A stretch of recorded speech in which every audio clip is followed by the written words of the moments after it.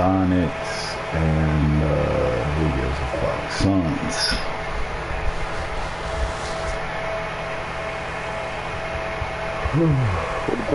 Where's he at? Who? Blank. Oh yeah, Blank up in here. Yeah, man. He ain't beating nobody up. Nah, hold on, man. That's the other thing. Yeah. Did you see Blank's fights? I really did get a tattoo that says two. This is real? About the week that you started uploading, it was very interesting. The week you started uploading some training videos. Ironically, Blank has started uploading some sparring videos. And on Instagram, they were in his story too, man. And it was a great week for me to be on Instagram. But in general, though, at that same week, ironically, though, like completely ironically, Fronto was getting together a couple of people from some of his boxing classes and his karate classes for a couple of spars, and so it was really, it was real interesting. You know, I guess this was like 2-3 weeks ago or something, whenever the fuck it was, but it was a very interesting sequence of events. Obviously, for me to like. I know all y'all doing y'all things, but all y'all don't know all y'all doing y'all things. So for me, seeing all y'all doing y'all things is a very, very endearing moment. I'm gonna be honest about it. I'm very proud of that week. Yep. Yeah, I wasn't never trying to be partner. I just wanted all my partners to be champions. Yep. That's it. Pretty good here. Yep. I gotta see this fight footage now. Yeah, don't get me wrong, man. He is as you motherfuckers are the Vin Diesel, Dwayne "The Rock" Johnson, and Jason Statham of this shit. All right, all y'all protected. Y'all got protected clauses in y'all's contract because ain't nobody probably besides me seen all. Well, I don't think there's no Fronto fight footage, but y'all making sure don't nobody see y'all out there training in case y'all gotta fight them later or whatever like that. They ain't picking up no goddamn tools off of your damn footage and shit like that because oh shit, look at this big ass motherfucker. Oh, he alive too. It's actually really funny that you said that because I just went in and archived the post when I had the leg locking footage. Nice, man, nice. You need to keep all that shit. Make sure you got all that shit. Word up. Like, don't let none of that shit go away into the ether. Word up. Niggas gonna need that for the Tonight Show in 10 years. And even with the miss, that's a high percentage Real shot talk. for him. Real talk. Pass to Beasley. Clear foul there on this shot. So he'll get a pair. Man, this is crazy, man. Hardy's team is better than Malik's team, but Malik's team's gonna do this.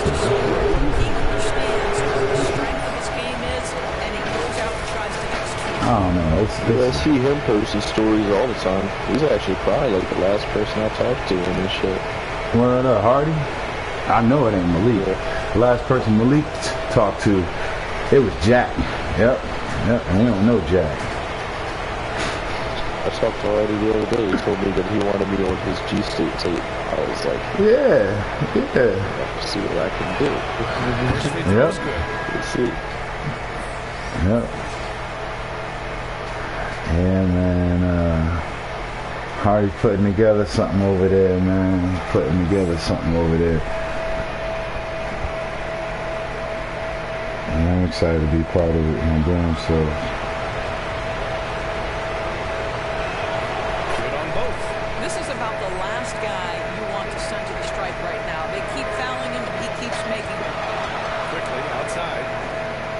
Hardy sent me a tweet. You ain't never lied. What about what? Where you going? Saw his teammate with a path to the rim, and boom! Lobbed it up there beautifully. Very smooth catch and finish. Fantastic replay we just saw of the mobile one drive. And I love the way he played downhill on that drive. Love the attacking mentality in a close game. Now here's Anthony. Nice step back to create some space. So consistent this wind sound. What are you talking about? What are you talking about? Let's find out, man. That's the Bates. On the wing quickly. Beyond the arc. Williams grabs the board.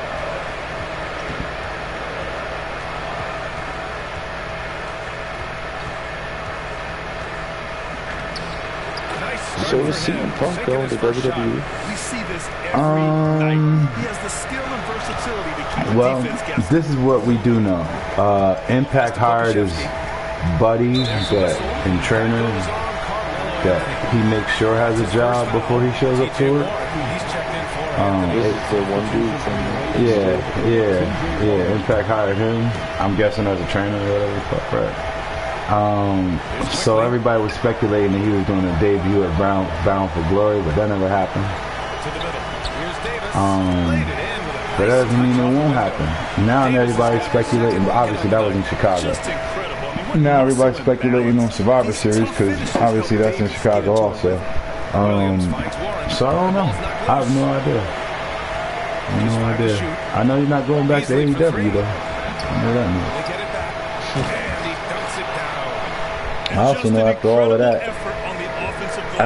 that that they did for him, like, you know, all of it rightfully so, right? Making a big hoopla about bringing him back to wrestling, rightfully so, right? All the bullshit they had going on backstage that led to a fight, I don't think the company should have been doing all that. And then suspending him while he's like injured so that he can recover, and simultaneously, like, you know, oh man, you did a bad thing, you're on punishment, right? But then bringing him back and giving him like everything possible when you bring him back, like, all right, we'll give you your own show, all right, sure, yeah, we'll bring these people onto this show, all right, sure. And it's like when you start doing shit like that for motherfuckers. Rebound by Beasley. For Seattle, they've gone 3 of 8 so far. It takes a very special type of person for you to do shit like that for them to not like take advantage of that. And I don't really think CM Punk really like was taking advantage of these niggas on no shit like that, like for real. I think all that shit that wound up blowing up with the Jungle Boy shit, it's like, to me, the way AEW deals with conflict is in a very vaginal way.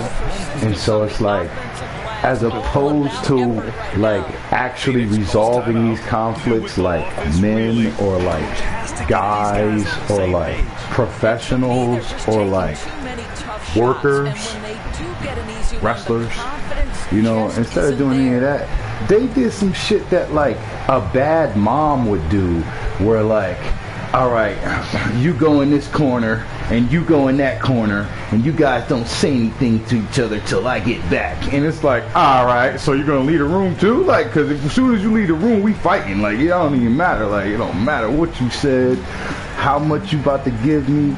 So, you know, it's very odd the way they treated him, because it's like you give him everything knowing he don't really want to be there. And I'm not saying he don't really want to be there, but like, you know, he wasn't like dropping teasers on his social media talking about how much he loves wrestling and can't wait to come back and all this other shit. Like, you would kind of, I ain't gonna say you would kind of know, but like, it's a whole different energy with The Rock. Like, The Rock, you know, at some point he gonna show the fuck back up. That's why the last time he showed up, nobody knew he was gonna show up, because we all just know he's gonna show back up. That's just him, right? He's good standing with the company. That's like his godfather, like on some real life shit. That's literally like, you know what I mean? He looks at this guy like, this is as much as we could. This is the one thing I always understood about Rock. No matter what I think about Vince and what he did to Brett, Owen, and knowing that Rock knows all these people for real, I know that no matter what, ain't nobody gonna be able to convince The Rock that this man's a bad guy, because like, that's like his godfather. Like, he grew up with this nigga, right? So that's a whole different kind of energy than we're gonna throw you the biggest bag we could find because we all like you so much. It's like a whole different energy, man. That's that Cam Newton type energy, man. You gotta be real careful with who you give all that shit to, because You know, it is what it is. But at the same time, I'm not saying that like an indictment on Punk, because what did Punk do? When Punk demanded his own show, he basically told them motherfuckers, everybody y'all not using that I do know or that I do like, I want them on this show. And at the same time, it's like, well, that's basically what the Elite doing on their show, so I understand exactly why he did that. It's like, alright, I've been here now. This ain't like new to me. Like, y'all, I see what y'all doing. So I'm gonna do the same thing. And it's like, it's good for the goose, it's good for the gander. But you know,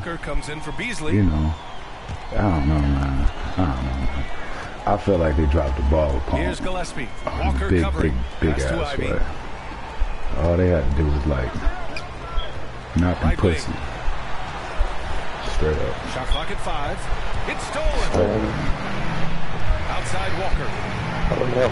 I don't know too much about wrestling these days. I know my favorite wrestler is probably Skinny Dude from the Street Profits. I do like the MJF football. I do like that.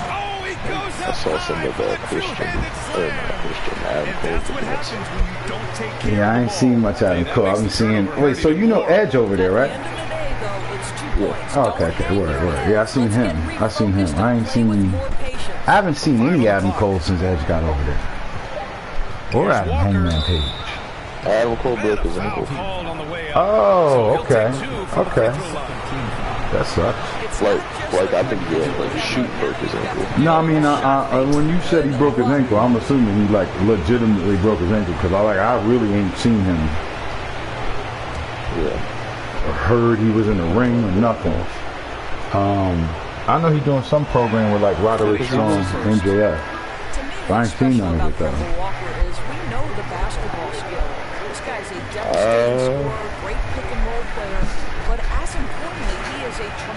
To my knowledge, I thought MJF was just like beefing randomly with everyone, like Samoa Joe, Kenny Omega, fucking whoever. I don't know. I feel you. Shooting just 25% from the field in the first quarter. I damn never wear red. Loud pack, you can hear what you said. Let's go out and paint the town blue. Might come back with the same, if not two. Lord, touch my basement to the alley. No watching, changed to automatic. Nope, I poked up like a cactus.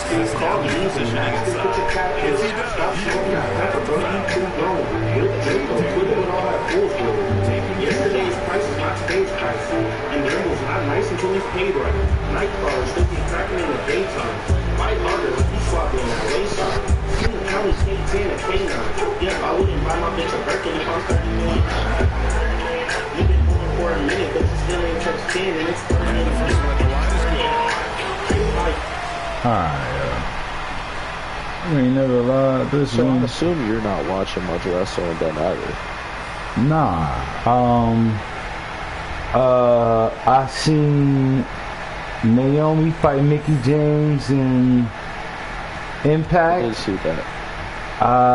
Seen. That's also good. So he hits both free Honestly, throws. man, Roman Reigns ain't there. Really ain't shit to watch. Like, I'm gonna be honest about it. I really don't like that I said that. Like it's sad that that's the case. But that's the truth. Since Roman Reigns left, I really ain't watched no WWE. The little bit of WWE I saw, Here's Walker. nah. Davis with the defensive effort. Showing great A little bit of intensity around the WWE I rim. saw. It's part of why They he's a brought Nick respected Aldis in. They doing this corny shit on Raw. Nah.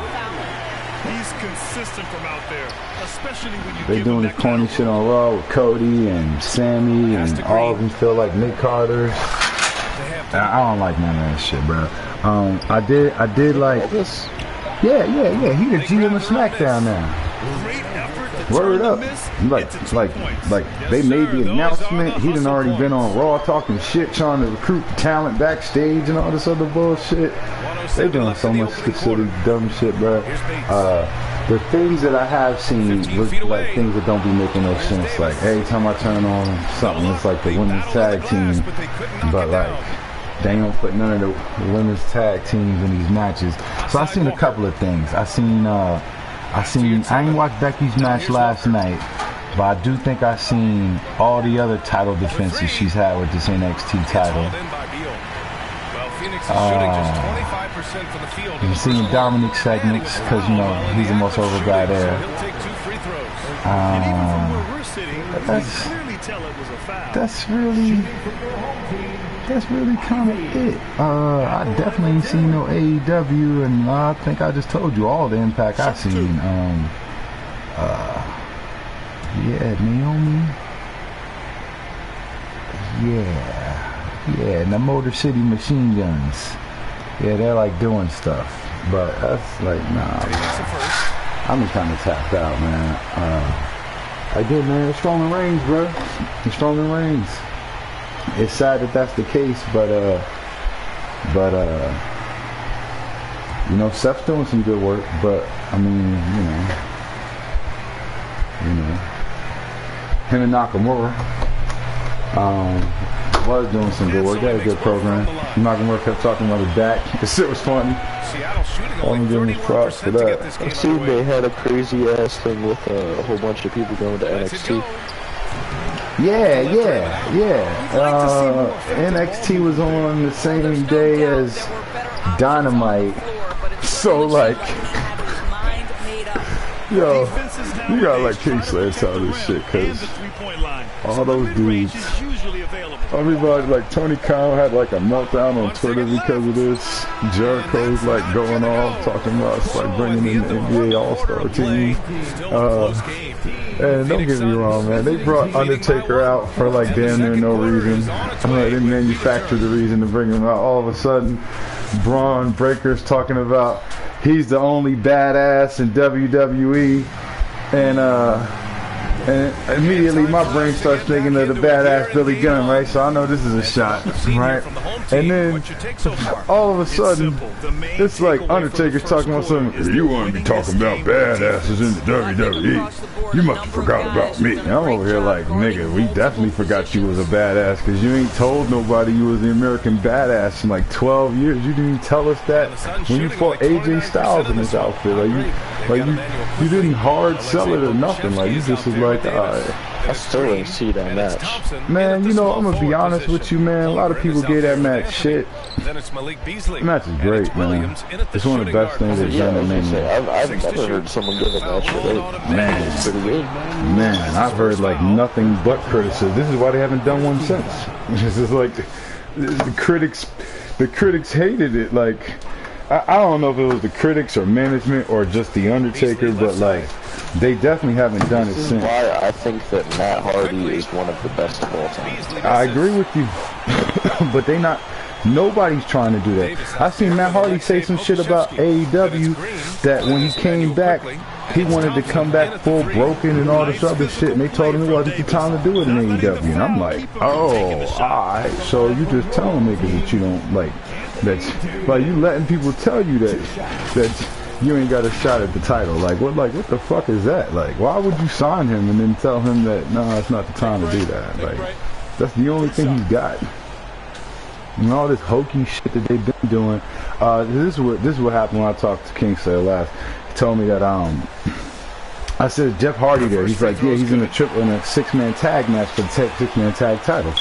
I'm like, alright. Alright. I know Shannon Moore ain't there, and I know Gregory Helms ain't there. So who the hell are they who's their third partner, right? Because I know they ain't got him teamed up with Private Party. So then Kingston's like, it's Brother Isaiah. I'm like, alright. So they got one of the Private Party niggas teamed up with the Hardys, and I'm like, it's like, I get that they've been like working with each other for a while, but really? Yeah. The Private Party is in Matt Hardy's family. Private Party are those really skinny white dudes, right? Nah, those are the Guns, I think you talking about. The newest members of the Bullet Club, I think you talking about. What up? Private Party was... The Is it the black dude Yeah. with the colored hair? Yeah, the two of them.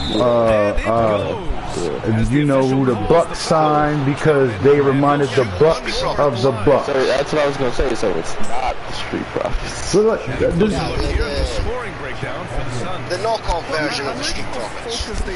the thing that's weird about this for me is that the Bucks signed them because they saw them and had to have them on the roster because they reminded them of the Bucks. Right? I get that. No. I'm about to say because that's what I thought was sick. Against them Yeah, on the Indies. yeah, I remember that. They showed it. Phoenix is shooting around 33%. Because Offensive efficiency. their style of wrestling, very AEW style of, hey look, we want the tag. Remember when they did the whole press conference before AEW even started? Yeah, the tag team division was going main event. Wrestling in America, folks. Forget what I said to Vince, that I would never wrestle in America unless it was for WWE. You know? Yeah. The women's division matter, they get paid the same, they're going to get the same time and everything. Wait for you to see these Chinese acrobats. Yeah. Set the tag team booking thing. Yeah. Well, that was the entire design that they had. It's like, well, these private party guys, reminders of like you combine the Hardys, the Rockers, and the Young Bucks all together. Now, that's the part I'm talking about. That's the part I'm talking One about. generation, there you go, it's private party. Plus, you know, they kind of remind people of the Street Profits from the other show anyway. And, you know, their entire thing's about being from fucking cranberry, fucking vodka. drinks, special drinks, you know, Street Profits. They're exactly the same tag team. Oh, man. And then, you know, AEW went against everything. They fucking told everybody what AEW was going to do. Knock off WWE. High key. High key. The tag team division's going to be awesome.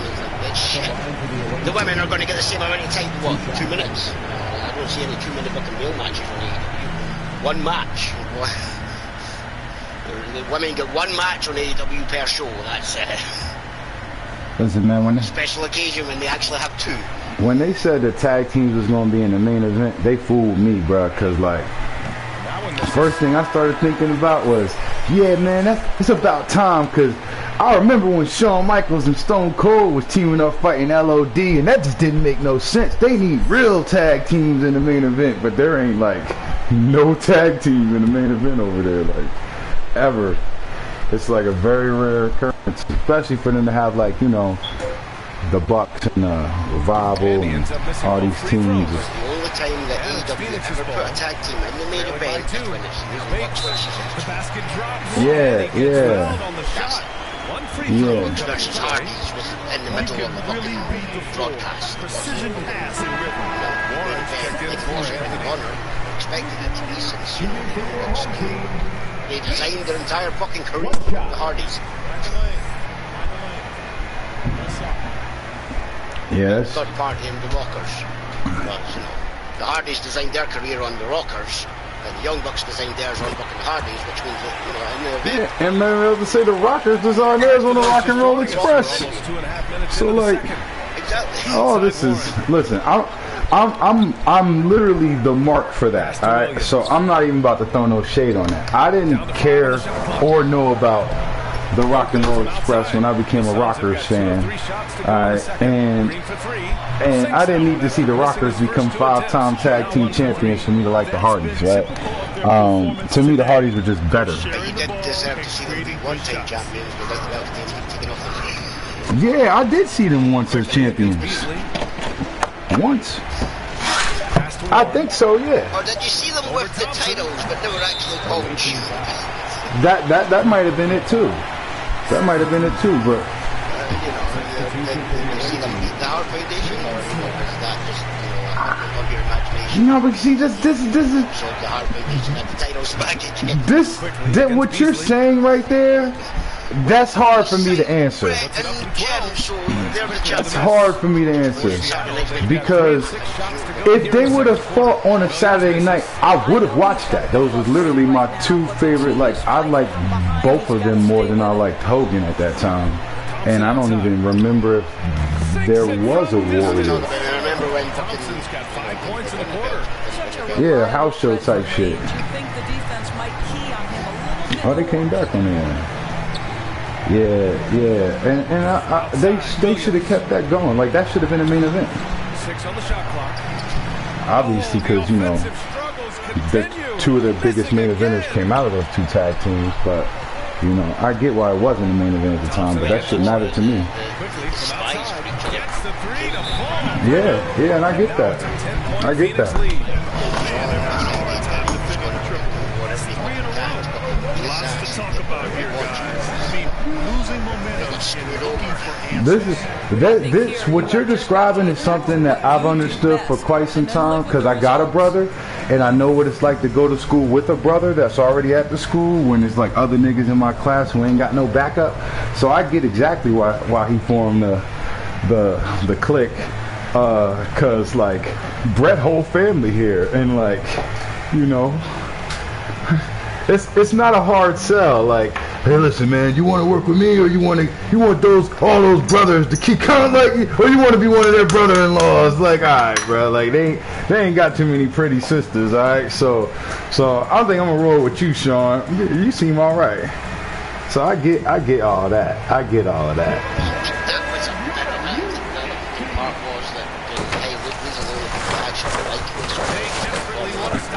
Yeah.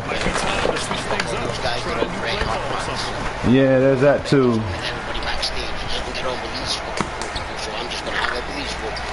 That's a big part too. Sadly. Yeah, I know. I was watching the video yesterday. I didn't turn it on. It came on after something else. It was one of them wrestling bios that got the whole click story all following. So when the shit starts, it starts off with Triple H, and it don't start off with like, this is the first guy who came to the company, and this is what happened when he met the second guy. Like, nah, this should just give you the straight bio of Triple H. Yeah, I already know, man.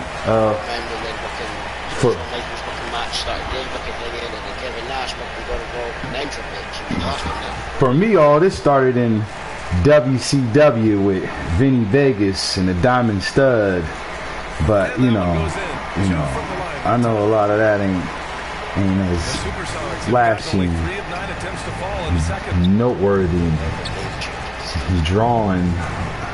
Yeah, and I'm gonna be honest, man. I'm with all that shit, bro. I was with all of that. But I read all of that when I was like, when he was Kevin Nash, I was reading all this shit about him being. This is how one of my first rap names came to be.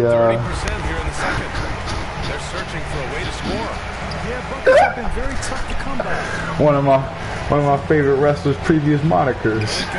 Because I was reading all this shit like in 9th grade, 10th grade or something. I'm talking about the Diamond Stud, Vinny Vegas. There was already a wizard in rap. I couldn't do it. It's Nas's brother. Couldn't do it,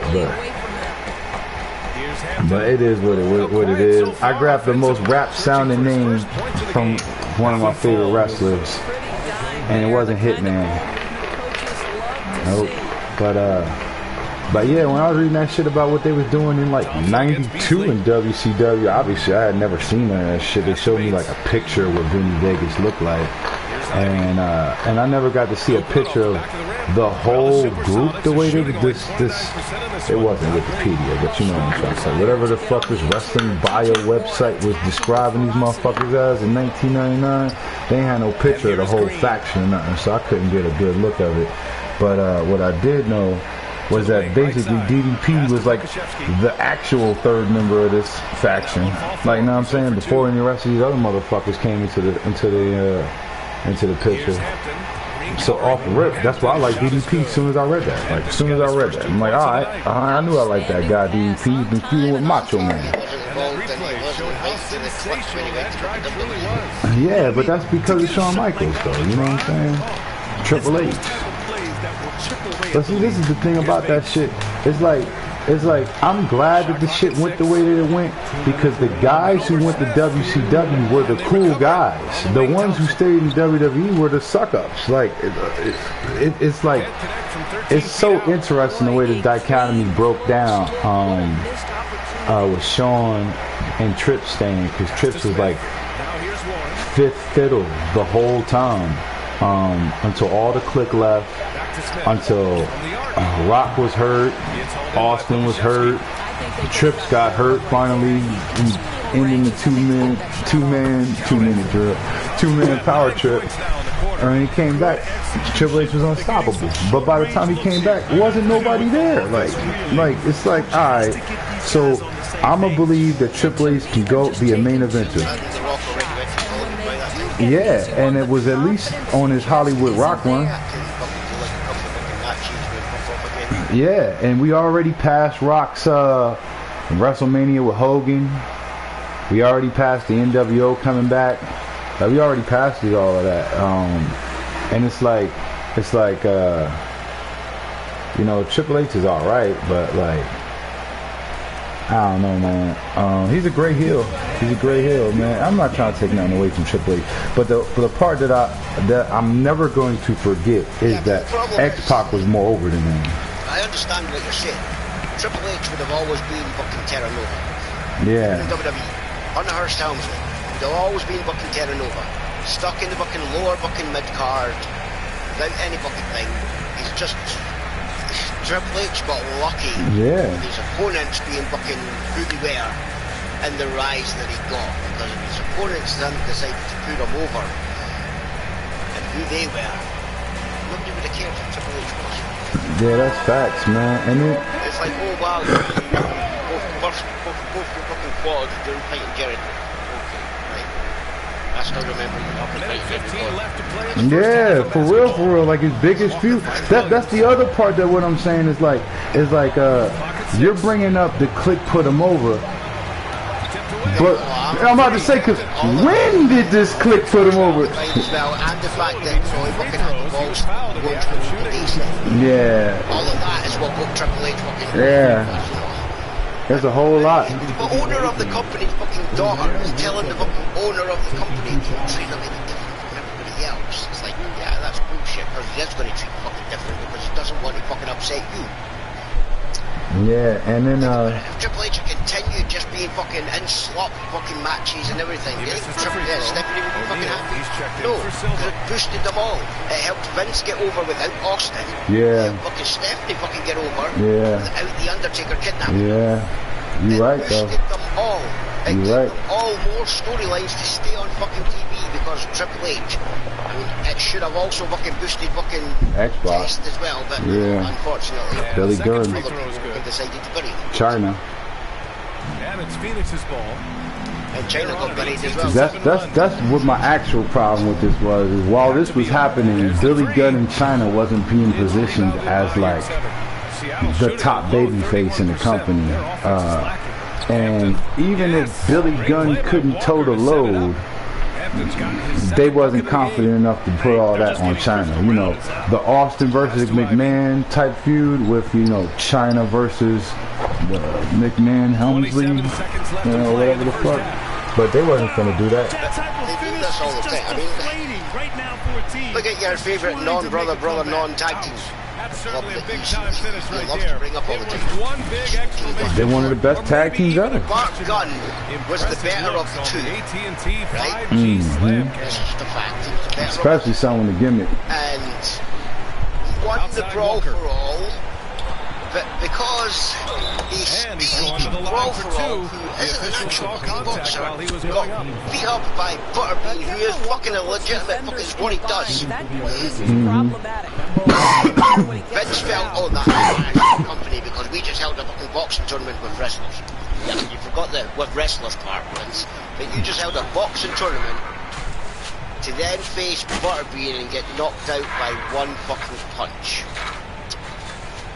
Now, you could have fucking passed that off as, yeah, well, look, it's a fucking, you know, it's a tester, let's just fucking rebuild fucking Bart Gunn again, but instead you decided that that's it, he's buried, he's never getting used again.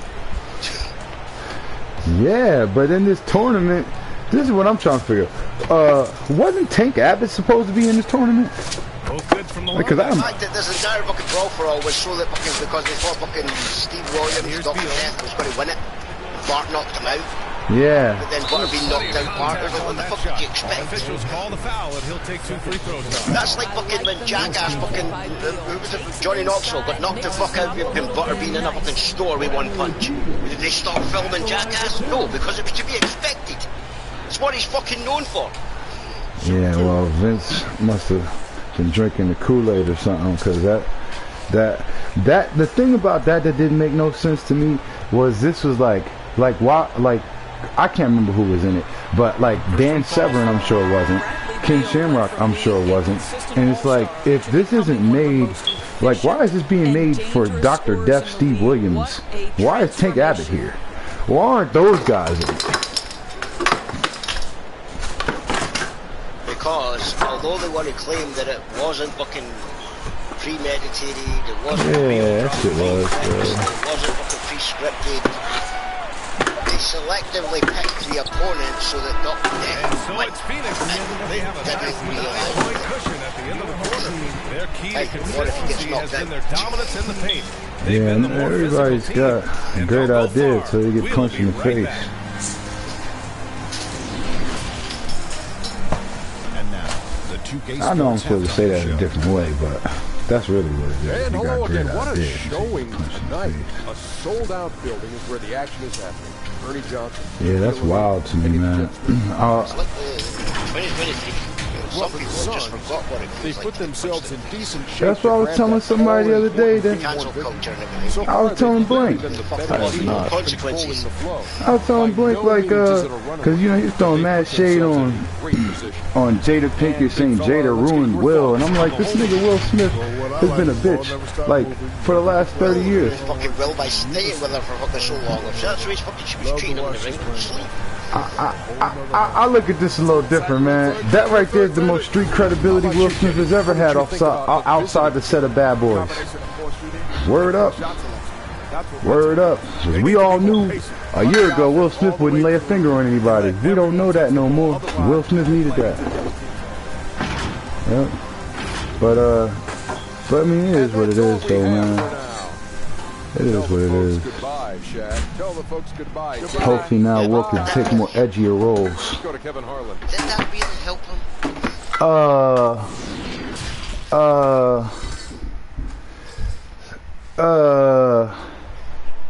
Thank you. I accept this award. I would just like people to know that I don't need to curse and swear. Yeah, I seen that yesterday. You know, but I do need to curse and swear and go and slap people on live TV when, you know, before I accept an award, just so that my wife will like me. But then that So didn't it's the work home because team then she now. criticised me afterwards. They've led by as many as 14. Oh, you know. We've got Does it Green. really help them? Anthony Davis is I out don't there know, with man. Alexei I don't know. Pokusevsky. I'll look at And this a little Emmanuel different. Here's the thing, if you watch that video again, right, just really watch that video, just really pay attention to Will. He laughed at the joke, and then at the side of his eye, he seen Jada go, Takes a 13 he footer. went from fucking smiling to like, wait a minute. The Suns shooting Why the fuck is he 41% in this game. And he's seen her looking at him, and that's when he decided to keep my wife's name out your fucking mouth at all time. Yeah, I'm cool. He's like, shit, she watched me smoking a dude. Need to get on the consent. Fucking smack him. Then I'll shout out. But then that just embarrassed her even more. Yeah. So then he ended up fucking, he was in a lose-lose situation there. He laughed. She was going to fucking go nuts at him for laughing at a fucking joke that she lost her fucking hair. And then when he reacts, she went nuts at him for reacting. So he was in a lose-lose situation. Nothing benefited him there. He would have been better just fucking sitting there not making any fucking, not laughing at the joke, not getting up, just, you know, sat there straight-faced constantly.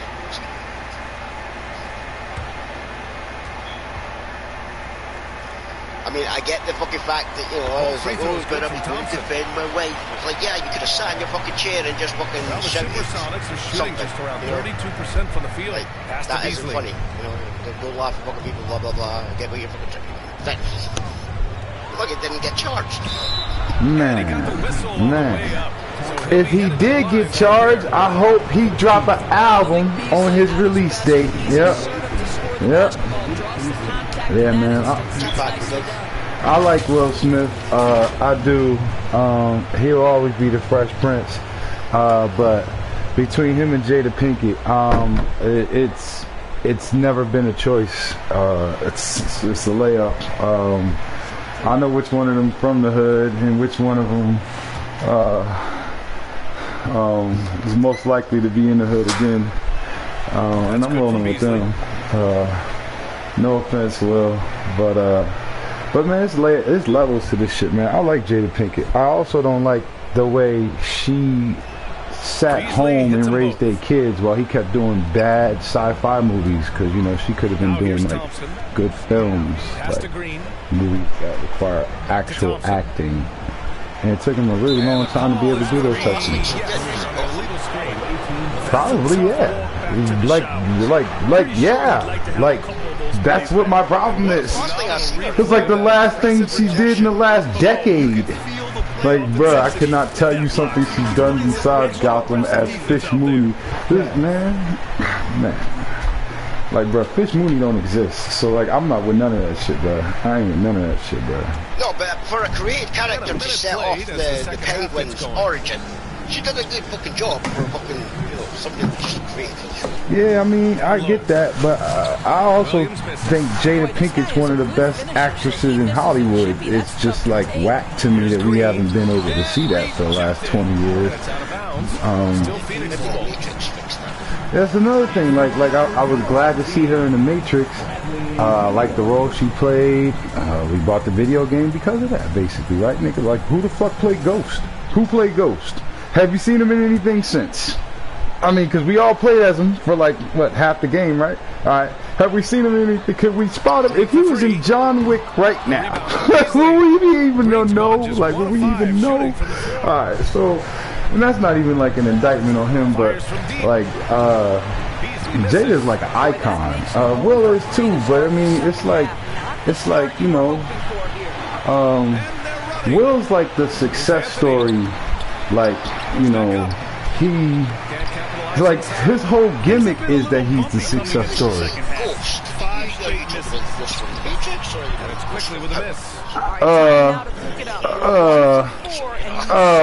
You know, all I'm saying is that the ghost from Power, people think he ghosts in real life. The ghost from the Matrix, we don't know who that is in real life. That's all I'm saying, man. That's all I'm saying, man. And I like Ghost. That was one of my favorite characters in the Matrix, man. And so was Nairobi. But that had a high degree of difficulty. Beal. Yeah, but you know, she ain't really did nothing since then. Was she even in the remakes? She wasn't even in the remakes. Why would she be though? Like, why would anybody be in the remakes? Outside, Green. It was terrible. That's what they should have called it. They should have called that shit the Rematrix. He's got himself on the board with a 3 there.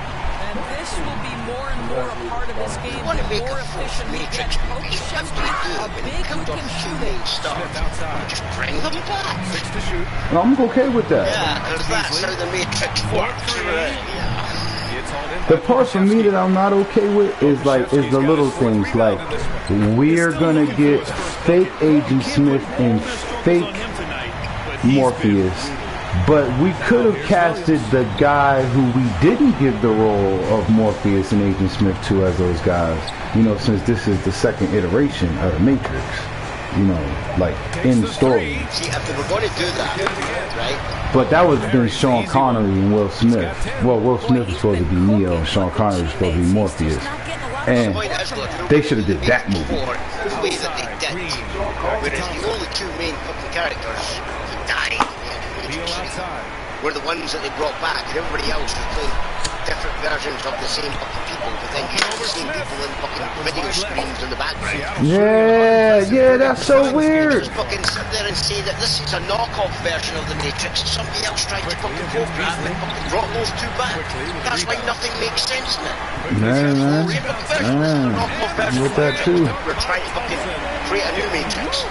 I'm with that too. At least that story would have been more acceptable than, yeah, this is Matrix 4. Why are they back?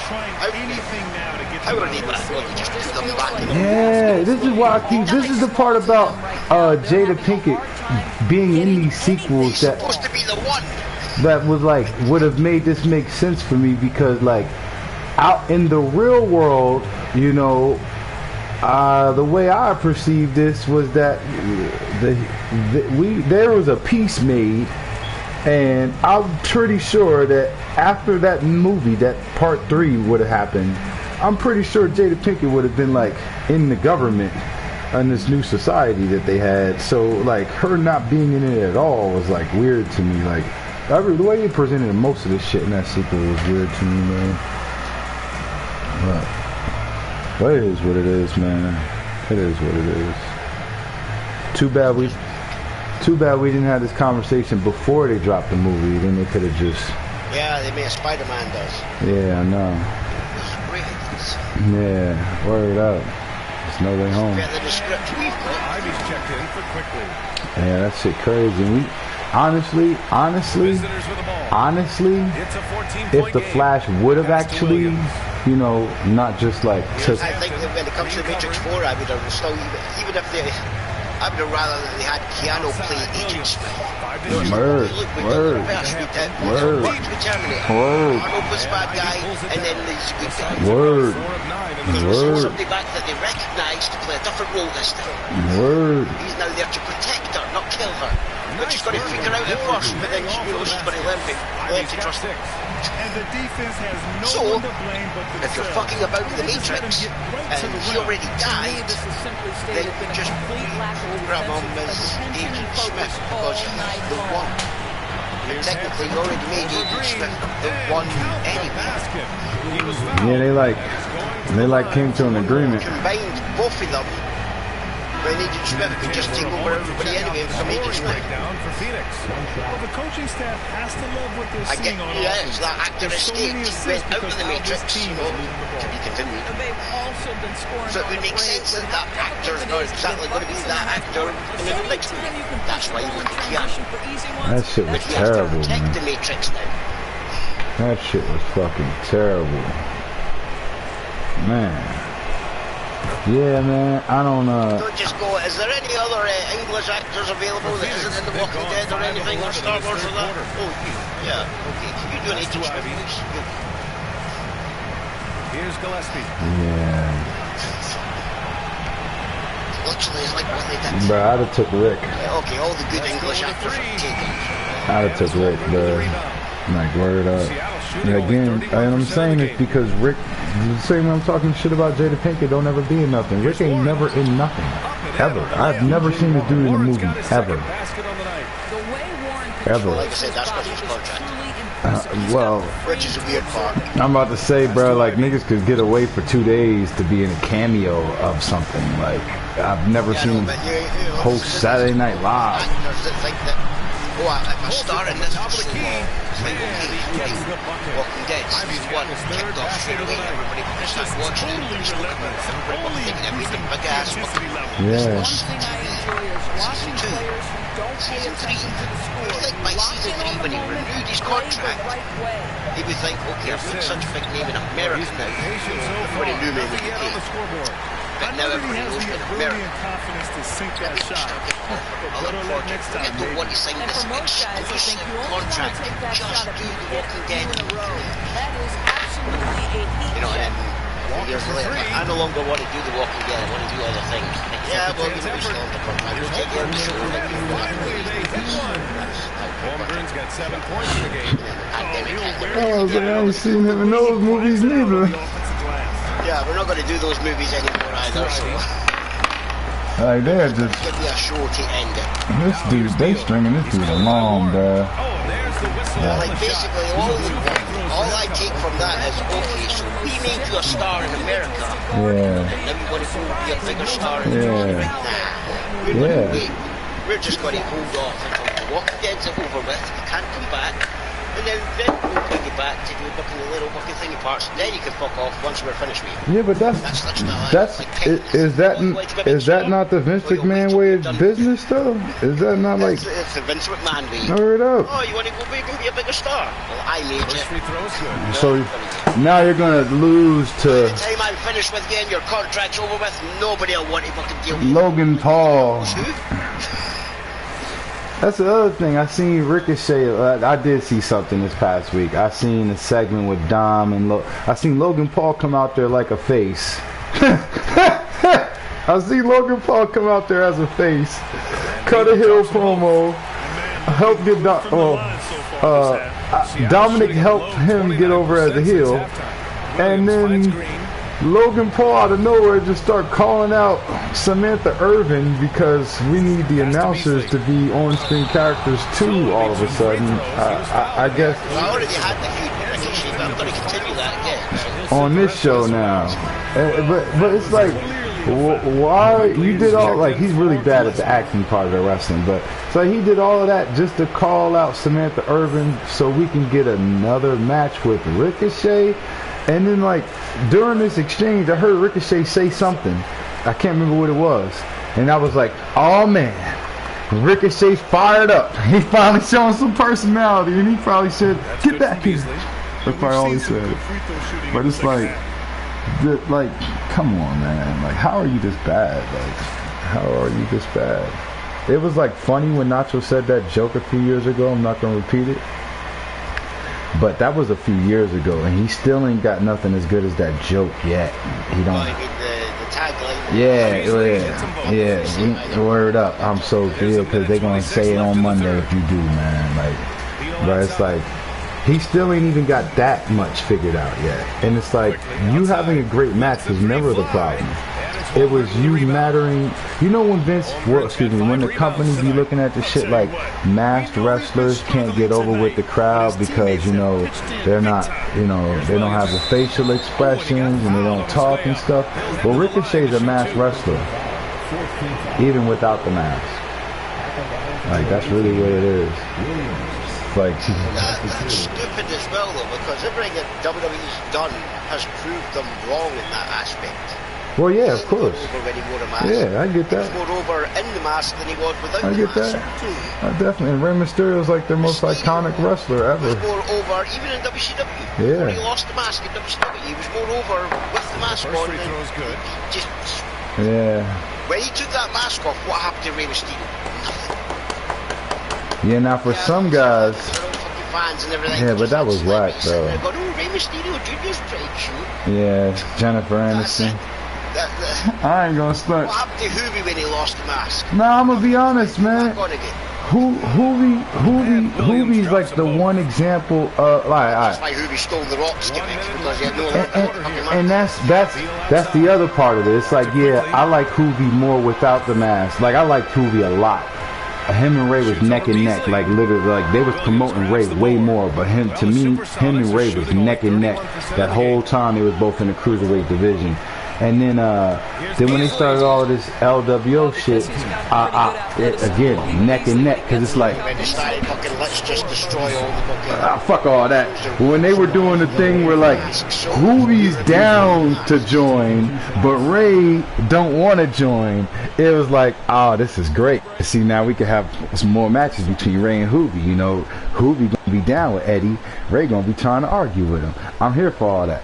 But then once they, like taking the mask off, that helped Hoovie, but that's because he was literally doing a parody of The Rock, and it was great. Unlike with Booker T, He put the mask back on again. and this is why I had to stop watching this shit, bro. Like it was one thing when Hoovie was doing The Rock, because that was funny, like. Because he's a cruiserweight and Mexican and wrestles a completely different style, and he's totally like, yeah. But see, then once Booker T did it, it was like, my nigga Booker T, you was better than half the dudes in WWF before you did this. You wasn't better than The Rock, but you wasn't supposed to be. You was just supposed to be what Ron Simmons couldn't be in WWF. You know, a black guy who's actually a black guy who's just himself, right? Alright, now Ron Simmons got that over in WCW, but he could never translate that into the main event picture. Ahmed Johnson couldn't translate that into the main event picture. Junkyard Dog couldn't translate that into the main event picture. Rocky Johnson couldn't translate that into the main event picture. And so when Booker T started stealing The Rock stuff, I'm over here like, my nigga, you got Like, listen, for everything a wrestler's supposed to have, Booker T already got it. You know why, Club? It's because G.I. Bro never got over. Well, he should have never been G.I. Bro. That's his brother, and he lost his name. It's like, I own the name. I own fucking the name. I own Harlem Heat. I own fucking Stevie Ray. I own Booker T. If I beat you, you go by that fucking name. It's my fucking name. I own the rights to it. Yeah, this is. That's why he went back to G.I. Bro. Yeah, again, man. Again. They just suddenly fucking is like, okay, I'm taking the name back. Give me the name back again. No longer want to be G.I. Bro. This is why it's like I'm gonna steal the Rock's gimmick. You could pinpoint basically when I stopped watching. I'll be telling you like little stuff, like I couldn't understand why Kurt Hennig was in the West Texas Rednecks. I couldn't understand why the No Limits Soldiers was a faction. I couldn't understand why ICP. So what we're trying to explain, what y'all telling me, is that we go from gang wars, right, to music rivalries. Like, want me to tell you? I can explain it. Like, I know you don't want to hear this, but you like the guy. Anthony fights Williams. Oh, you talking about Vince Russo? Yeah, well, I ain't got no problem with Vince Russo being there. I do, because his style of, oh look, we're going to do wrestling shows, but we're going to add the storylines. Like, Williams grabs the board. Watch soap operas and think that those deserve to be storylines. Some of them do. Kurt Angle, yes. Kurt Hennig, yes. It was great though. He deserved to be in that match. Yes, the faction was pretty funny.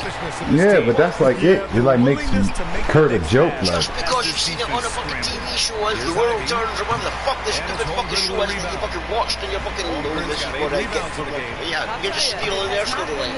Add wrestlers to it. There you go. Yeah, that's the way. That's the way. That's one way to get it, man. I just wasn't with that.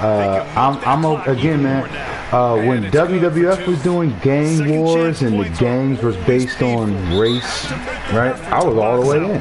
NOD, DOA, Los Boricuas. One of my favorite storylines. Yeah, that's true. That's true. But then when WCW did the same thing 4 years later, but it's not like, dude, these ain't. Capitalize on the NWO. This is so great. Let's just make lots of little ones. Yeah, but like if you were at the end of it. But that would have been better. But all that started because ECW started to parry them with the fucking the BW. Yeah, no, I could get with that. The BWO did what it was the same way with Hoovy. BWO did what it was supposed to do, man. It was funny.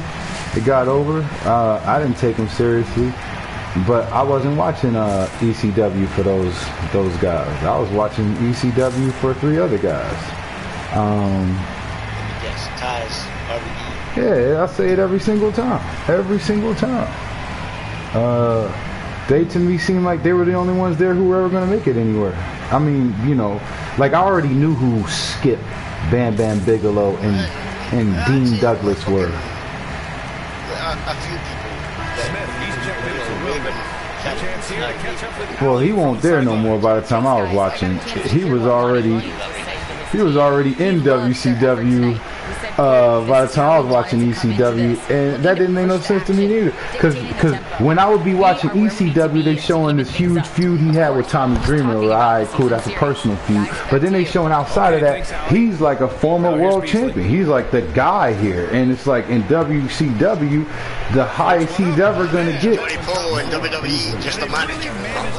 And ruin a hardcore wrestler and turn him into a fucking you know, t-shirt wearing fucking polo stuff. That's the way to go. WCW, they basically combined both of that. It's like, yeah, look, Raven's known for his hardcore style and his grunge look and everything, but you know, Raven's got a lot of money. It's on Malik Beasley. Covered up WWE. Yeah, he did that right there. On fucking Johnny Polo. He did that shit right, man. Flock was the best way to go. And you know, that's the reason that Raven had his flock. It's like, yeah, but all that money must be paying them with. Yeah, well, because of the Flock, I became a huge fan of Kidman, and I know who Horace Hogan is, and That's Padre's son. Van Hammer, Riggs. That's like one of the most interesting things they did, in my opinion. The American males. One of them becomes Buff, Buff the Stuffed Bagwell, and the other one becomes Riggs. Right? So to me, that's great storytelling. And then if you to put them in an actual long-term feud, because neither one of them doing anything after that, right? If you put them in a long-term feud after that, I'm all for that. Like, even if these guys are the most meaningless guys in either one of these factions, that shit means something to the fans. Buff did pretty well in NWO. Buff did great, and by the same token, Riggs did great in the fucking Ravens block. But that's not what my point is. My point is, nobody else besides me noticed none of that. like to me. There's a lot of weird shit that happened with the NWO. I didn't understand why Scott and Buff wasn't going for tag titles. I didn't understand why they wasn't a trio, like, the muscle guys. They weren't a trio. Like, I get Vicious and Delicious was the thing. The problem with booking the whole Buff Bagwell shot guys. Like, yes, the start of his career, he did very well. Just kept it.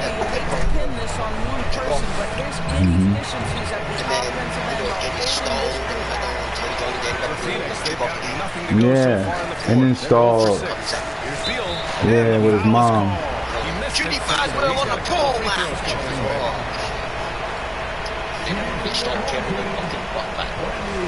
Yeah, that's facts. Willing to agree fucking shitty matches like that because Vince Russo's there. You could say no, right? Yeah, but this is what I'm saying though. Like when you go from being eighth fiddle to a guy's got something for you, you're gonna want to do it. Like just so you get your WCW World Tag Team Champions, Buff and Judy Bagwell. Yeah, it is though. That is though. Fuck am I watching? That was a problem with WCW. Yeah. Like, okay, just fire Russo. Just give Eric Bischoff his job back. Yeah. Nah, but you wanna cause see you saying that, but like I remember around that time we was already done with Bischoff. We was like, nah, after the finger poke of doom, niggas was like, nah, because like I know that was Nash, I get that, but like Bischoff was already gone by that point, which is how Nash got there. That's why they should have brought him back, because anything was better than fucking Russo, and then he proved that in fucking TNA as well. It's like, why? Yeah, I ain't gonna take that away from you. This is what you're describing right now. He's the only person from WCW and WWE that won back. Why the fuck have you got him in TNA? Because him and Jeff Jarrett was boys. This is why I never watched that shit. Listen, bro. Yes, because he's the only fucker that put Jeff Jarrett over. Listen, bro. Listen to me, man. Other than Jeff Jarrett. When I be saying this stuff, I don't be saying this stuff as though I did not know that Jeff Jarrett was going to start TNA and bring the parts of WCW I didn't like with him, right? That's why I did not watch, because this was about to be that was the problem, right? Because when I watched TNA from the start, yes, when they had the square ring, when they were fucking fucking profession, right? That was hey, look, here's these guys you probably never fucking heard of them. You don't remember seeing AJ Styles in the last few episodes of WCW for it. Yeah, well, this is fucking guy. You might fucking remember but this is a whole new fucking cast. Yeah, you remember Raven, but who any of the people that were with him? Nah, CM Punk is. I ain't watching none of that shit. Lexi is. Now they're all big fucking stars. Everybody will be able to kick their fucking out. Yeah, we know CM Punk is. Yeah, we know Mickey James is. Yeah, we know who Raven is. We know that entire fucking flock now, or they call it. But at the time, it was just a couple of select fucking people. The people remembered the WCW and ex-WWE guys that hadn't done anything in years. 12 shots to go here in this fourth quarter. It's Beasley all the way. And then it was mostly all new fucking names. And then they decided, okay, Williams with it. Just got new TV. Takes a three. You have to make a difference. Just not like, oh, you're just trying to keep it WWE. Pass to quickly. We'll do what AAA does and inside. Green. Nobody in America seen this. Ooh, he took a hard foul on the shot. So he'll head to the line to shoot it there. And what happens? He made sure to get his money's worth on that foul. Right, so I'm going to be on TV and everybody producers that actually know what we're talking about. Key words there, Jeff Jarrett, that know what they're talking about. So why the fuck did you hire Russo? It's a good ass point. That's a good ass point. Obviously. Dixie did exactly the same thing. Like I explained this to Blank the other day there, and Blank sitting there like, after Bound for Glory went off the air, he like in fucking Scott Lord did that passionate speech about fucking the fans and everybody else wouldn't let it go, and the fucking, you know, people fucking. And isn't in America still called the TNA? Like, well, that's a fact. Like, both free throws good for Green. Fucking Spike UK right fucking now. Seattle shooting at a reasonable 46% this quarter. That'll sit there saying, up next, TNA Wrestling. They never ever changed it. They'll say Impact, but it'll say TNA Wrestling. The little voiceover, the little fucking caption that comes up always says TNA Wrestling. That's what it's been. They're never going to change it. I was like, so... Quickly with the rebound. Quickly's got his 5th rebound. I get corporations and rings still calling it TNA. This is the entire fact that fucking New Japan's like, oh, it's still TNA. We want nothing to do with it. Yeah, y'all can't rebrand. It's the same way we be on some shit. Literally had to send fucking Rocky Romero there to fucking sit there and understand why the Good Brothers didn't sign to New Japan and went to fucking TNA as they called it. It's like, why the fuck would you go to that racist company? We'll find out what's going on.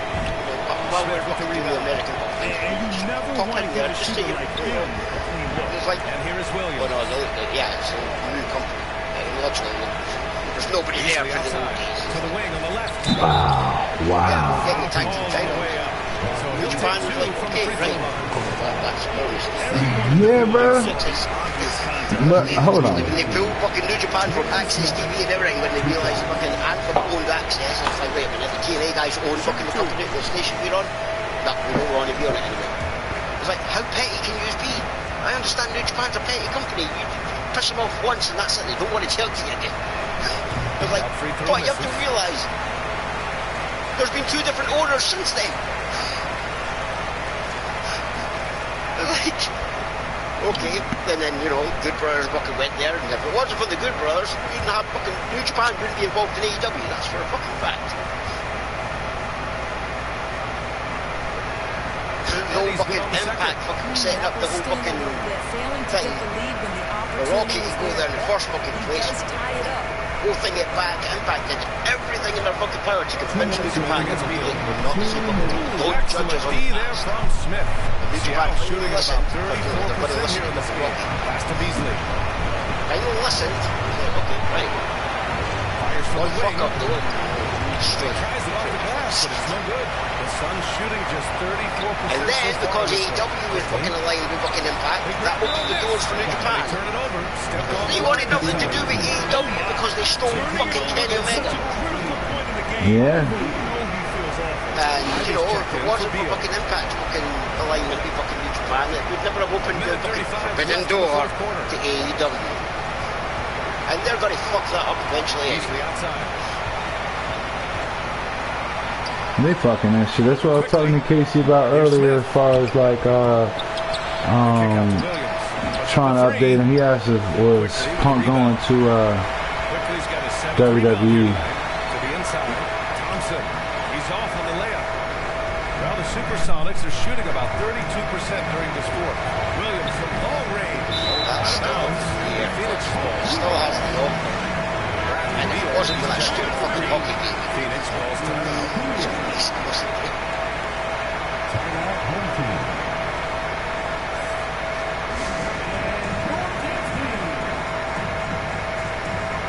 the other surprises I was talking about Blank about is, were you here when I said that to Blank? Blank was trying to get me to sing. Wait, who? I was like, Blank was talking about fucking that stupid fucking nobody on Twitter. JD from New York. Oh god. Yo, you know I almost fucked this bitch, right? I mean, I shouldn't believe it. He was sitting there, fucking Blank sitting there, fucking playing the little video clip of him, like, he like, remember that resolve, ask me why I keep fucking having a go at wrestling fans. Damn, that's like a 15. Nah, it's WWE especially fans. this little prick here. This little prick here sitting there telling you that he doesn't care about TNA or Impact or whatever fucking name it wants to go by, because we change our name so many fucking times. It's like, but he wants to criticise it because they're bringing back the Vince Russo era. Like, because that's all he knows. This is the problem with fucking people. That's all they fucking know. They want to bring the same fucking shit topic back up over and over and over again. I fucking watched fucking TNA from the fucking start. Like, I had to put up with the whole fucking Russo and Hogan era and everything. But, like they say, it's like fucking Shawshank Redemption. You can swim through so many fucking miles of fucking shit and come out clean on the other end. Eventually, people forget. Yeah, that's right. If people fucking actually fucking... Here's the thing. This is why, like, I was like, unless you watch a fucking product, you don't deserve a say. If you don't watch the product, I am not going to listen to your fucking opinion. It's like, yes, people didn't listen to my opinion when it came to fucking basketball. What did I do? I learned basketball. I watch basketball, so I actually can fucking have an opinion without people fucking sitting there trying to criticise me. It's like, yes, I will call fucking the NFL fucking glorified fucking rugby. That's all it is. Like, and I have watched it a couple of times, and I will be the first to fucking give it. It's boring. Yeah, I can't stand all the fucking stoppages because America lives on fucking advertisements. Their sports are affected by fucking advertisements. That's the problem. You can't fucking get in on the fucking thing without fucking, oh, you 2 minutes when you fucking put the ball so we're going for a commercial break to get all the advertisements in. If they just fucking stopped all that bullshit and let the games fucking flow, people would pay more attention. More enticing to actually fucking watch fucking something happen and sit there fucking going, okay, I'm going to 29 seconds left. Oh, he picked up the ball. Oh, it ran 2 fucking centimeters. Oh, a break. That's boring. I'm not going to sit and fucking watch something that's fucking boring. That is my opinion from what I've watched. I'm allowed that. People that watch it every week can sit there and tell me why the NFL is so great and everything. It's not going to change my mind because I don't like stuff that constantly has advertisements. All the NFL is one big advertisement. That's it. Like, yes, I understand basketball has fucking commercial breaks and everything as well, like, but not as many as the NFL from what I've watched. And I've actually watched a lot of basketball over the last 2 years. Yeah, man, it's been worth it. It's been worth it. Shit. Like, so people sitting there fucking want to bring up the fucking past. Fucking, you know, it had a bad fucking 5 years. Because, like, and that's the only thing they remember because Tony Khan is the only fucking thing that they remember watching it as well. Well, yeah, I remember that, Tony. I remember exactly the same shoe. Oh, yeah. It's true. I watched it at the start. When it started reaching up on state TV and I had over 1 million viewers every week. Tony Khan. Everybody was talking about it. Oh, is this next fucking rival to WWE? What do you think? Oh, look, the sex division looks pretty big. You know, actually the showcase doesn't it?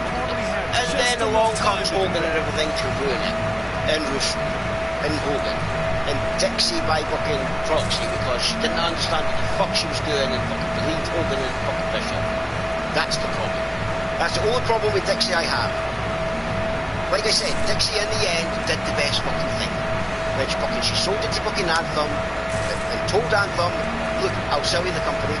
I understand you're clearing all my fucking debt and everything, and I'll sell you the company as long as it's not we're buying this for a year and then selling it to WWE because we can make a profit on fucking big and don't sell it to WWE.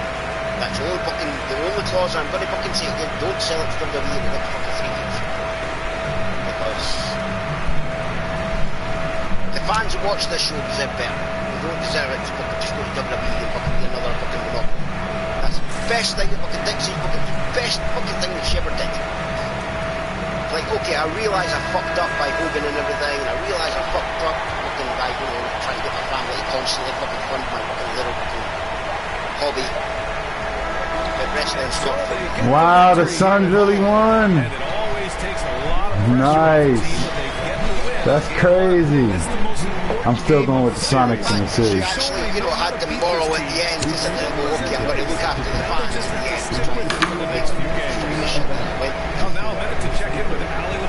That's it. But like the fucking people like fucking him.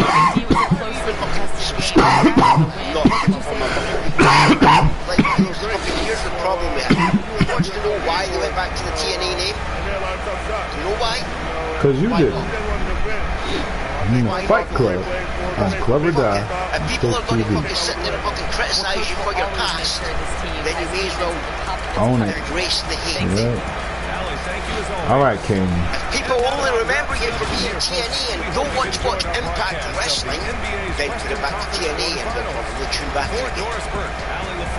Here's the other thing. This is the part that I didn't tell you. It was like, it seemed like everything that was such a big fucking surprise, such a shock fucking moment. But Impact done a lot of other things fucking in the fucking plans. Like what? I'm not going to tell you just yet. But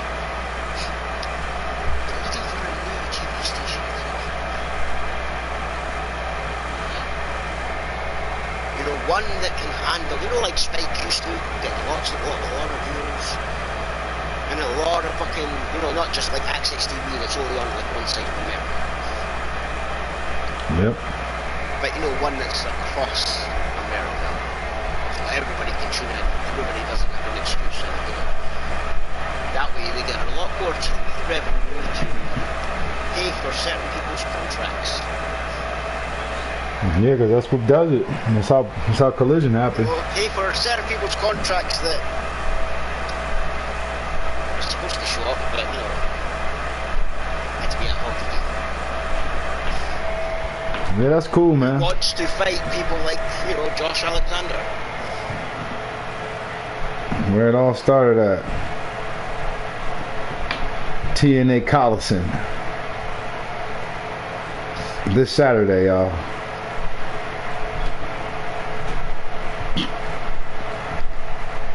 But like I said to Blank, I was like, people like fucking JD Blank don't know what the fuck they're talking about because all they're doing is rereading the same fucking bullshit that Dave's fucking put out on his website and calling it their content because they ain't creative.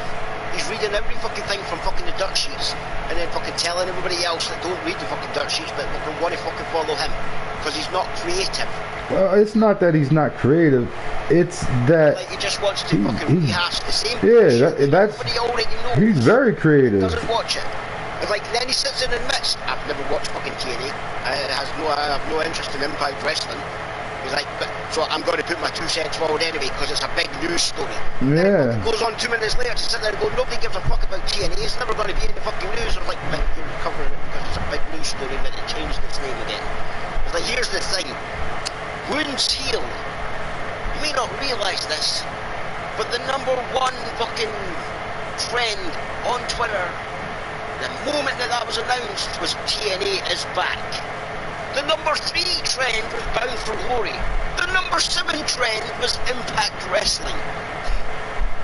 And the amount of people that went, I never really watched Impact because I thought the name change would have meant a change in everything else that I liked from TNA.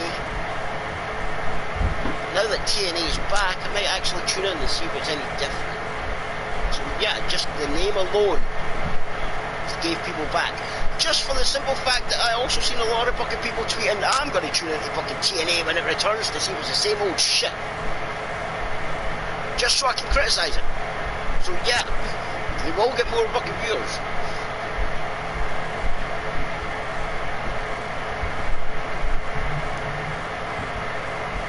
But the whole point is, you know what? Fuck it. Why hide anymore? People want to constantly keep calling it TNA. People keep chanting TNA. Whenever anything goes, TNA is fucking and suddenly this is awesome and fucking thing. The 3-letter words that they know. It's harder to chant Impact Wrestling. It takes longer.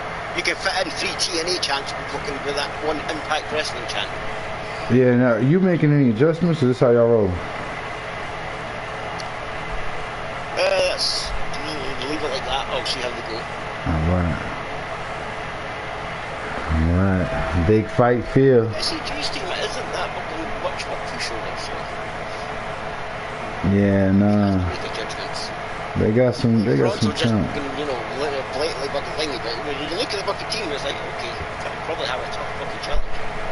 As easy as I thought it would be. I actually forgot SAG had fucking some of those people. Yeah, man. She's got a team. I don't think she's got enough, but the defense might be there. The defense might be there. Yep, because then Blank's like, so listen to it. I was like, Blank, see, what did he just say there? Well, nobody watches the fucking show because is it TNA, is it GFW, is it Impact Wrestling, and now it's gone back to TNA again. They change your fucking name more fucking times than I've had fucking hot dinners. It's like, dumbass, you're the fucking one that number one fucking follows WWE is sexist to all the fucking female wrestlers. It's like, but do you realise that WWE wasn't always WWE, you dumb fuck? CWC, WWF, WWF, WWE. That's 4 fucking name changes. Yet you want to criticise fucking Impact for changing their names. Yo, it's still crazy to me that they got bullied. WWE's had more name changes than fucking Impact has. Yo, that's the other thing, because this is what I seen this morning. I seen Vince McMahon's picture with his mustache and like some lighting effects. And then big green letters next to him, it said TKO. And I'm like, that's what they should have called AEW. But, you know, since we're going to like Kenny Omega, then I guess we can't do that. But that would... Technically, there's TKO classes another WWE name. Because, you know, TKO's the main... Yeah, that's the parent company. Yeah. UFC and WWE. They're still... Yeah, doing business as WWE and UFC. Yeah, they're still WWE. It's not like they've changed their name, you know. Yeah. So it wouldn't be surprised if they have this shitty WWE. I mean, I'm just saying. TKO to me sounds like just as good of an idea as NXT. Yeah, like, listen, I know how much, how egotistical that would have been for him to do. Yeah, alright. Now, once we put that to the side, right, not only is this a great name for a wrestling company, right, especially for the wrestling company they're trying to emulate, us, right, but it's like, it just goes with the brand. Like, it goes, they should just start another brushing me saying this right now before they fuck around and do it and shit. To bring the Brawl for All, Butterbean back, Tank Abbott. He's already fucking trying to call me fucking Impact WWE enemy. Yeah, that's all he's trying to be. Impact was the first ones that to actually, Anthem actually owns fucking wrestling and MMA. They have the fucking, the all-female fucking Invictus MMA. And WWE now is fucking aligned with UFC because the owners fucking own UFC and WWE, so they have an MMA as well and a wrestling. Yeah, but hold on. Let me. Speaking of MMA and wrestling, he can try to buy fucking Bellator so that he had an MMA and WWE and wrestling. Yeah, well, you know, it's Fight Club and Glover Down, TV, What happened to Paige Van Zandt? Do she wrestle? She's probably fucking fucked off, man. Josh Barnett? Is this Josh Barnett? No, the guy that owned fucking America's Top training facility. Oh, I don't know who actually owns it. As far as I know, Josh Barnett owns America's Top Team. Yep. No, not him. Not him. No, it's not Josh. It's the other guy. It was an Impact that done the same story. Yeah. That's not Josh. What the fuck is his name? Oh God, this is terrible. I'm like, oh my gosh, this is definitely not Josh. Oh no, I promise you, I'm not being racist. Oh man, Josh had the beef with Jay White over fucking Jim Ross and never did anything about it. Like, it was so stupid to do that and not do that. But this guy, Dan Lambert, that's his name. That's his name. That's his name. Who the hell told you tonight was open mic night, bitch? It was like, you already did that storyline. Yeah. And he already fucking, now look, I'm fucking champion. Professional wrestling fucking sucks. I remember back in my day, it was like, you did all this in Impact. Yeah, that's the only storylines you fucking know. Yeah. Next week they're going to go to fucking America's Top Team and fucking break your fucking titles. Okay, yeah, you are. Well, I've seen this on Impact. It's exactly the same as fucking the problem I had in NXT because I've seen fucking Dexter Lumis on Impact. Yeah. Storylines. It's like, okay, how do we treat this guy? He's the American Psycho type gimmick. Yeah, but they don't know what to do with Let me it. see those tapes from Impact. Nobody watched Impact. We'll just repeat the storyline. Yeah, and that's what everybody loves. That's the mentality I think of when I see the same shit I see on Impact. Yeah. Exactly the same. It's like the whole Dan Lambert thing. It's like nobody watched Impact. It's like, yes, Tony, we already know that you're going to use the Impact storylines, but nobody watched Impact. Yeah, you're right though. And honestly, it was better when it was in Impact because it involved Bobby Lashley. I think it was the world title picture, and like giving this to Scorpio Sky and Ethan Page is like beneath. It's beneath them. It's beneath like both of them, because again, if Ethan Page had stayed, see, this is why it's like funny to me, and why I don't feel bad for none of these wrestlers who go to AEW or WWE, just like Rick Grimes, thinking that they're going to become a big star, when where they were, not in Scorpio Sky's case, but Ethan Page for sure. It's like 3 years ago, Ethan Page was clearly the better half of this tag team. He was clearly the Shawn Michaels of this tag team.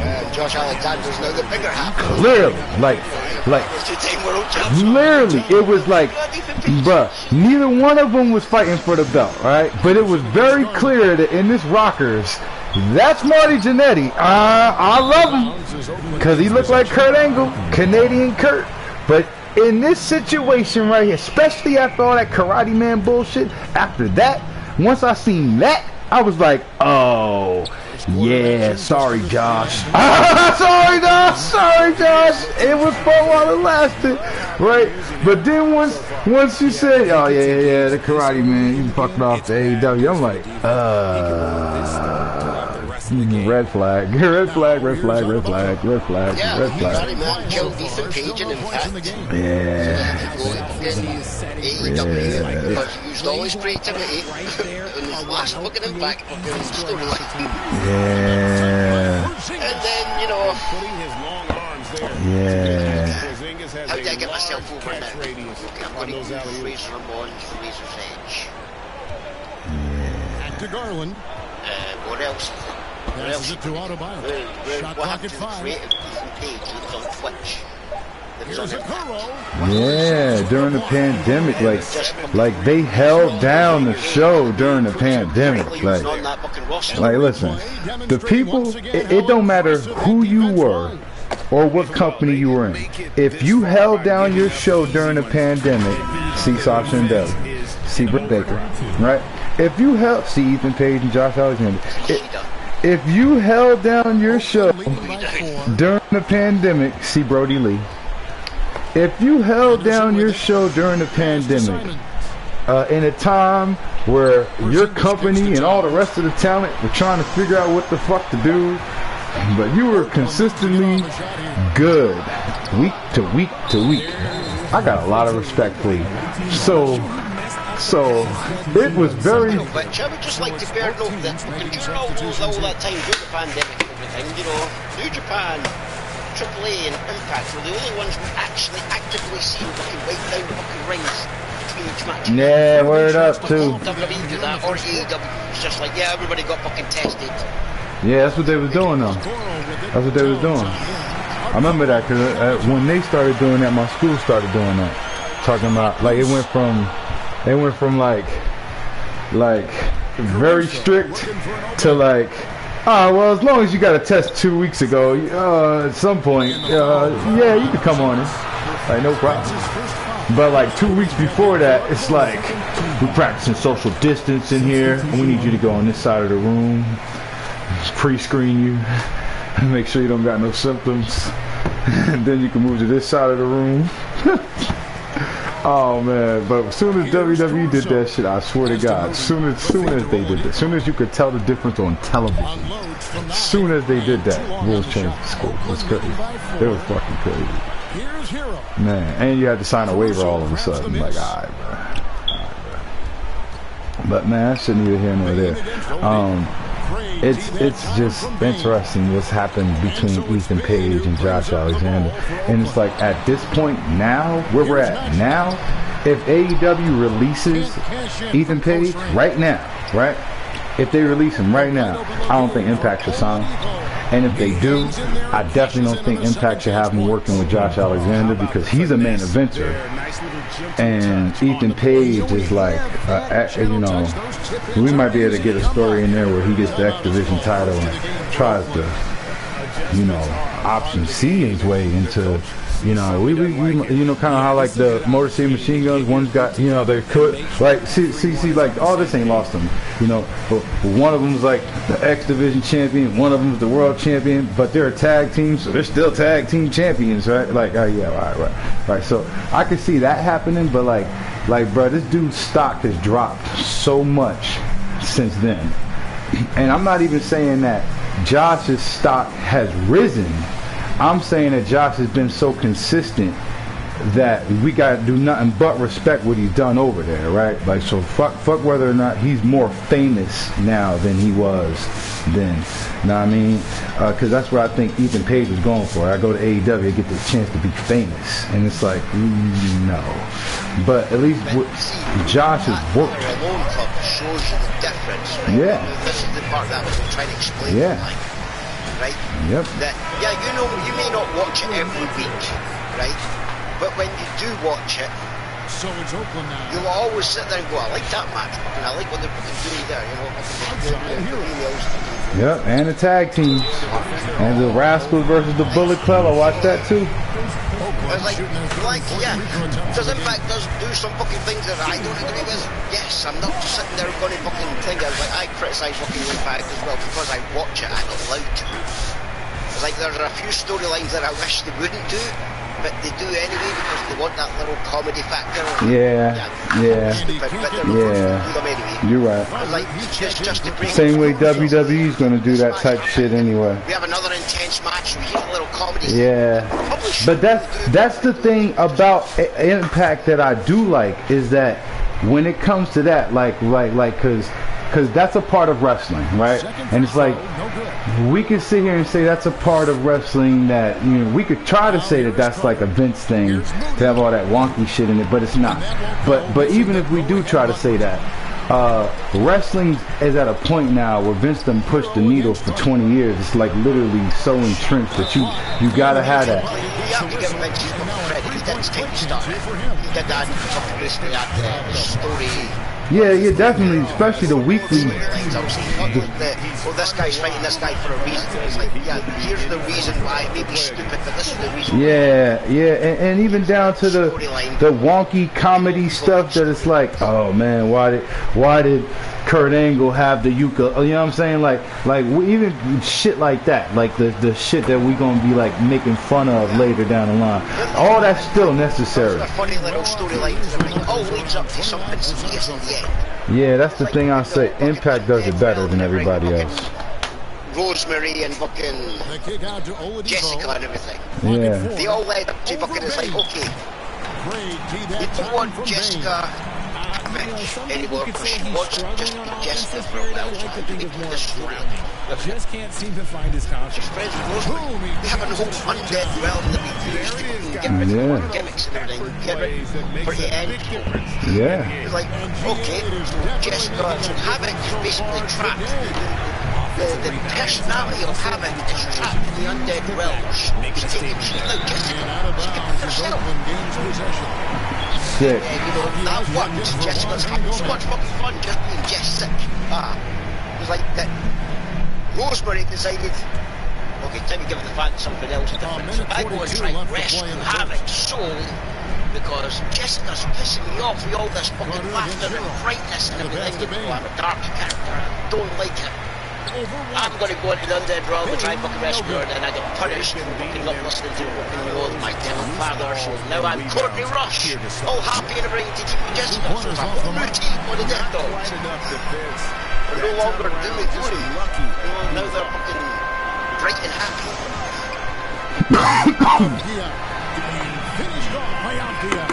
Ironically, you know, technically, according to that, entire balcony is still, you know, stuck in the undead realm somewhere. Wait, where's she at? Point that Jessica, the whole point that Havoc went in there in the first place. Nah, she's in AEW. She's in AEW. Yeah, because that was her excuse to writing her off TV. They basically fucking said that she was kidnapped in the undead realm because fucking the coven fucking trapped her in there. So fucking Havoc went to fucking find her to get her back, and then came out as Jessica, but she lost her soul. Havoc lost her soul, and then fucking, you know, it spent weeks in fucking Rosemary trying to fucking thingy and get pissed off with fucking Jessica being so fucking bright and bubbly and fucking happy and energetic and everything that she went to go get Havoc back, and then comes out as Courtney Rush, bright and bubbly and everything, just to be the brand new tag team. That works. Eventually fucking they'll go back and they'll fucking get their fucking souls back. They'll go back to being Rosemary and fucking Havoc again, and then fucking Decay will come back.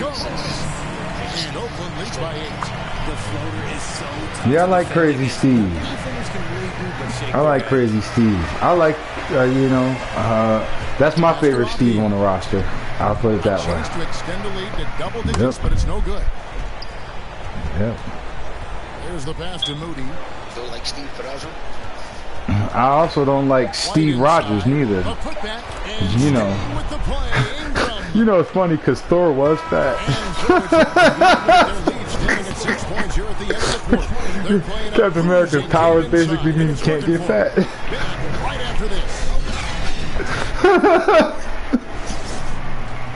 It's so fucked up. I like that guy though. That dude was cool when I met him.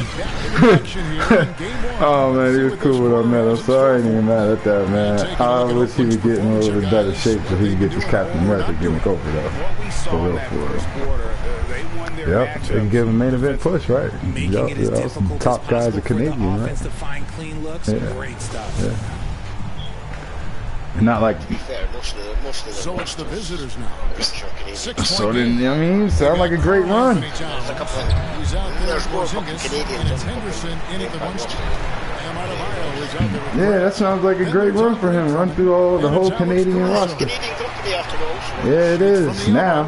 It is now. It used to be a Tennessee company. This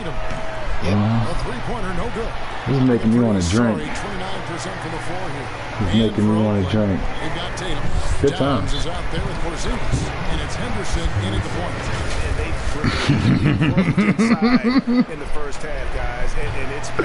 Oh, I'm so glad I ain't got a feud with me. Because, man. Yeah, I said that to fucking Blank when he was fucking sitting there. Like, see, Blank, this is why you shouldn't pay attention to any fucking that doesn't fucking what they need. He actively sat there and says, I don't fucking give a shit about fucking Impact. And the only reason he is fucking doing this now is because Impact's got a big fucking name. Because they announced something that nobody expected them to announce. Now everybody's all sitting there going, Jamie's back. Wait, Drummond trying to get himself free. They get it back. Yeah. 2 free throws coming up. I didn't watch Impact. Yeah. TNA Impact. Maybe it's going to go back to the TNA now. Maybe I'm going to have to tune in and watch it to see exactly what it's like. They're like, that's exactly what you're going to have to do. Because you don't deserve a fucking opinion otherwise. It's like, here's the fucking thing. Your two favourite little people, fucking Brian and Dave. It's like, listen to this, and I play them the clip. It's like, none of me nor fucking Dave watched fucking Bound for Glory. I was like, that's where I turn it off, Blank, because they don't deserve their opinion. If you're not actively going to be a wrestling observer and observe the wrestling show that's fucking on that day, and sit there and go, I'm watching Battle for the Bells. Oakland again can't hit. It's like, then why do you deserve to fucking sit there and give your opinion on the fucking show that you watch? As he pulls it in. For Oakland, they've gone 0-3 and are still looking for that first bucket here in the second quarter. Poked away. How can you call yourself the wrestling observer if you're not observing wrestling? Nice touch off the glass. You're not getting paid to observe that wrestling. And really, it's been a major aspect of their offense. He on Vince's payroll, y'all. Their success working the ball inside, getting points. Now Henderson, following the miss by Jeremy Grant from deep. And at 7-3, Porzingis could have been just another big, but he's in 5 expectations. He's got for 3 companies, nobody else. For Oakland, they've shot 3 of 5 at the foul line. It should be called the American / one Japanese fucking company observer. Yeah, I seen that. What's the name? WWAEW New Japan Observer. Seen that thing, Disco Inferno tweeted about no 5-star matches ever joined it down. And he's right. I haven't looked at the list, but like, as far as I can remember, he's right. I've drawn it what? A darn. Like, you know. And both free throws good for Porzingis. Like, they're not like. Oh yeah, nobody's went back to the ball. Grant finds Caruso. Yeah, it's like 5-star matches are based on like it being a technically good match, and most of the bigger storylines in wrestling involve wrestlers who have like grown past the point of their career where they need to have technically good matches. So that's where I get my kill at the AEW match. As I already explained, right? When Impact was on Spike,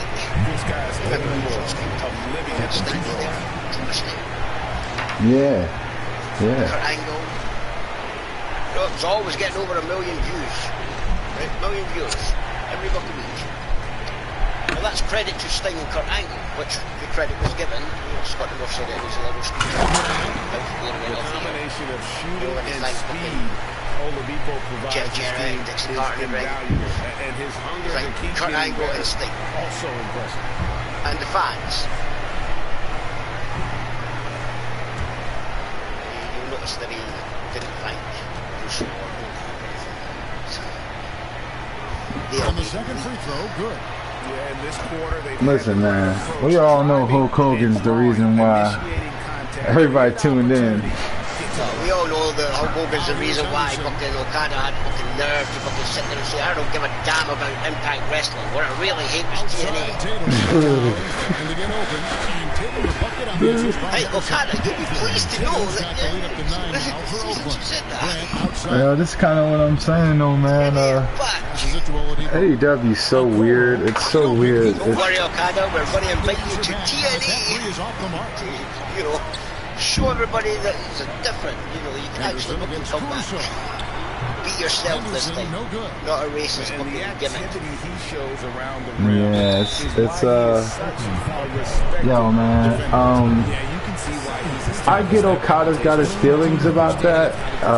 So do I. I understand completely why he doesn't fucking like the fucking name and everything, but you know, you have to also fucking put it in perspective. This is the point that it's like the whole New Japan thing. I understand why they wanted nothing to do with the company, but when that company is basically all dead and gone, and everybody in charge of it is no longer there, everybody that did the racism fucking things and the racist fucking storyline and everything, yeah, they're gone. No longer there. And it's basically a brand new fucking office. Whole new fucking faces in it. Then, you know, you have to acknowledge the fact that, okay, the last time I was here, I didn't enjoy the experience. They were racist, the gimmick was racist. And just over 3.5 minutes play here. I didn't enjoy anything about it.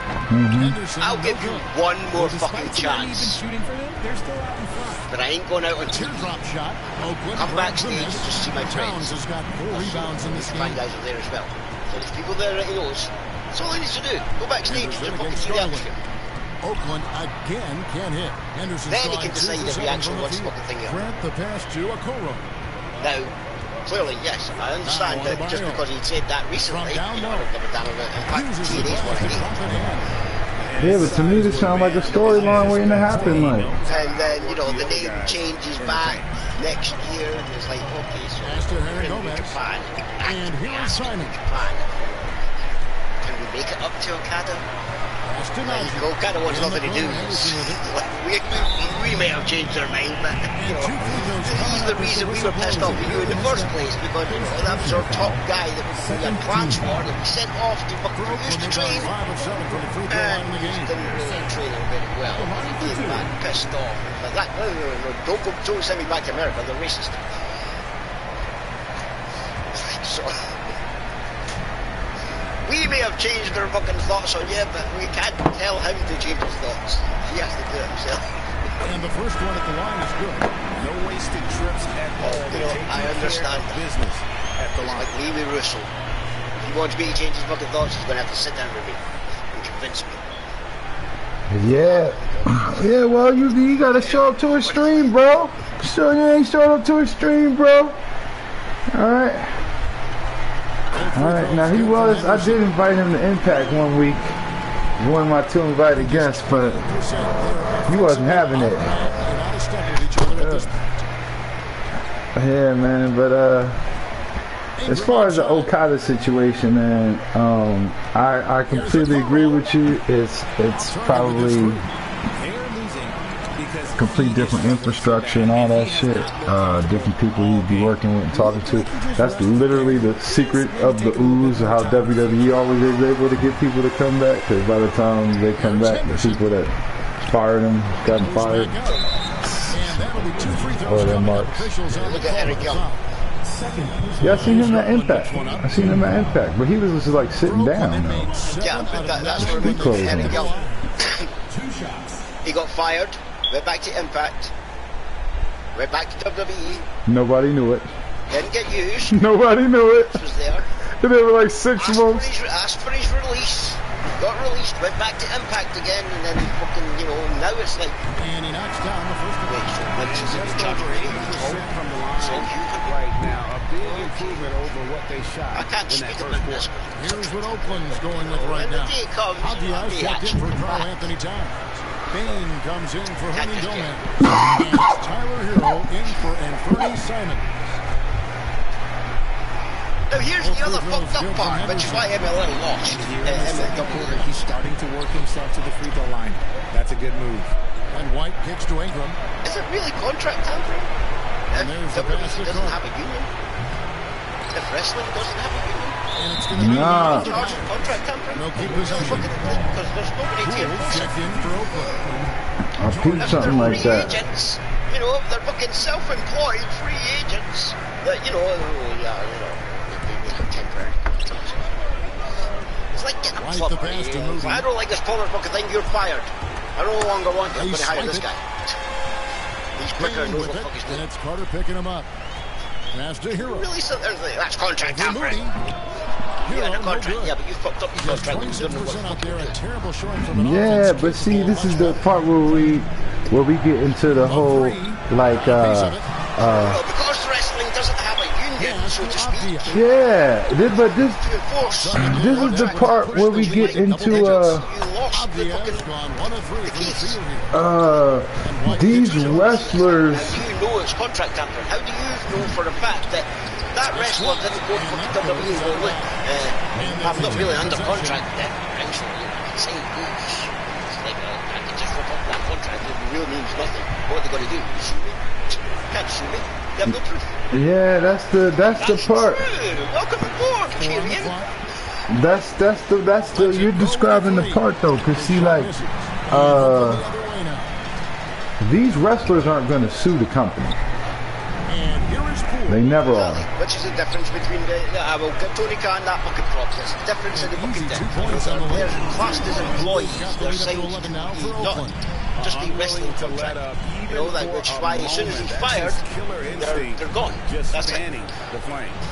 Always plays hard until the final whistle, no matter what the situation is. Do something else and White fire has quickly because they're no developed longer a your great problem. floor vision. Doesn't miss the wide open man. Yeah, it's a lot in the way that's. Stars have a non-compete clause. No, if they get fired for upset, they can literally just go fucking jump in and make a TV show straight away. Yeah, but there's parts of this that. It's only fucking WWE that has a non-compete clause.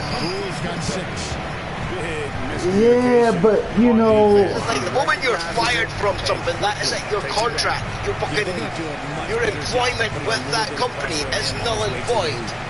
It no longer exists. They no longer have anything to do with you. So the non-compete clause, technically, if anybody had the balls, it's like, well, wait a minute, fucking months before I can go fucking work somebody else get paid. Nah, I'm taking you to court, Vince, and I'm taking you to court right now, not fucking in 4 years' time. Yeah. That's bullshit. You're stopping me from fucking legally trying to earn fucking money for 3 fucking months just because I used to be employed by you. Yeah, that's that. Yeah, I understand if I left your contract, I willingly left and went, nah, fuck this, I didn't want to be a part anymore. Yeah, like Sasha. I have a non-compete clause because I'm still under contract with you until that contract's over with. But the moment that you decide that I should no longer be with you, and you decide that we're going to fire you because budget cuts, that's your problem. I can go compete the next fucking day. I'm no longer employed by you. You fired me. I didn't willingly leave, breaking my contract. You broke the contract by firing me. Yeah.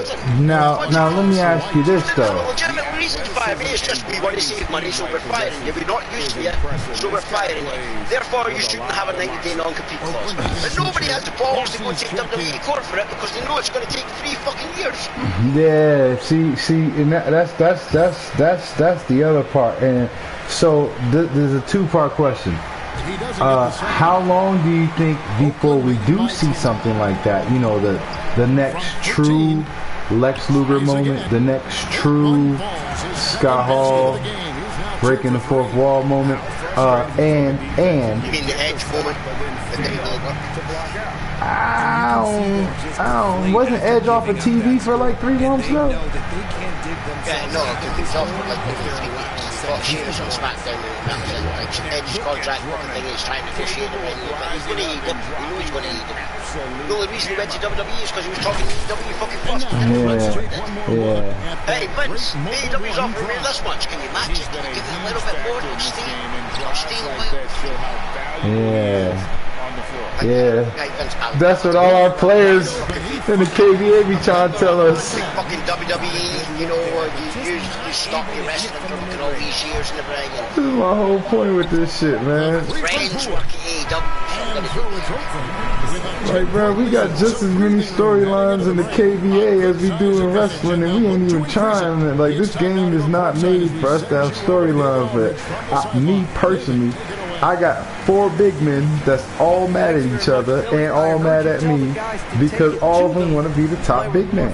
And this ain't happening in the Fight Club. It's happening with the Warriors. All right, now again, why is this not in the wrestling game? Like, that's the great thing about your stream, everybody that's involved in that. Thanks, David, and we'll be back shortly. 90% of the people that's involved in that are all very creative people and can turn anything into a storyline.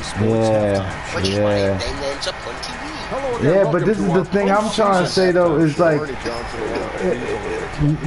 for example, you see these 3 right here at halftime, right?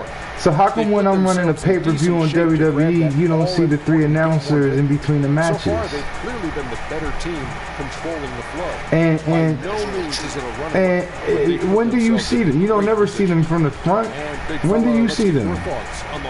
Because they took out promos and everything. Like, oh, you know, here's the next fucking match, and here's the video package that's going to waste 5 fucking minutes. Man, they show you the back of everybody's head. We'd be telling you we'll be back after this commercial break. I'm talking about in the game, not on Raw. I'm talking about in the game. This is like this. They got Shaq and Ernie. Oh, no. I'm talking about the pay-per-views. Have you not noticed WWE pay-per-views these days have commercials? It's only commercials that fucking WWE are sponsored by. Yeah. So I remember that. I was like, wait a minute, why the fuck am I watching a Mountain Dew fucking commercial? This is a pay-per-view. It's not supposed to have commercials. Oh, Mountain Dew sponsors fucking Extreme. Like, sneaky fuckers managed to fucking dwindle away into getting commercials into your fucking non-commercialized fucking pay-per-view.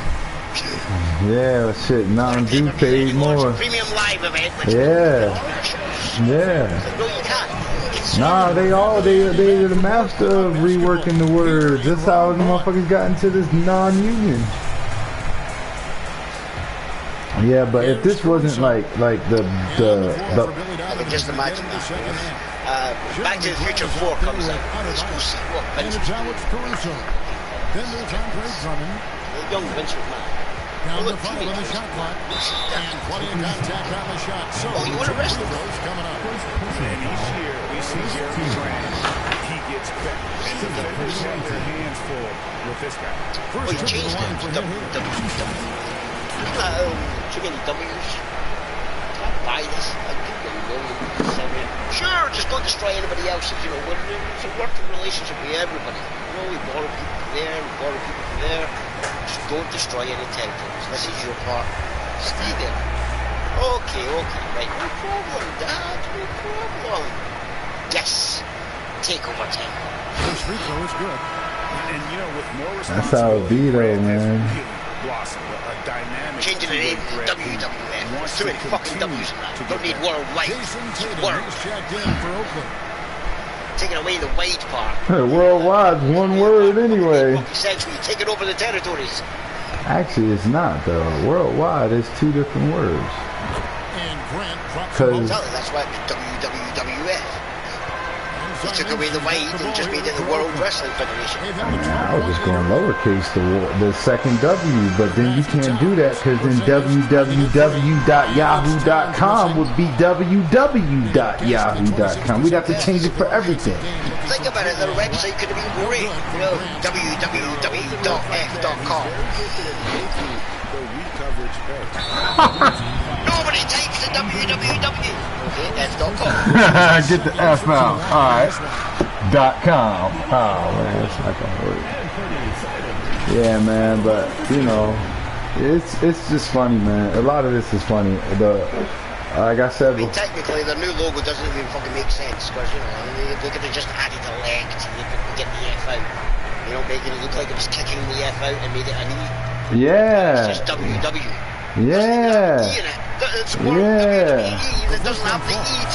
Yeah, and they never like turned it on its side to let you know that he's still here somewhere, y'all. Like they never did that, even though that would be so easy. The F was a joint to the fucking last leg of the and the whole thing was get the F out. Like fucking the E was kicking the F out and made it turn into an E. Hey, listen, man, I'm gonna give them their credit.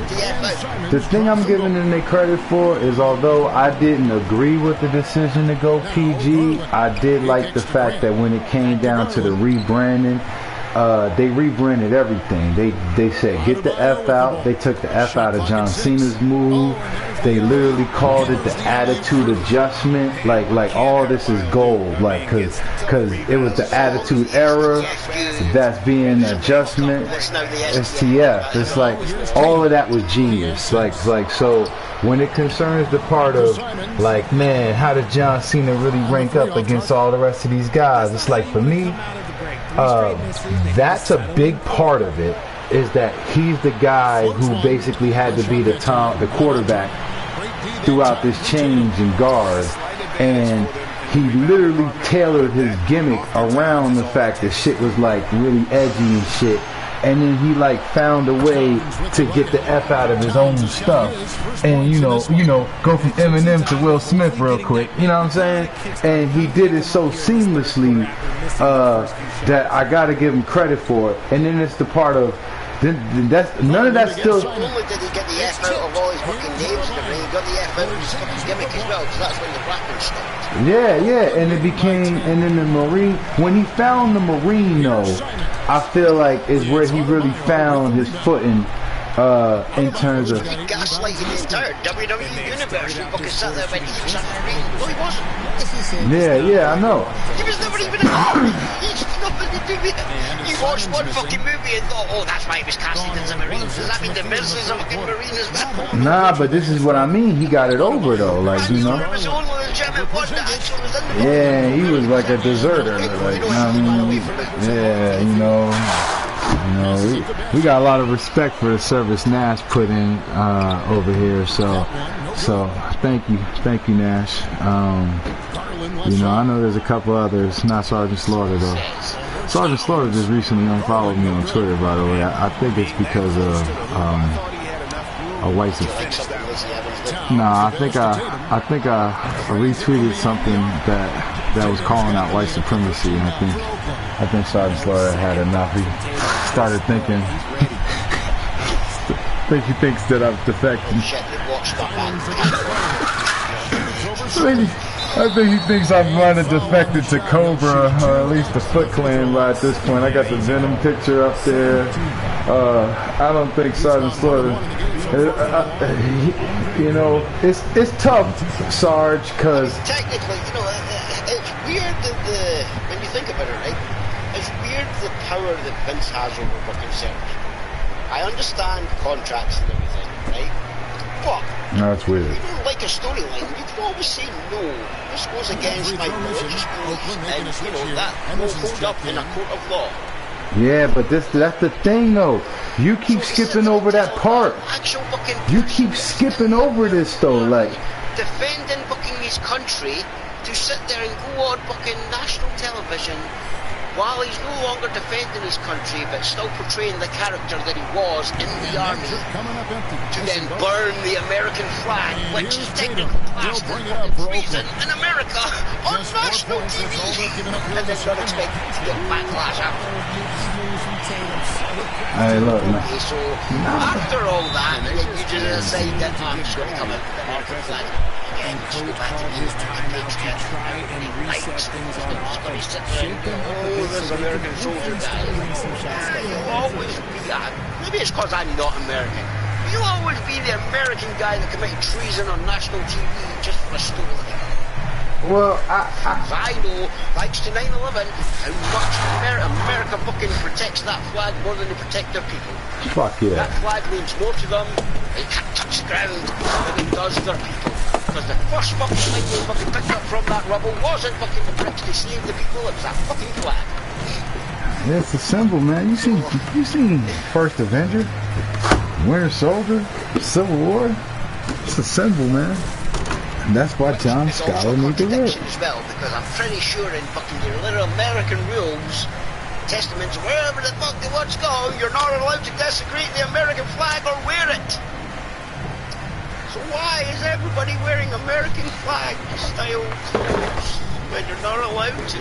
Listen, you leave the dip set out of this, all right? Make something to make a jacket, you know, it's against the rules. It's literally in your fucking rules. So you leave the dip set out of this, all right? They're proud patriots, not like that Sergeant Slaughter. America fucking chops and changes, you know, they pick up the things that they want to fucking enforce and then do the rules that they don't. It's gun laws, it's part of our rights as Americans. Yeah, so as a fact, you should be wearing that American fucking flag jacket.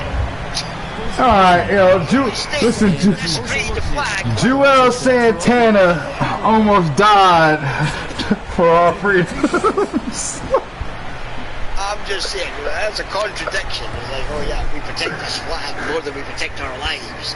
You're not allowed to desecrate the flag shouldn't be touching the ground, you're not allowed to burn the flag. I'm like, okay. And the first one. Trying to tell me that if I go over to America and go to a tourist shop, I'm not going to be able to pick up an American flag style jacket, jumper, bottoms, PGs, windbreaker, swishy suit. Wear American gloves, fuck yeah. American socks. Like everything. Try that. That's not allowed. But America allows it. But then, when it suits them, it's like desecrating the flag by wearing that. Only when it suits themselves do they ever bring that up.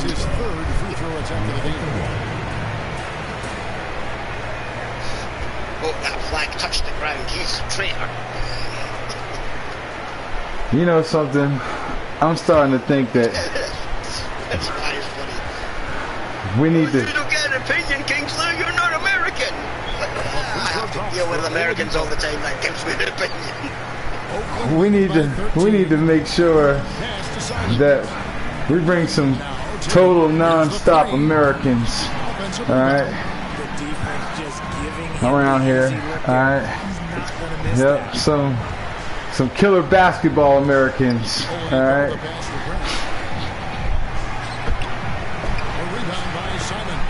Oh, all right, listen now, Sergeant Slaughter. It's funny that you mentioned that. When they're American. They're from Harlem. Shouldn't it be fucking somebody from each fucking country making up that team? No, that's not how the Avengers work. Alright, the Avengers don't work like that. There's not a single member of the Justice League from France. Let's talk about it. Yep. So what y'all trying to say, there's no justice in France? That's not. The water's not American. Arthur Cherry. I know his real name. That ain't French. Alright. They ain't got a single Frenchman on the Avengers. There's one on the Avengers. That dude who is yeah, isn't that his name? Curry. No, it's Curry. Who the fuck is Arthur Cherry? Did he say that on purpose? Purposely? Well, I know his name. But he didn't. Or was that a mistake? I don't know. Isn't it Cherry somewhere? I don't know. Maybe I know a guy named Art Cherry. I'm trying to remember the original one. Yeah, all this shit's weird. Yeah, they be changing shit. They be chopping and changing. It's just like Dan Lambert and... One that had powers and one that could only talk to fish. Yeah. Probably pre and post crisis. That's when they started making shit make sense. It's like, hold on, we can't just be having all this shit out.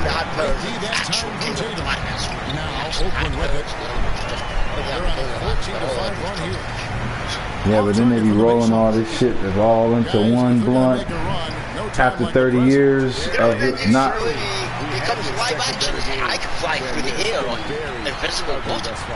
Yeah, and Wonder Woman could fly through the air in an invisible seat in an invisible plane. On that ride.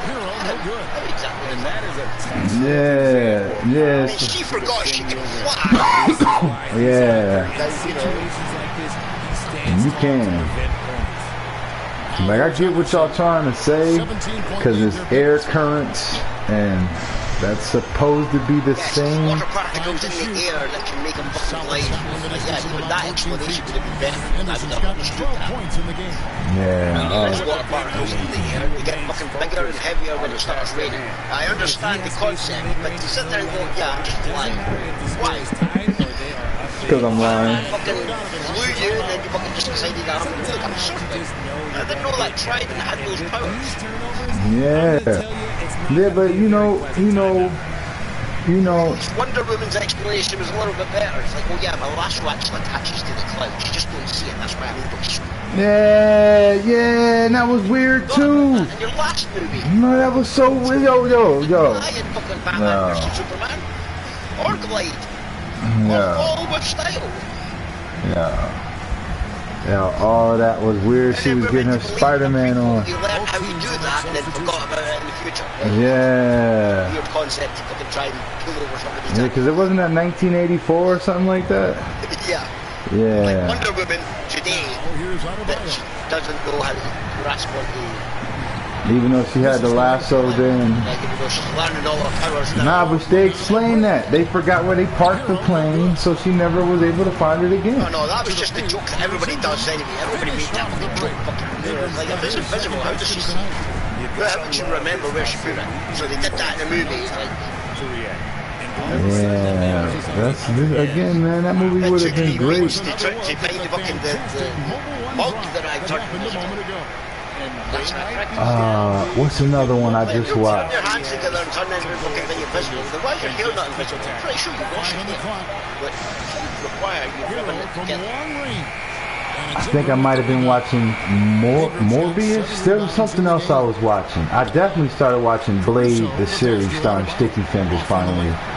Because, you know, when that came on, like, what, before or after wrestling, I definitely wasn't about to watch that. Because, like, I know, like, I'm a big fan of Onyx, so I'm not about to watch Sticky Fingers be Blade. Like, well, he should be Blade already, like, you know. Look, man.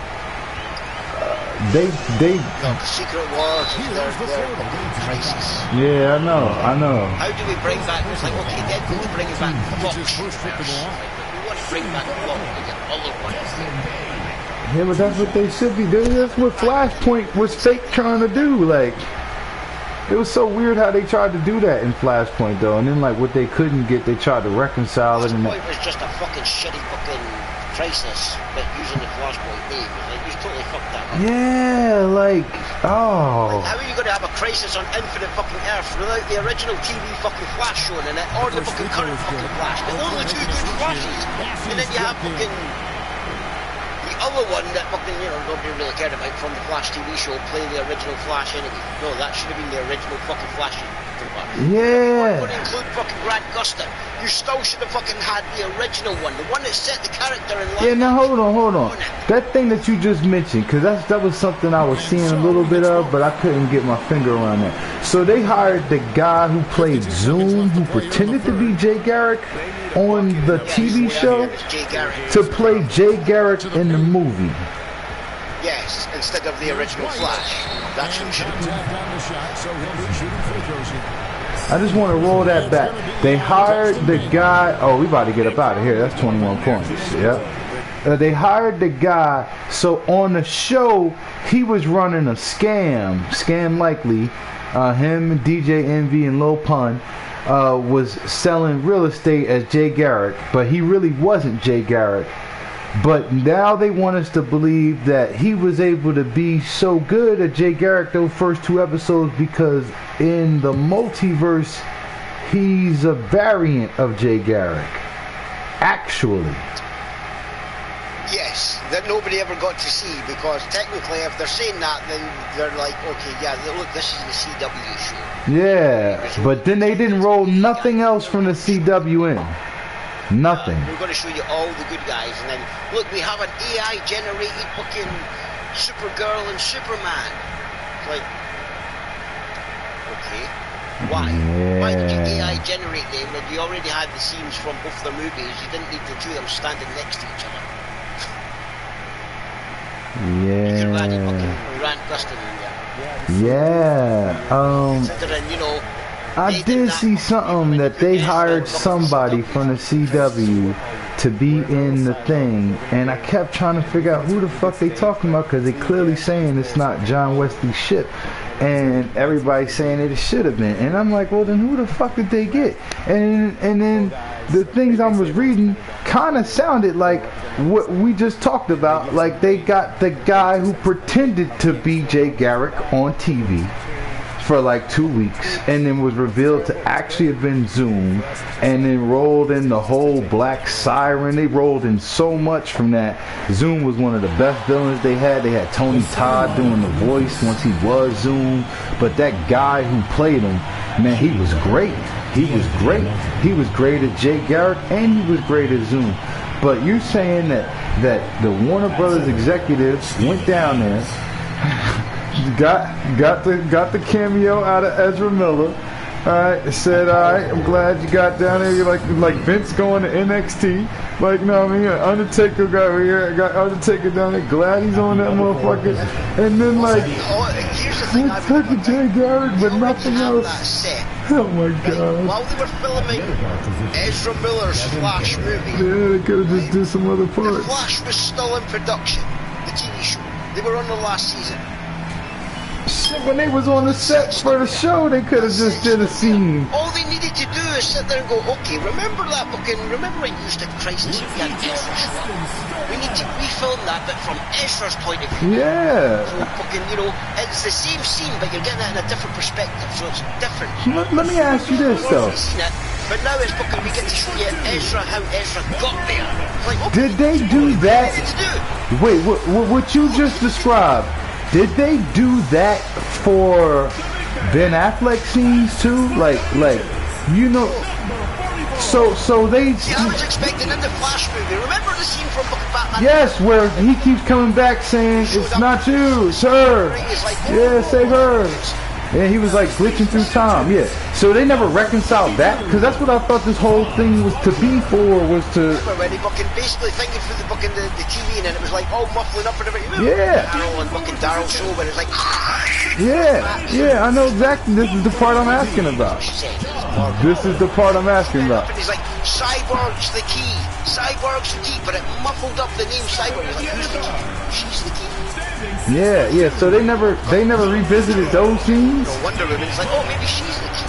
So then what scene? He didn't even do that, but it's like, oh, I'm going to go back and tell Batman that Cyborg's the key. Time stream. Like, wait a minute, she set all that up for nothing. Why? Why didn't you just pay all that off? That, hey, look, oh yeah, I remember doing that. Yo. That's where I got my Flash name from. Oh no, I'm just going to ignore that. Everybody just knows me as the Flash now, even though I They should have just let us do this movie. They literally should have just let us do this movie. Wait, you're the Flash too? Flash? That's a lot better than Red Hood. Hey, Flash! How do the people know your name now? You only know your name because of fucking Grant. You met Barry Allen. This is so strange. I told you it's the Flash. That's a lot better than Red Lightning. I'm going with the Grizzlies this series. And all of a sudden everybody knows him as the Flash. X-Dog, it's not you, but it is you.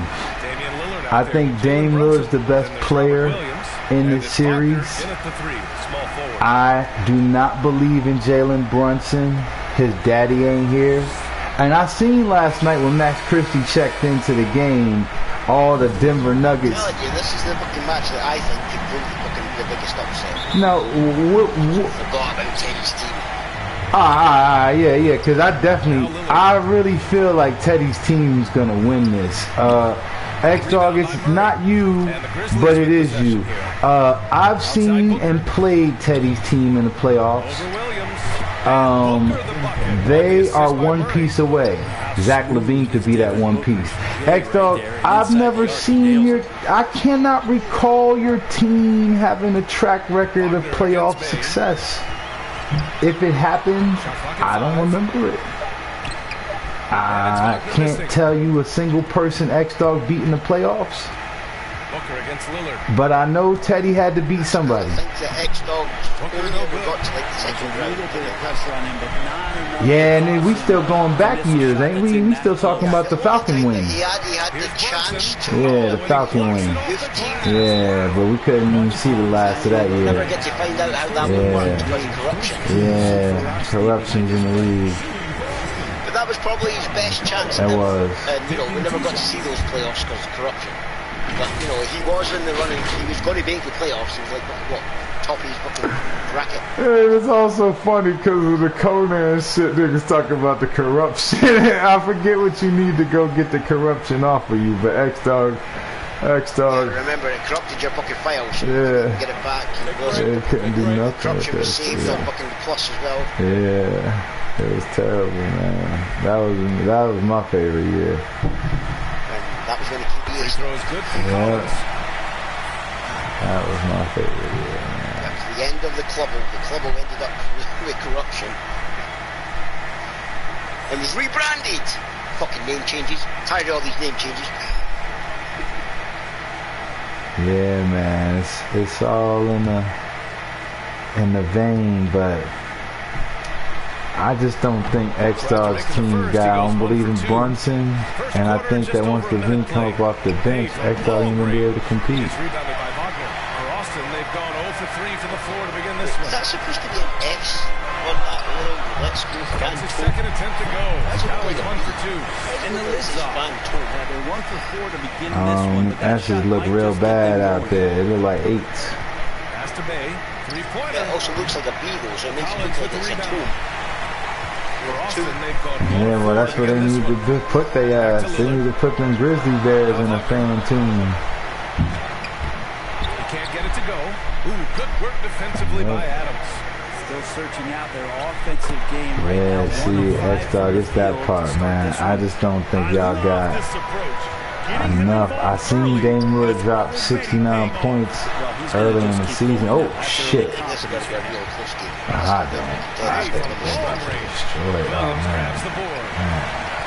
Where is LaVine and why is he not starting? Who do they got? Melton? They got Melton starting? Maybe he's injured. Nah, he definitely ain't hurt. He is not hurt. I don't know why they got him coming off the bench, though.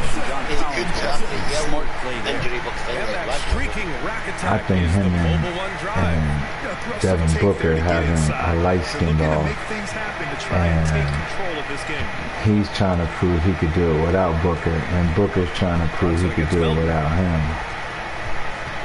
think his team's. Like the smite. Yeah. Taking my spot. I am moving to fucking I seen. He's already moved the point. And for some reason, Levine's not starting. I guess. I know Melton's not a better option, so I'm guessing this is a chemistry thing.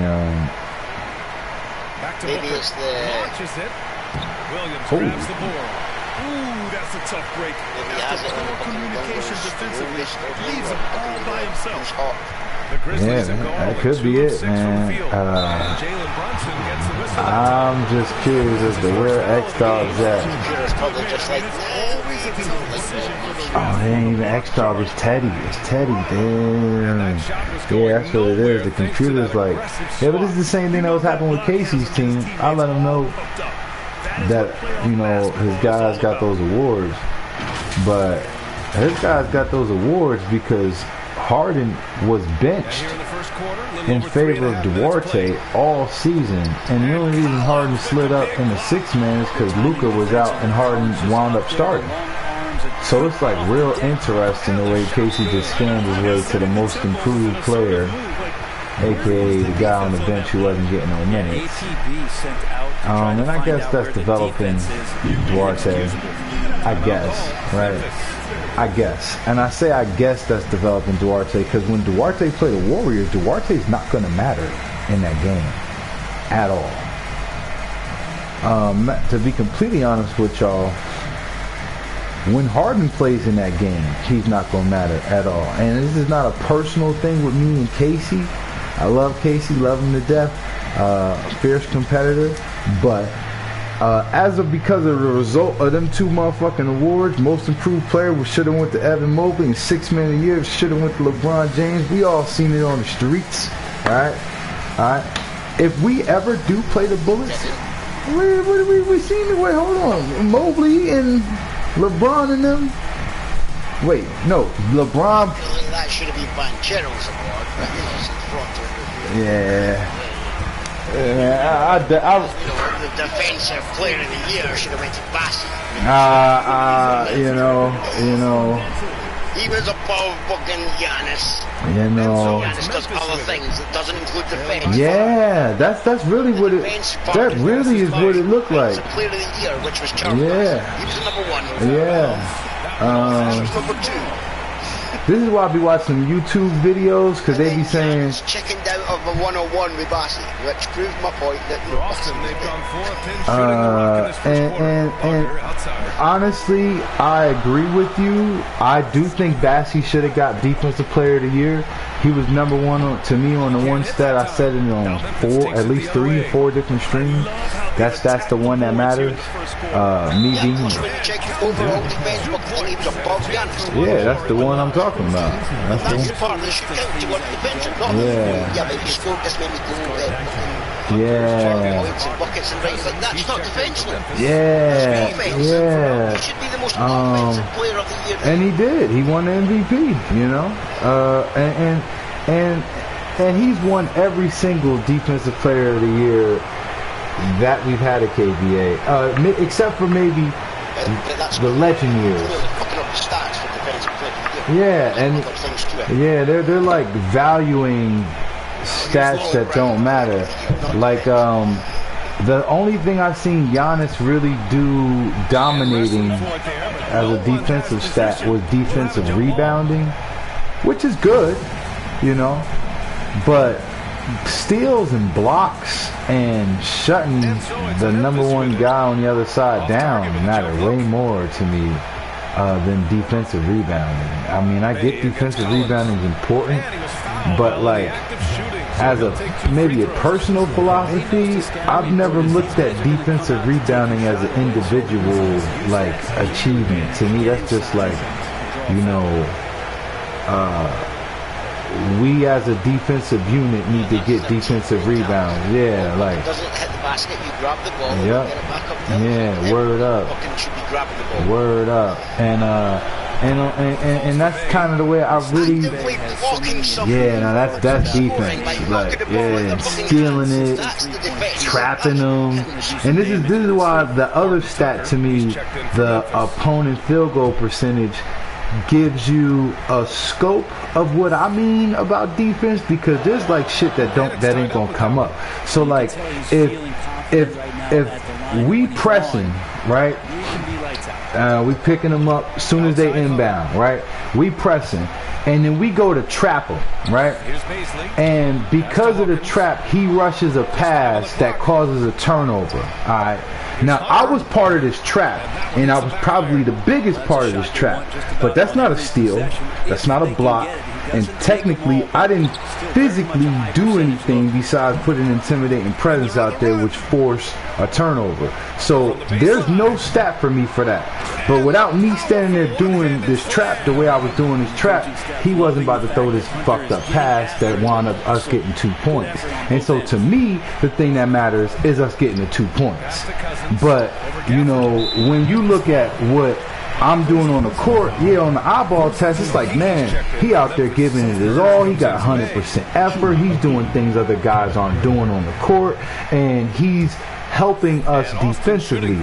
But none of that I just described that I did got me a single thing in the stat sheet at all. It caused the steal, so somebody else got the steal. You know, maybe Decker was able to pick up the steal because me, you, and Fronto just did this trap. We set the trap and right here at the half court, right where it say Phantoms at.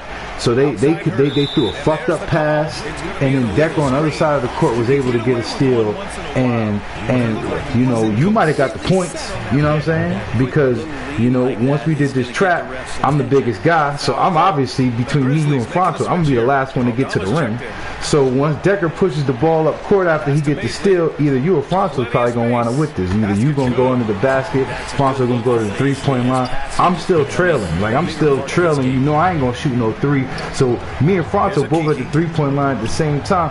So obviously Fronto about to either get this 3 if you pass it to him, right? Or you about to get this easy too. But at no point am I about to get a stat in this entire play. But at the same time, it's like, would we be getting these 2 points if I didn't do what I did in that play? And so it's like, for me, that offensive, and that's true too. That's true too. That's very true. That's very true. Word up. Word up. Word up. And that's where, when people say stuff like, you know, like I'll say stats are for losers. And the coach, you know what I mean? Because, you know, this is the culture of the team. This is why when they be saying heat culture, it's like, yeah, I get it, because, you know, I even just recently seen Iguodala talk about things are different when you go to the Heat. The way he described, this is Iguodala, man. I got a lot of respect for him, like, for a lot of different reasons. But this part right here fucked me up. He said, yeah, when you go to the Heat, it's different out there. I'm over here thinking, like, you know, you wasn't with the Heat that long ago. Like, he's like, it's different out there. I'm like, all right. And it's just showing footage of him out there with Jimmy. I'm like, all right, so Jimmy was out there when you went out there? Okay. All right. And then he starts describing how it's different out there. He's like, when you get there, they give you your jersey.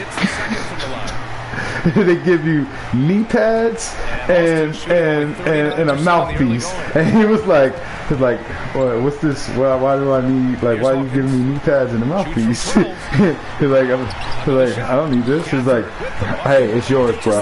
And then he said, I've been like a 15-year vet in the league, you know, I won before, you know what I'm saying? I would know if I need a knee pads and a mouthpiece. He said, like, nah, the way they running shit out there, you're gonna need knee pads and a mouthpiece. He said, like, this is after the fact now. He's like, yeah, you know, he needed that shit. But again, like you're saying, exactly, and that be the difference.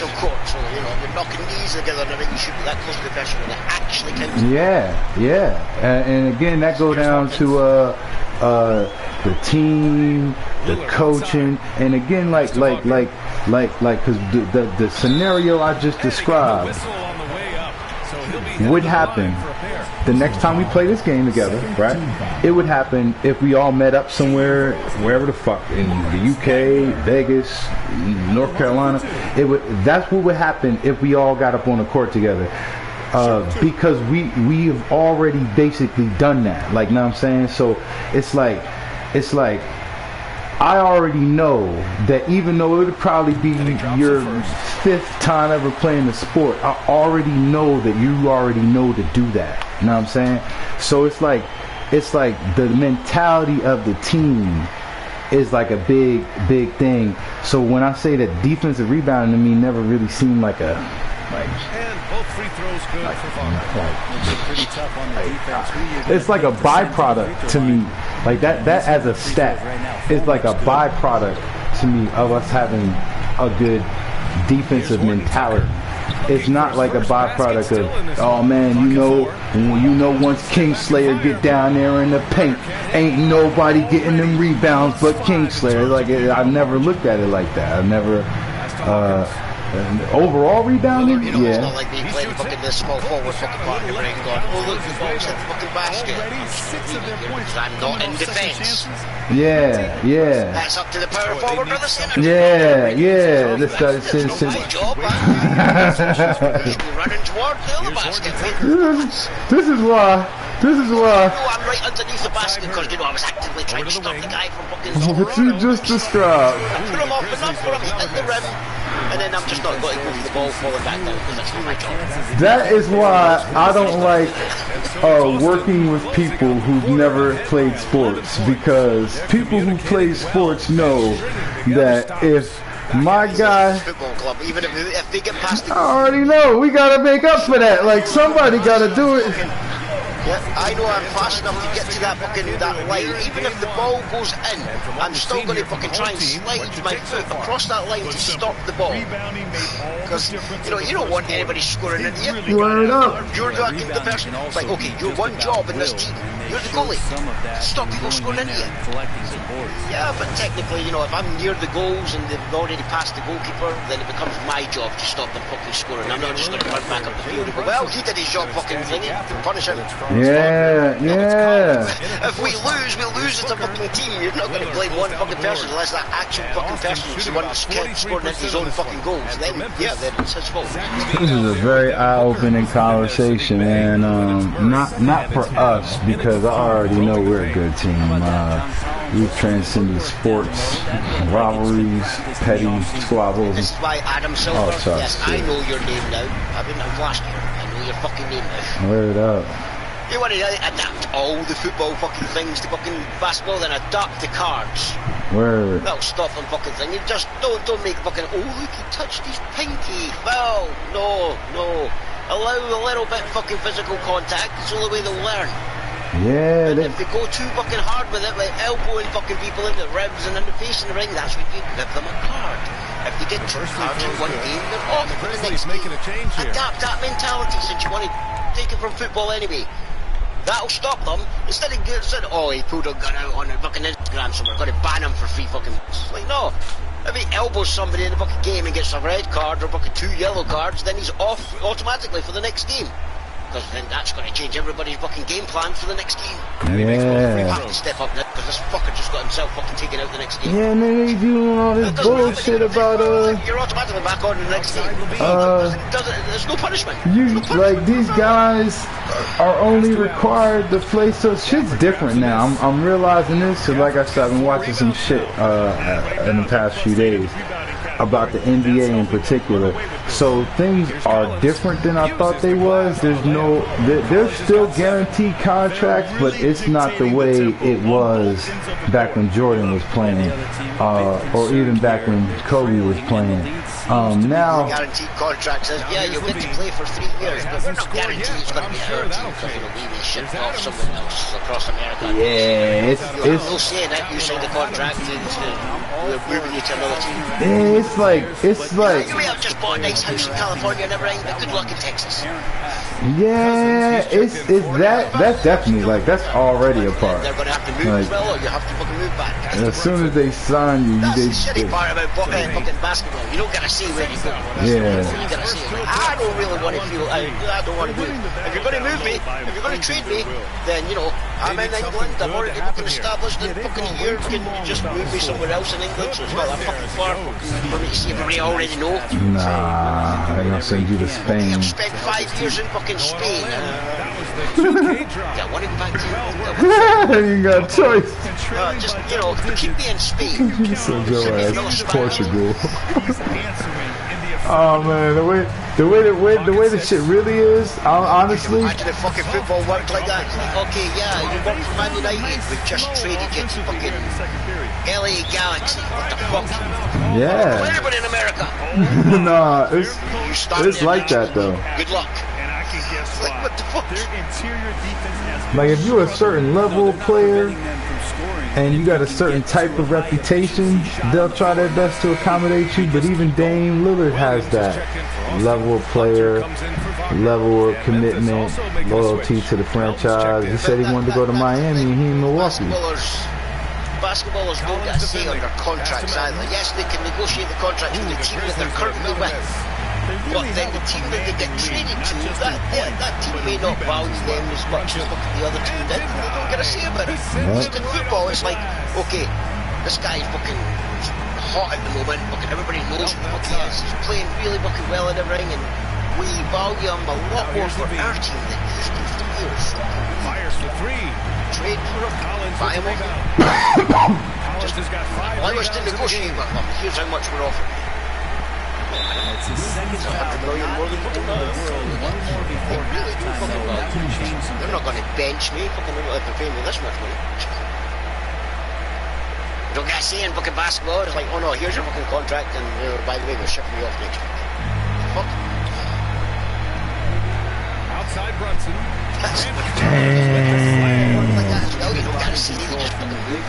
Word. The difference is trades.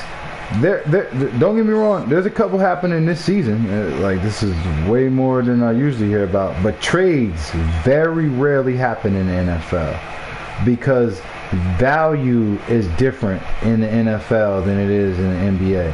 In the NBA, basically, it's easier to tell a player for player deal, right? That's easy to figure that out. But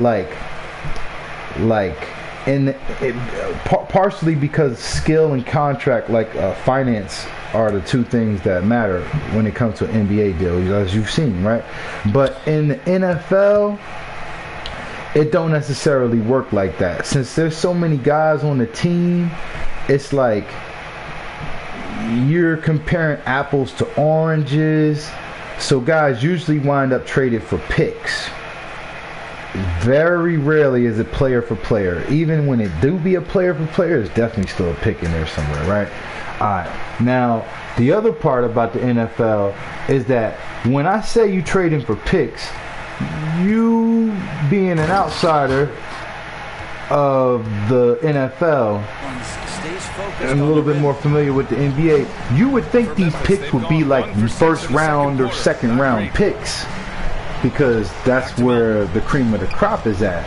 But in the NFL, these picks usually be 6th, 5th, 4th round, a combination of 4th, 5th, and 6th, and or a second pick for Tom Brady. That's why usually people always just stay on the one fucking team until the contract's over with and they're a free agent.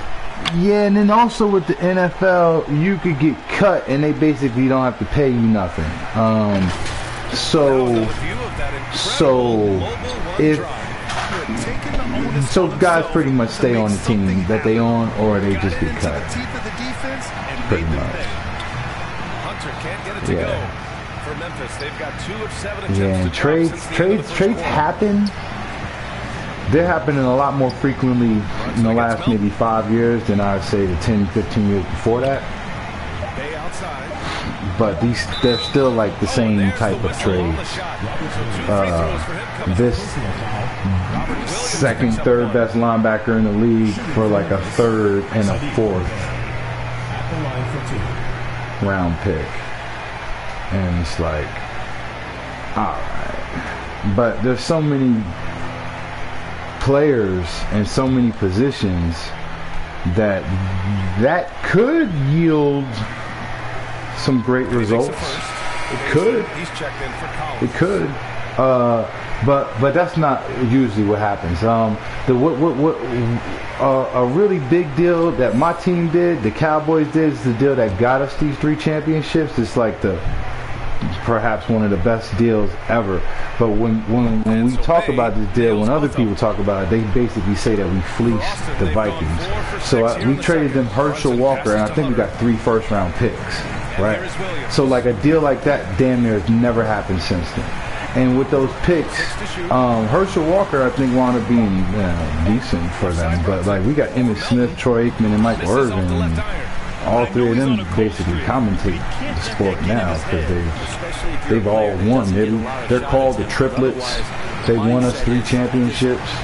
And everybody says that we fleeced the Vikings because no matter how good Herschel Walker is, Emmitt Smith's like the all-time leading rusher, right? Word up. And again, we got 3 championships, so it's like trades like that don't happen anymore. And Herschel Walker was like a solid back in the league that year. A solid back, like 1,500 yards or whatever the fuck. One of the most popular running backs in the league. But yeah, they're like a 4-day-old soda right now. Yeah, plus the sport for the athletes. Participants. Yeah, I could agree with that. It's like, they have a contract with this team, but the moment that team no longer fucking wants them on the team, or there's a dispute in the team, and the only way to resolve it is like, we get rid of this person, or we get rid of that. Get rid of the manager, we just like my kind of like a manager. It's like, okay, we're putting up a trade. But yeah, the fans will sit there and go, okay, they're only doing that because the manager doesn't like that one misses. He's 1 for 3. For Austin, well, they've got over 50% of their shots to go. 5 for 9 in the trade second. or sale. Good. Like, this is how much fucking the team values them. That's how much the team gets from to go get the next person to replace them. It's been a but then that player then gets to see where he goes as well. Nothing indeed. Even when they bidding war of other teams that are interested in them. Here's a Kiki. And then looking for his they open up the contract negotiations with the player to offer him a new contract. The 3 is up. Contract basically gone the moment the team accepts from a team. But then he also has to accept from the new team as well. He's got rebound number 5. So it's not just the team that has a say on where people go. That would just fuck up people's careers, especially if management doesn't like them. Yeah, and I know there's a... That's like fucking somebody sitting there going, okay, Cristiano Ronaldo, I don't like you. I'm the one in charge of this fucking team. I pick fucking team. So I'm just trading you. Now you can play for Alaska. Yeah, but that'd be what would have happened though. The guys will trade you out of the conference. Like, I mean, it wouldn't necessarily mean you'd have to leave the state. Like you're going to Spain now. Yeah, they'll trade you like Spanish. Out the conference, straight up. Like they'll trade you to Cincinnati. That way you don't even play none of the same teams you used to play, and visit none of the same towns you used to visit and shit. But it is what it is. The thing I like as far as I understand, is something that I really like. So, in order for Michael Jordan to become an owner, he had to be like the greatest basketball player of all time, right? But in no way do I feel like David Beckham is the greatest footballer of all time. But I know that he like owns a team, and he ain't got to be. That was part of his LA Galaxy contract. And so that's kind of the part. The Beckham thing's an interesting fact, bringing up like the management and everything. Like Beckham fucking left Man United to go to Real Madrid. He was in Real Madrid, and he was just another player because Real Madrid had fucking like one of every best fucking player around the world from every fucking country. play it. Beckham just happened to be like the English guy. So, you know, the other two midfielders were fucking Argentinian, Brazilian. Yeah, they were playing with the best in the world, though. You know, it was like fucking everybody from around the world, and then fucking it was getting to the last year of his contract, and then the coach, manager, let's call them coaches or managers in the UK. First one falls for him. Because coach is They're not different, leaving to train them points at the free training. throw line this quarter. That's the best way to protect the lead. Basically went, yeah, we're not going to renew his contract for next year. So he had a year left on his contract. They're like, we're not renewing it. So he's got to be free. And both free throws good for Wagner. Beckham basically, then they were told, look, we want to try and keep Beckham here. So the manager changed his mind. He's like, okay, we'll offer him a new contract. Here's Alvarado. But they lowered it significantly because the manager's like, okay, look, I'm just going to do my job. You can do what the owners actually what they told me we would offer him a new contract. Yeah, I'm offering him a contract I know he's going to say no to. I know that he's going to say no to, so that it makes me look good and him look bad. Beckham basically like, I'm open to renegotiate the contract, but at this point in time, I'm not signing a new contract. The moment he said that, it gave the manager justification. He said, oh, you're not signing a new contract. Then I don't trust you to be able to fucking lead this team to a championship. So you're going to be on the bench. So starting for the fucking on the bench for the fucking almost 6 months. Yeah, this is what WWE do though. They try to decrease your value. Yep. The players started to get injured and he had no fucking choice but to fucking bring David Beckham on, and then David Beckham came on another point to fucking prove that he should never have been on the bench. That free throw no good. Proved the fucking point by fucking taking that team to win the championship, to win the fucking cup that they had as well, because everybody has a domestic cup. So he won the Spanish Cup, won the championship. They took them to fucking the European fucking Cup as well. And basically, on those 6 months that he was on the fucking bench in the ring is when they fucking, he was like, so you're not really renewing the contract. And Austin shooting around 60% got me on the bench in the ring and just signed the LA Galaxy. And next season I go to the LA Galaxy in America. Made an offer I wasn't going to fucking refuse. Yeah, that's the AEW offer. 300 fucking million and fucking, I'm going to go there. He's like, and then I can fucking teach Americans how to actually play football. And passes to Wagner. Maybe fucking establish some fucking youth facility things with the kids in the ring to learn how to fucking play football. But I know it's not that big a sport there. I want to change that. Yeah, it's getting bigger, man. And the manager's like, oh, so, you know, not only are you not renewing the contract, you're already playing for another team. You're already saying, I really don't trust you. And then had no choice. And then fucking Beckham, basically, his last fucking thing was, this is why you should have had faith in me. He's like, I'm still technically under contract to this. I'm going to help this fucking team. Even though I signed for another team, I'm still playing for this one. Anything could happen between now and me actually joining that team that they change their mind. Like, you got injured, you know, we no longer want you. Anything could have happened. It's like, just so happened that, you know, you needed me. So it proved that Beckham was fucking right, you know, that just because somebody signed for another team, you can't not have faith that they'll help your team when they're still there. And then that manager ended up fucking getting replaced. And Beckham fucking deal way fucking LA Galaxy was he was getting like fucking 300 fucking million in the ring, and then was allowed to start up another team. And that was the part that made him move. It's like, wait, so I get to own a team there? Yeah, that's the part I'm talking about. Helping out other fucking things. And then he did open a few fucking schools in America for fucking kids to go to and learn football, so it keeps them, you know, off the streets and out of trouble. And it's free. So. People have their opinions on David Beckham and everything, but, you know, he does try and help fucking everywhere he's went. I mean, even when he went to Spain, he opened up fucking little fucking academies in the ring. He expand the sport, man. Free. It's like a fucking kids YMCA for to learn football. Yeah, that's what you're supposed to do as an ambassador of the sport, man. And that's kind of what I'm saying. As far as like in American professional sports, there's definitely that's why he got criticised as well. A glass ceiling. Oh, did he? Because he was the ambassador for Qatar during the World Cup, and fucking everybody's sitting there like, you just took the payday. Why did you take the payday from Qatar? Everybody knows what fucking.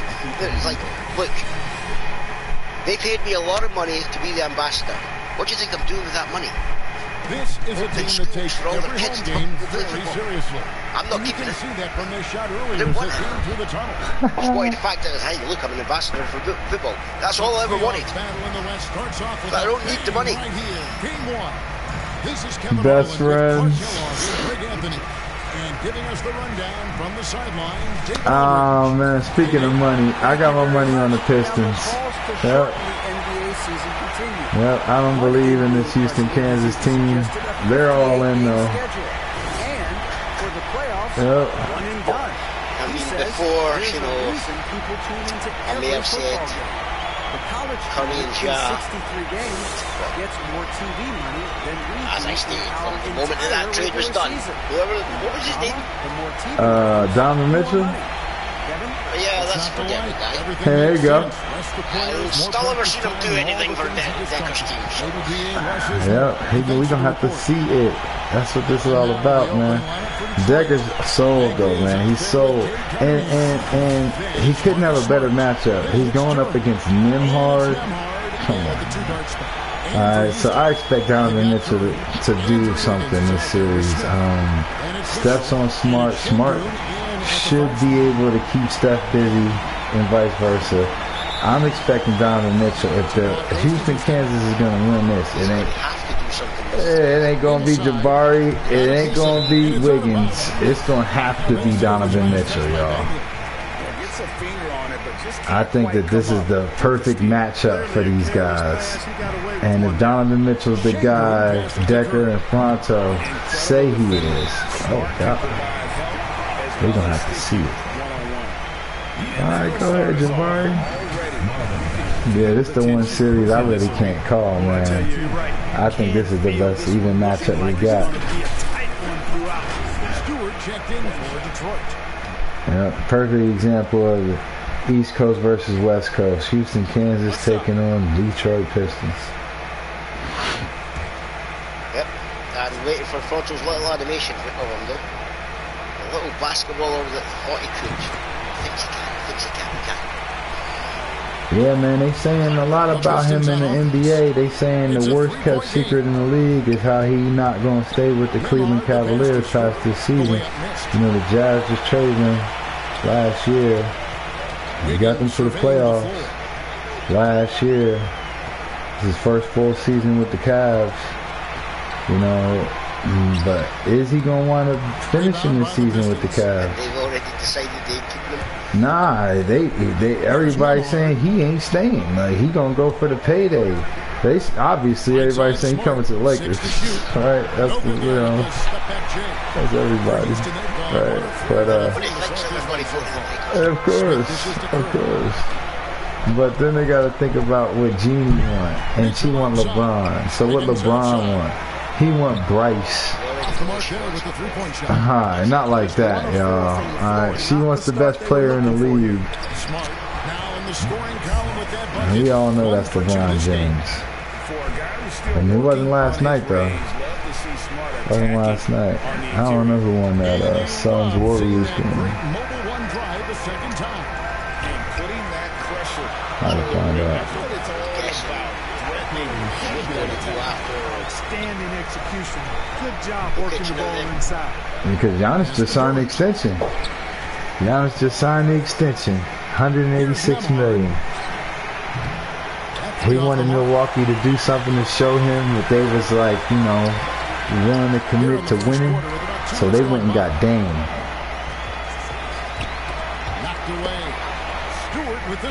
Yeah. Hey, man, I'm gonna be honest, man. If they had Dame last year, they'd have beat the Heat. I mean, because, like, Giannis went out and, like, they fell apart. I couldn't understand how they just let Jimmy Butler beat them.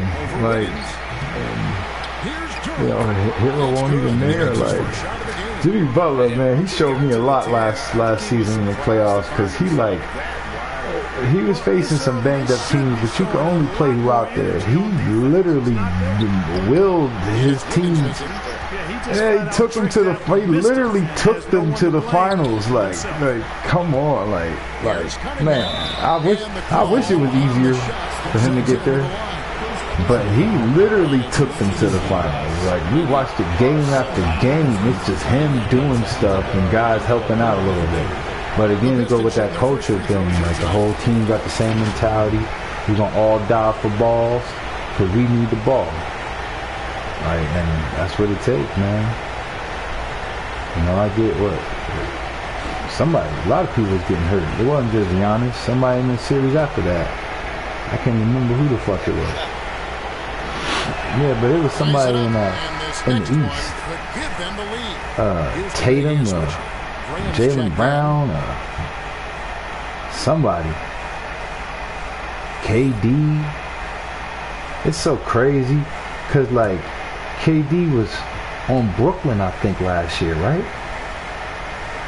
No. That's what I'm saying. It's just so crazy. Like I seen a post, motherfuckers was talking about the Suns got KD, Beal, and Booker, and this could be the best offense in NBA history. And I'm thinking, like, yo, 2 seasons ago, it was KD, Harden, and Kyrie Irving, and then for like 10 games, that was the greatest offense in NBA history. But like, you know, that didn't amount to nothing. Now Harden ain't even playing. Damn, that was a beautiful pass. Damn, that was beautiful. Okay. Harden is his mom's reportedly ill, and he's with her and not with the team.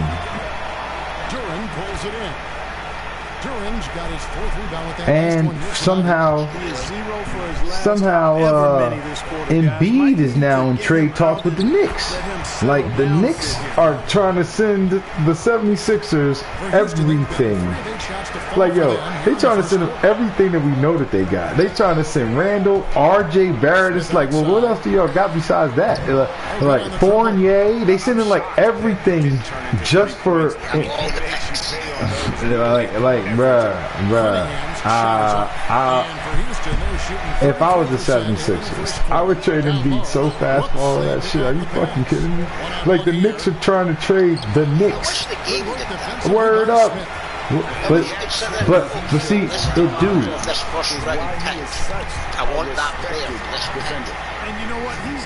Man, he got that steal. Oh God. See, I think the game does, but it. Because the game needs the value back from the player. But see, this is where it gets murky at. Cause see, when X-Dog, when Pronto does the deal, Ja Morant for Donovan Mitchell, that is basically doing that. You know, for fuck the computer, you know, when we do these deals with each other, you know, the deal X-Dog did to get Brunson. If I only have 14 people, right? Oh. Or has 14 people, I should be able to sit there and say to them, I want that player because I value this first round pick at fucking 12 million. If that player's worth 12 million, give me that player for this pick. No other player involved. There you go. Can't do that in the game because you can't. We'll take the pick, but we still need 12 million. Yeah, in real life, you could do that. Because, you know, the picks are just freebies. Yeah. Just like enticement. Like, okay, yeah. Swap that guy for that guy. You're going to have to swap the deal. Yeah, but see, that's another thing that's relatively new. You can't do what the Lakers and the Rangers did. It's like, we'll give you all these 3 picks and you trade with that team and then give us their players. So you get the picks, to be honest, but we get the players from them. Yeah. But we didn't get any players. Yeah, that's your problem. See now. You got all your picks. They got all your players. You got nothing. This is also relatively like. Like nowadays, the concept of trading for picks that's in the future is starting to become like regular, but since very few teams have done that, and very few teams are patient enough to even see that through. Like, so for example, the Oklahoma City Thunder are doing that. They've always done that. That's how they got Durant, Harden, and Westbrook to begin with. That's how they got Chet,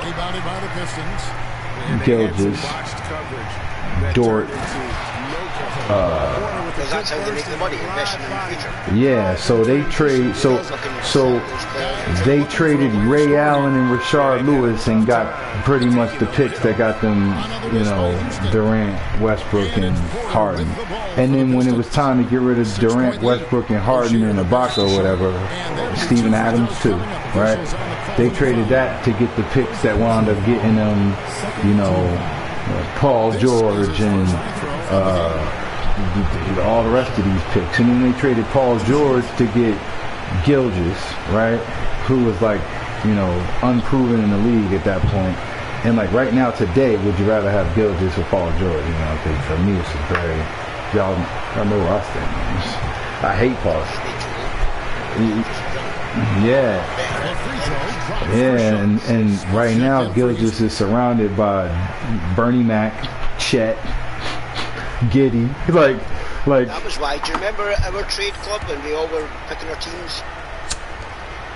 And I went, is Bridges still available? Mm-hmm. He hits both from the strike. Yep. Houston trails by 8. Now a timeout calling by Houston. Yep. I know who Bridges is. Just everybody didn't know it. Yeah, that's facts. I didn't know who Bridges is. Yep. Damn, Detroit really up on him too. That's just now though. See, I'm waiting to see Steph become Steph, because that's the other thing that I'm not seeing. Even this ain't 2014 anymore. Man. To the inside. The moment the game no longer puts Steph in the 3-point contest. Yeah, something different. Something different, man. To me, that should be the most consistent fucking person in those fucking contests. Yeah, this is so strange, man. The moment he stops fucking scoring as many fucking threes and he's no longer in that contest, that's what people should be going.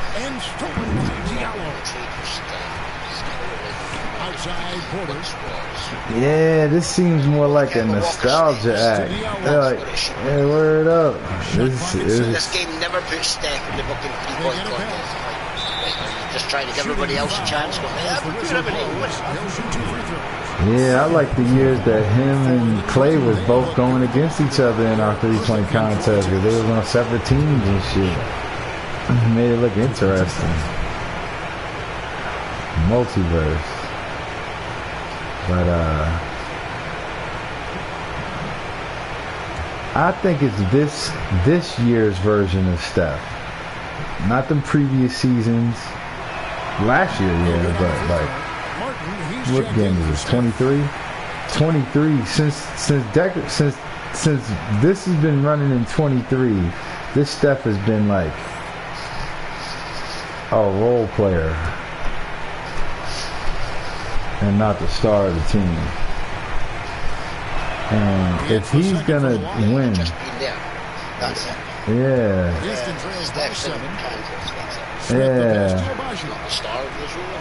Nobody is. Yeah, Kansas is the star. That's pretty much like the Dallas Cowboys. You could get big here, but you can't get bigger than this logo. As soon as you try, we can shipping your ass to Cincinnati.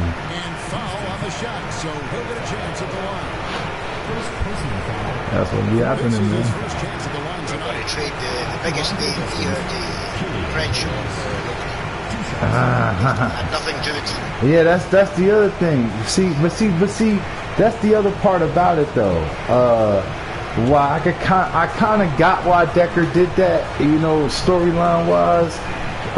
You know, because it's a family team, and Donovan Mitchell doesn't cause any trouble. His name's never in the news, so I get that part. But then the other part where Ja is Ja, and Donovan Mitchell, much like Steph, just a guy here. Donovan Mitchell can just be a guy here. Yeah, play in the system, get his 20 points per game. I hope. I swear to God, because I seen it says Steph only getting 16.5. So. And my problem with that is now, if we go storyline wise, Ja draws the crowd. People are going to tune in to see what Ja next. Yeah, and Ja's dad's always there. Like shoot down from him again. Is he going to fucking, lose his mind because fucking somebody's shouting, Instagram in the crowd? Yep. What fucking, who's Donovan Mitchell? What has he done? Yeah, and who's his dad? Alright. Who's your daddy? Yep. We don't know Donovan Mitchell's dad. We know Ja's dad. It's T. Morant. We know Steph's dad. Seth's dad. Del Curry. Alright. We don't know Donovan Mitchell's dad. I don't think. Hold on, let me think. Is there any great players named Mitchell I could think of? No. McGrady, Mashburn, I don't know no Mitchells. Nah, I know Kenyon Martin Jr.'s dad. I know his dad. I was watching him on Gil's show. And he can't hit the shot. Yep, arguing with Rashad McCants about whether or not Popovich is a good coach. And I'm like, McCants, man, I liked you in college, but I'm starting to see why it didn't translate. Because Martin finds Smith. Curry is inside. He's against Morris. nah, that's what McCants was trying to say, but then it's like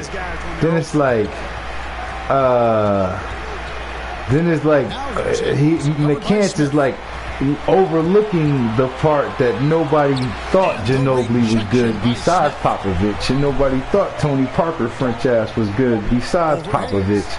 And Popovich was able to coach these championships out of them. They didn't just like show up day one balling out the gym like, nah, good. Like it was levels to this shit. Again, when we talk about motherfuckers taking niggas to the finals, it's like that. I remember one of them years, like great. The Spurs had the Twin Towers, the short 99 year. That was great. That second chip they won, Duncan won that one. Boom. The one they won after that, Ginobili won one of the motherfuckers and Parker won the other one. Like so, and it looked different both times. Like all four of these chips, they won them all differently. So it's like, yeah, you was able to.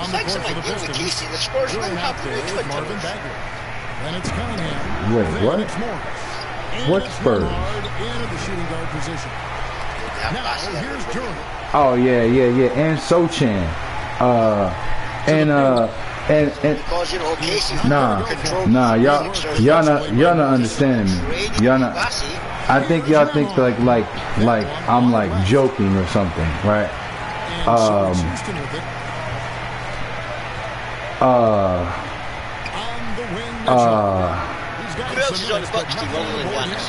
Middleton, Thanasis, Costas, Giannis's brothers.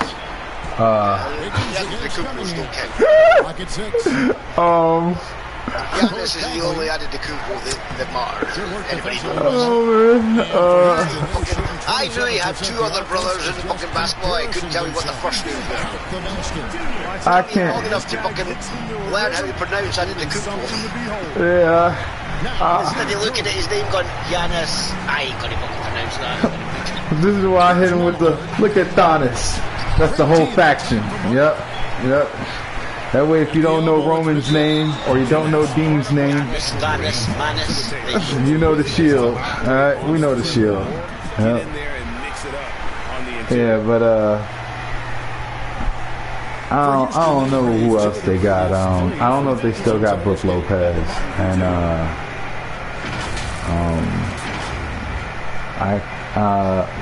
Beauchamp.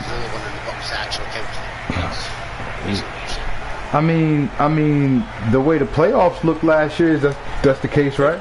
Because They lost Giannis, and I think they won maybe one game. Lost Giannis and they lost all their games. They lost everything after that, right? Somebody, I think, won one game after injury, and then somebody lost all of them. Alright, word. They came back for fucking like one game, brought them back into it in the ring, and then sat out the next game again, and that's when they lost. Yeah. So pretty much. Giannis just decided, you know what, fuck it, I'm playing in one of these playoff games. And that's to be expected. The team go out for nothing. Like, but I'm going to play, I'm going to fucking win a game, and then fucking that's it. But when I just want that to be sitting on the record for when people say that, because they went to that chip, played the Suns and beat the Suns. I'm pretty sure that's what happened, right? Yeah, they beat the Suns. Giannis won his championship. But see, when they won that championship, motherfuckers is like, yeah, you know, he got Middleton with him. He got Holiday with him. Lopez. And he got a team around him. Like, nah, he don't got no team around him, bro. He don't got no team around him. Giannis doing that is the equivalent of what Iverson was doing. He's making those guys better. He's making them play at a higher level than they would normally be playing, and that's, to me, truly exhibited by their first round exit the following year to a Heat team. Like, that Heat team only got Jimmy Butler. Like Hero was out. Hero was the guy we all thought was like, yeah, Jimmy's finally got some help. Jimmy doing this shit by him, like, all right, get Bams there, great, right? But like if the Bucks as a unit were as good as everybody was saying they were when they won the championship, the whole team, they wouldn't have got beat like that by the Heat.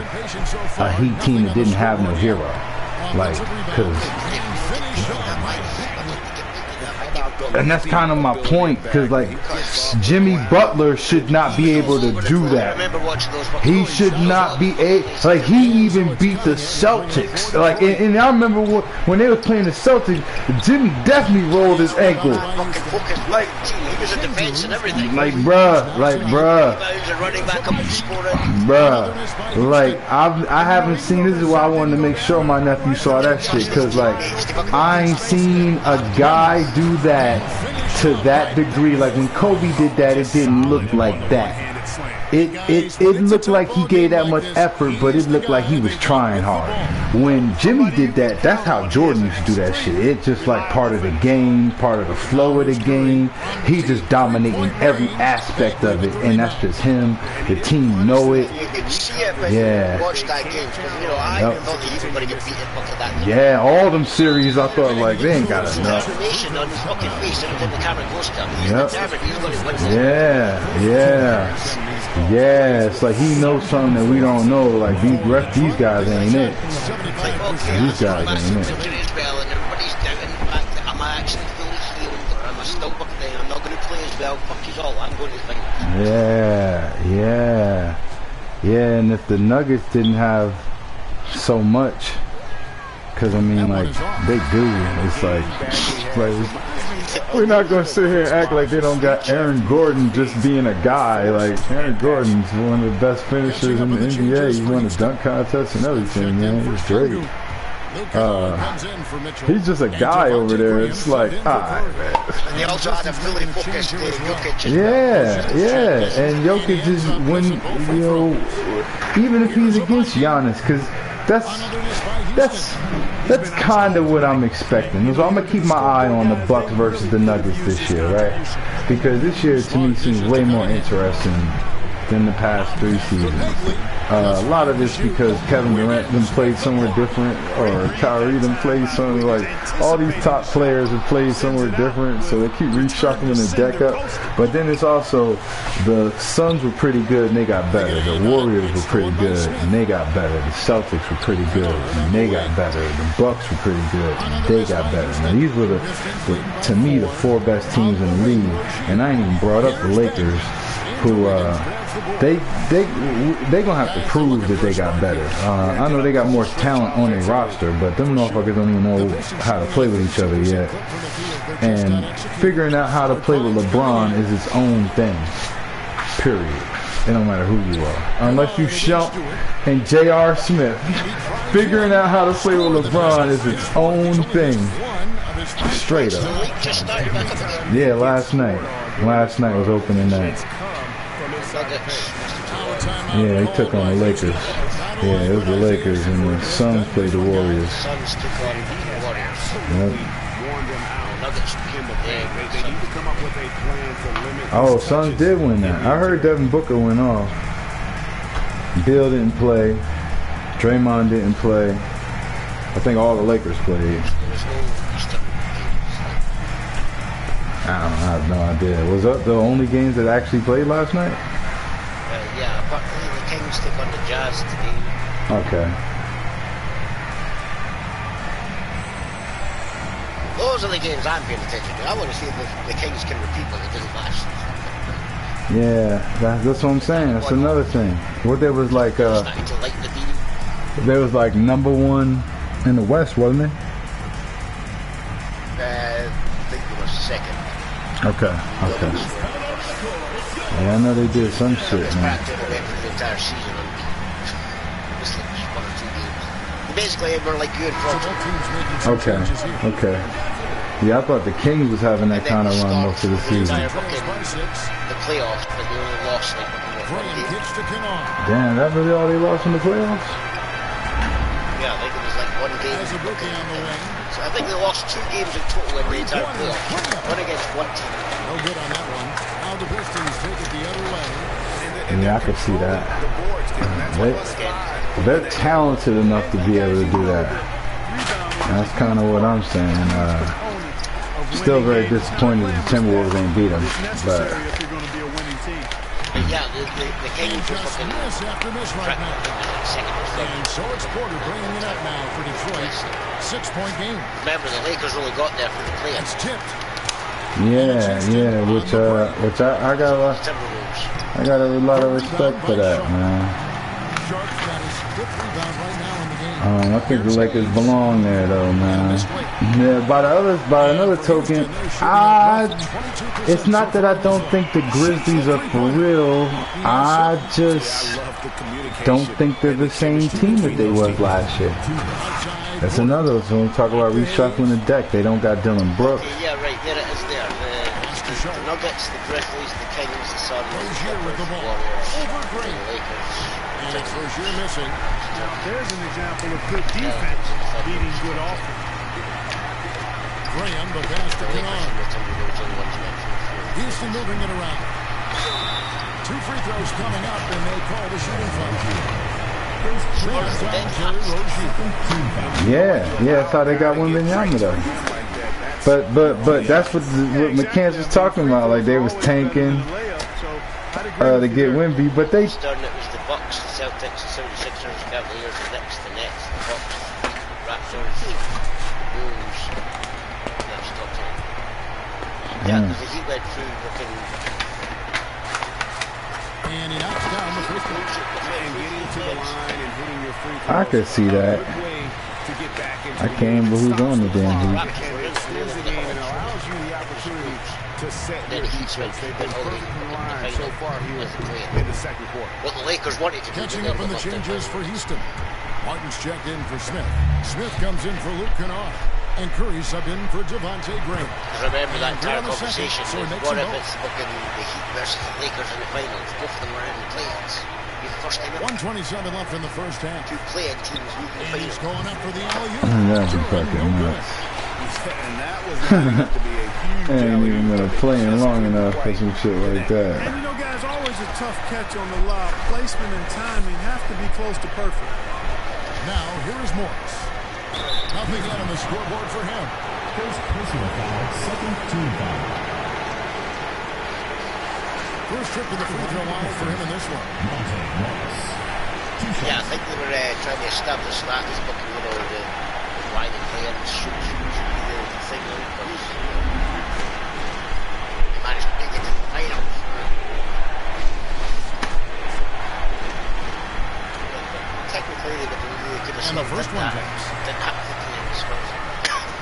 7th and 8th, so they would still win it.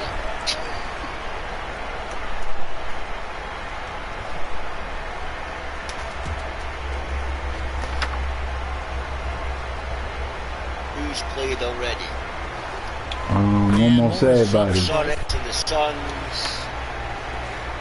You ain't yet. Smith makes the mark. Grizzlies. Yeah, Austin. Phantoms. By Houston. And even without that 3-ball blocking for him, the defense should have done more on that last play. Yeah, this to me is the most even matchup in these first rounds. Porter against Mark. Up again. Great positioning on the putback. And the Pistons lead by 5. And defensively, they're on their I think the Suns and the Sonics is pretty even, Yeah, I think they got to ramp up not their talent-wise. defense. If they don't, things are just going to get worse from here. Now, Yeah. here's Morris. 7-second difference, shot and game clock. Last minute of the game, and they just held it the way. Yeah, and it's Just 4 to shoot. again not talent-wise, so I think it's an even matchup, but it's gonna wind up, I think, playing that. Yeah. That's more true than it being talent. Detroit had no talent. Down the Rico. No, that's what I was gonna say about Hardy versus Malik. It's like number one in the defensive scouting report. our How do you team counteract that? better, but they're not run better. And Malik's team's What do you have to say for yourself, Curry? clearly worse in terms of talent. They're nowhere near as talented. Malik's team, they're like nowhere near as talented. Hey, what's going on, Rue? Sports halftime show. What? round 1 action of the playoffs continuing on 2K Sports. Glad to have you with us. Hold on, for the yeah. halftime show. Ernie Johnson, Shaquille O'Neal, Kenny the Jet Smith. Looking at the Pistons, they hung tough in what was a closely contested first half. If what we've seen in Game 1 so far is any indication, we're going to have quite a series on our hands.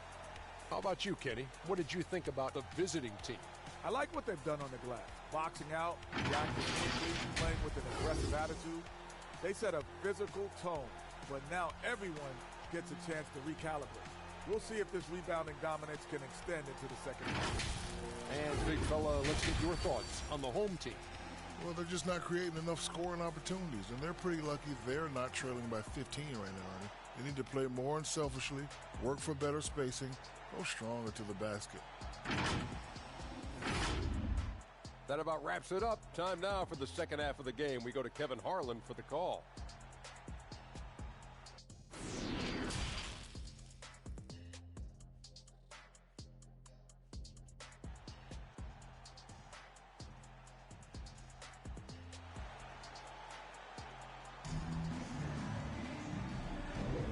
Well, it doesn't get much better than playoff basketball. Let's get back to the action here in round 1.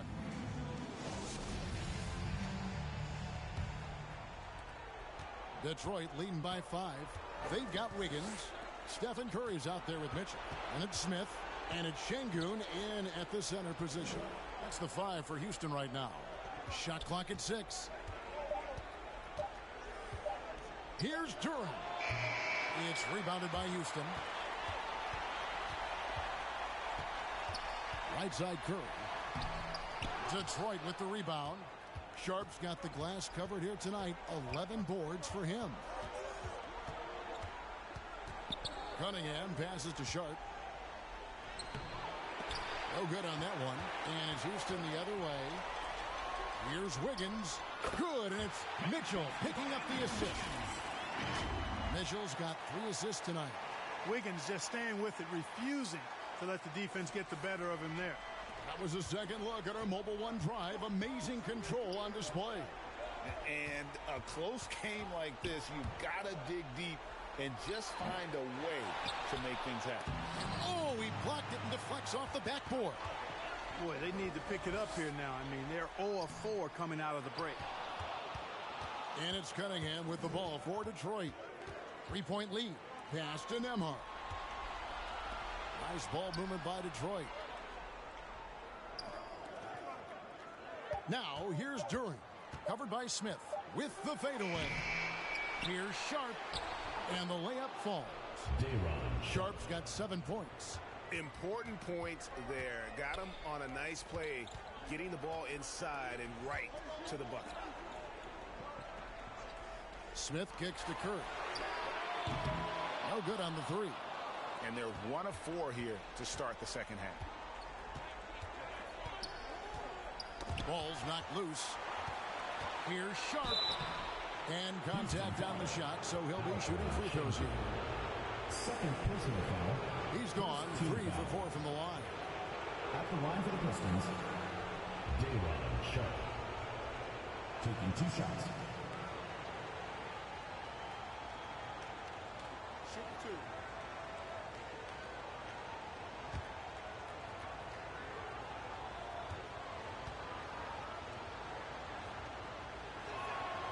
That free throw, no good.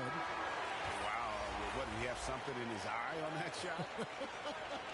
Maybe. Detroit making a switch here. Bagley's checked in.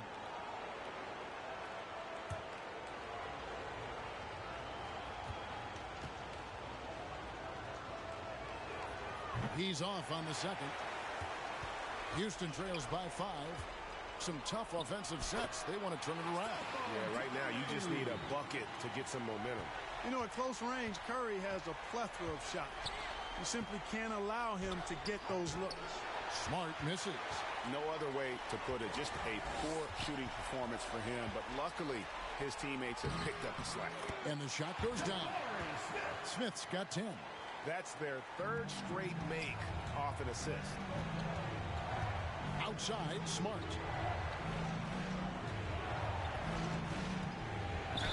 As tough as they get, Smart's a bulldog out there. Does a good job of drawing contact, oftentimes by initiating. This is his first trip to the line tonight. 2 shots. Take a break. Take a break. 2 shots.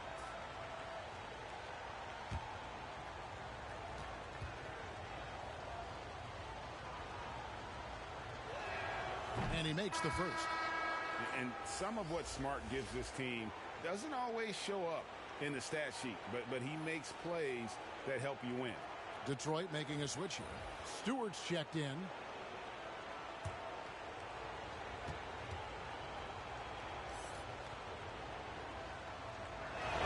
Both good from the line that time. Houston trails by 3. Curry passes to Abaji. Back to Curry. Smith outside. 6 to shoot. And there's the pass to Abaji. Oh, okay. Harden returned to Philly on Tuesday. Curry shot is off. And the great shooters know when they've got enough opening to go for the 3. I didn't think it was a bad choice on that possession. Now Smith, after Marvin Bagley missing on that 3-point shot. Okay, why isn't all the big pre-ordering? Here's Abaji. Guarded by Stewart. Abaji, the pass to Mitchell. Kept alive. Şengün. Nothing soft about the putback there. And why chance it, right? Take the dunk if you've got it. Well, you know, if nobody's going to put a body on him, then that's going to be the result. Welcome back. Now the first time out called here for Detroit. Adjustments are a part of the game, and the coach sees something he doesn't like here. And you know what? We'll see what changes he makes coming out of this timeout. Oh, man.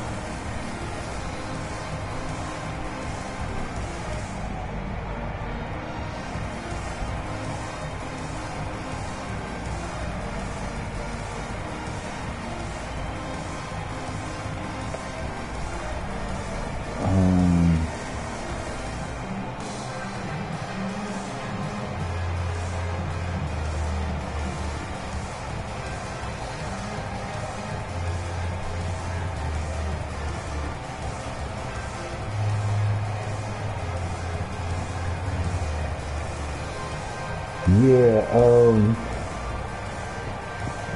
I'm very interested in when the WKBA starts back up, because I want revenge. Yep. And be part of the corporation. And Detroit with a change here too.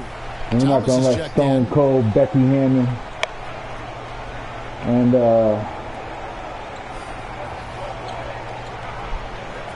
the plum dictate policy around here. All right. Now, I think you said you already got Stewie. So, there have been some terrible shot choices here, let's do it. That's not a good look at all. So Stewie's in safe hands. I'm pretty sure this means Becky Hammond coaches Luke's team. The Pistons need to get off a shot here. Which is just as stone cold as it could be. Alright, I don't know where the plum's gonna wind up at, but she ain't playing here no more.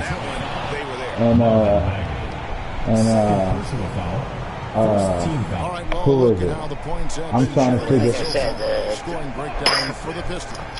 Great game for them offensively. Plum's probably your best bet to get fucking and then converting those second chance opportunities. Brittany Grant. Yeah, I'm looking at Brittany.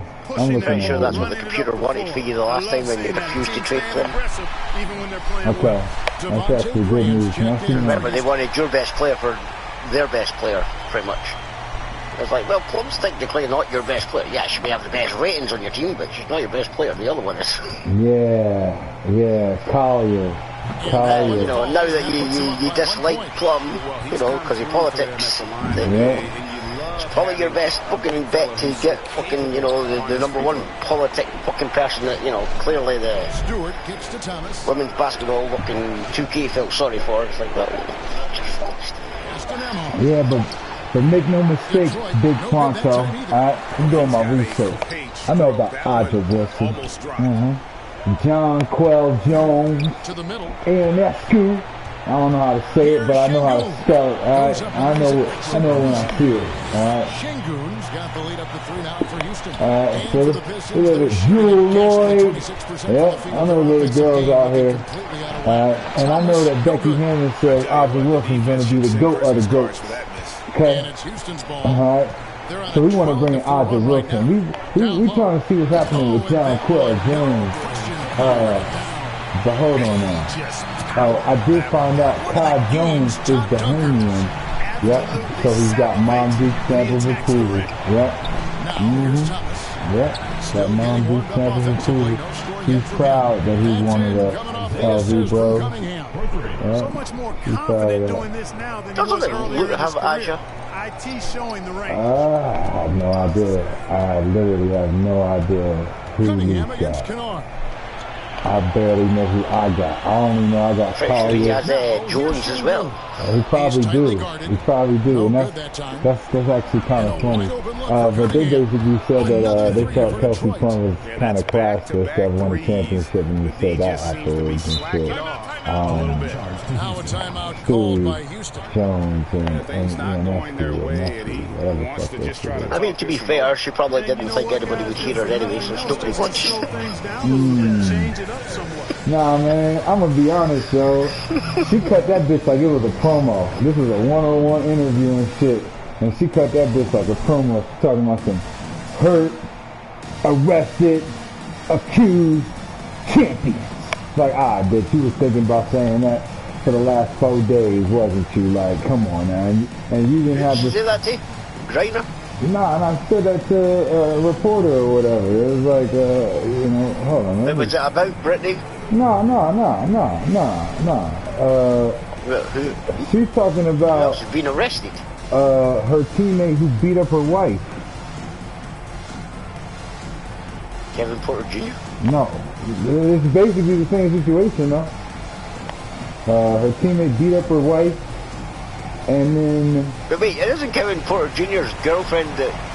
Doesn't she play for the WNBA as well? Yeah, who she is, I have no idea. I know she got a wild last name, though. It's like some shit you'd never think of. And doesn't her sister, who dates the NFL guy? I think so. I want to get these 2 girls on my team. I thought you wanted the Samuelson sisters. No, Luke needs the Samuelson sisters. Third quarter, guys, and this has been a neck-and-neck game. They ain't got balls. I think there's only 2 of them in the game there. I think the third one was actually retired. Thus far. We're looking to get her in the draft. In the game. I don't know when they retired. It's just, I remember reading it the other day when I found her name. Yeah, and the other thing, female basketball-wise, maybe not the best women playing today, but the most popular 2 women playing today don't even play in the WNBA. Word up. I'm following both of them on Instagram. Did Candace retire? Nah, Candace is great, but Candace is like old now. Like you know, no offense to Candace. She's still one of the most popular fucking. Yeah, she is. She definitely is. She's like the Kobe Bryant of that shit. I knew who Candace Parker was before I knew anybody else in fucking WNBA. I knew she played basketball. Yeah, but Flopper knows who I'm That's talking the only about. person I knew played basketball in the female fucking. Yeah, she got over. She don't get me wrong, man. She was great in basketball for women's basketball. Candace Parker will always be. She's a great commercial. You know, beautiful girl, champion 3 times. I mean, I think she got more than 3 times. But You know, that was before the whole Brittany Griner's been arrested in fucking Russia. So. yeah, and Brittany Griner, I got lucky. I still had ESPN when she was in college, so I got to see Brittany. Brittany Griner, like, there's very few players that play basketball that I got to see in college. It's actually Candace Parker in college. Here's what I mean, like, everybody knew Candace Parker was about to basically become what she wound up becoming. And they're going to say the same thing about the 2 girls I'm talking about right now. It's not even like a big thing. Everybody already knows who they are. Angel Reese and Fluaja. I don't know if I pronounced it right. But Angel Reese just got the deal with Reebok, I think. Shout out to Shaq. And I don't know when they even come into the WNBA. I don't, like, one of my homegirls said they were just in the draft, and I'm like, no, I don't think they was just in no damn draft, like, because that would have been way bigger news who they got drafted by. Speaking of which, does that mean that the WKBA gets a draft as well? I'm pretty sure we could have drafted. Andrew Wiggins is checked in for Houston. I don't know how the game works, though. I don't know. All I know is fucking it ended season. on the fucking end of the season, so we have the whole fucking like next season's rules and everything to see. Okay, so it do got all that. Alright, because see, before it didn't have all that. Yeah, for the because that's women. the screen that it stopped it. Alright, word. I'm glad it even got that, because before it literally was just one season, that was it. For the foul outs and all that shit. Yeah, before it was literally one season, and then that's it. Like, I think you gotta do something separate. Oh no, it's the same as fucking like the male one now, where the season's just continuing and everything. You know, it's not like, well, pick your team and then pick your team again, and pick your team again. It's literally the team can continue until their contracts are over. I'm here for that, man. I don't know when Angel Reese is gonna be available in the draft, but whatever. I mean, it's probably still got to be like that on your game. You know. I did notice a big difference when I was thinking. It was like, wait a minute, this is literally just like hockey in the KBA, but not on the other continent, wasn't it? Yeah, that's the part I'm talking about. Fucking rules and fucking might be 5. and actual fucking teams. Yeah, it might be 5. It might be the 5 that I'm gonna need to be able to do what I'm thinking about doing. Yeah, because everything's extended on the 5. I mean, fucking, they actually have a fucking career mode on the fucking. I'm glad though, man. Because like, still, even with just like that, like, that may be necessary, but like, there's still I feel no need to go get the 5, like, you know, the way I had to get something when 64 and PlayStation dropped. I had to get something. Like, I'm a Sega guy. I gotta buy the moment something. they start dying out the game is when you really need it. Yeah, okay. Like, this game's only continuing on the next gen now, you know, it's not a It ain't there yet. But they know they overpricing the consoles out of the market, like, for that anyway, like, you know what I'm saying? So it is what it is. Like, I've seen that the PlayStation 5 Slim is going to be like, something probably available, but for me to get a console when it first come out, it's gotta do something that's like, these consoles don't work, like, they're not, like, you know, like this shit used to matter, like Nintendo was like 8-bit, so then like when even now, Sega went to 32-bit on the fucking the other one, and there's not that much fucking difference. Yeah, that's kind of what I'm saying. It's like, I don't feel the need to go get that Like right now, the #1 game that I have on top of my list to buy is GoldenEye on Xbox. It has been out since it came out. Have I bought it yet? Nope. Right? Because it ain't even that, like, it ain't even... Here's the thing, right? You would expect WWE to have extra features with all the new power of consoles, but it's literally exactly the same game. The only new feature I have fucking spotted or know about or have been told about or read about is the fact that during their entrance you see their fucking reflection on the fucking floor. It's like, wow. Yeah. Adding tracking to wow, that's it. It's the same fucking like, what about the 4K cameras? Like, cause you know, how come your basketball has fucking all these brand new features and everything? Yeah, it's always that though. The 4 one's the stripped down version of it. It's like, no, look, you can still play on the 4, but you're not getting the full experience. It's like you just went, okay, we'll just move the 4 to the 5, and there you go, there's your WWE game. We don't give a shit. Detroit trails by 8. I literally would rather somebody mod this game and turn this into WWE. Like, just mod it and let us fight in the middle of the court instead of like play basketball. And then I'm in because like everything, like even the dudes sitting on the bench, like some of them would be injured, be looking all sad, and the rest of them just be like doing like the same thing, but it ain't the same thing as the guy sitting right next to him and shit. It's the same thing as the guy sitting. Like, so even that to me is like, you know, because when I got a tag team partner, 4 of them, and all 4 of them do the same exact thing the whole time, and like how much they beat up throughout the match. Like, I don't know, bro. Like, I said that when I first got out here, was that the basketball has always been more involved. Because that's the one they really care about. Yeah, but it's like... They're all basketball fans. None of these things are in basketball, but they got it in this game. And all of these things are in wrestling, but they don't got it in that game. So even the part where... you know, the general manager don't like this guy. Like, we're doing this shit where we got Russell Westbrook as the fucking coach and all this other shit. And then, like, you know, he wasn't running us no games. The GM wanted to fire him. All of that literally happens in wrestling. It happens every week on the show, fuck behind the scenes and shit. In the NBA, the NBA organization does not like when ESPN reporting stories like that. This is not like Dave Meltzer. I mean, it became like that because, you know, anything that has press is going to become like that. You got to at some point figure out how to work with your press so that you know, got some control of what comes out and what don't. But the NBA as an organization, NFL as well, they do not like all these things coming out. They don't like when it's domestic violence, they make the league look bad and shit.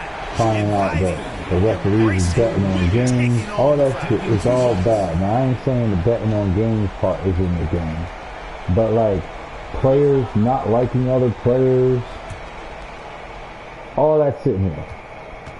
Wanting to be the top guy on the roster, all that shit here. Right? If you don't do it right, you, the GM of the Claymores, if you don't do it right, Bassey might fuck around and get mad that you brought in Porzingis because, you know what I'm saying, he's taking away some of the big man minutes, and Bassey, he got him a spot here that he know he wouldn't have no else, but he will force his way the fuck up out of here, right?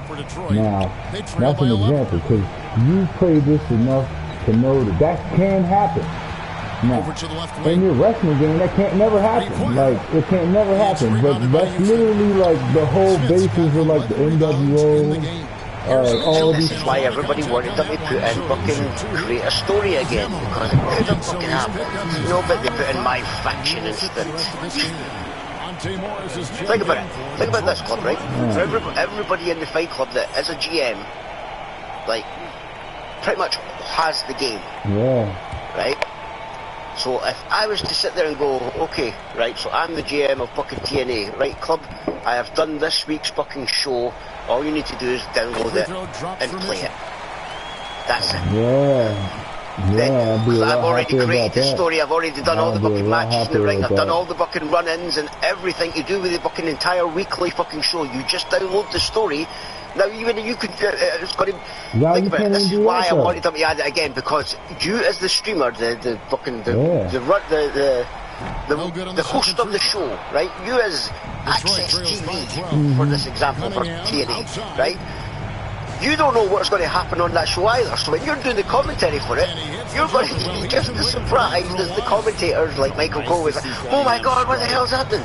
You know, if I sit there and go, right, I just made a new person the club doesn't have. Nobody's seen this person. I can make them interfere in this fucking match. It's my show. They can be there weekly and nobody knows who the fuck it is. So you're going to sit there and go, who the fuck is this interfering?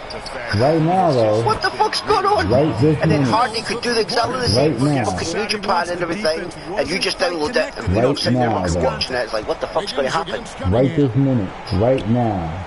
We cannot do that. Like, right now. Whereas, you know, I have to fucking tell you all the fucking matches in the ring, so therefore, you already know all the surprises that's going to happen because I have to fucking get you to do them. Yeah. You know, I can't sit there and make a big surprise fucking heel turn on somebody or fucking I know. anything without already fucking telling you what the fuck's going to happen because you need to set it up. I know. That's why they needed to bring back Creator Story. That's why, like, it's like that part of it, and then the other part. Because when you download the story, you're downloading the story to play, right? So all the people on it, you don't even need to have the characters. So I can have a bunch of fucking people and everything there, you know, I can fucking sit there like, Chris Hero's fucking like, where the fuck did Chris Hero come from? I don't have him on my game. Wait a minute, he's part of this story. Okay, so I can have a lot more fucking people that are on the shows, and I don't need to use up all my slots because everybody else does. You know, it's like, if I have Sabu on my show, you don't need to download them because I could put them on, download them on mine and put them in the story. He's still going to get displayed on your stream.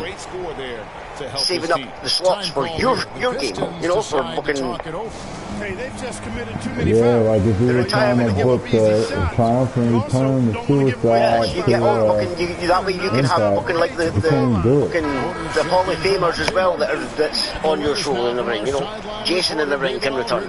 Voorhees, that is. Yeah. Not crazy.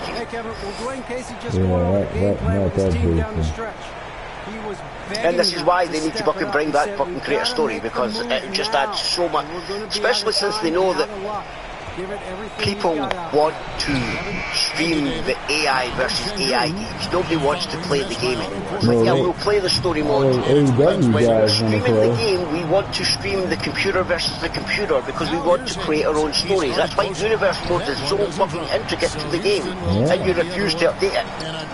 This is why we want to create a story back. It was the second #1 fucking thing other than fucking my GM.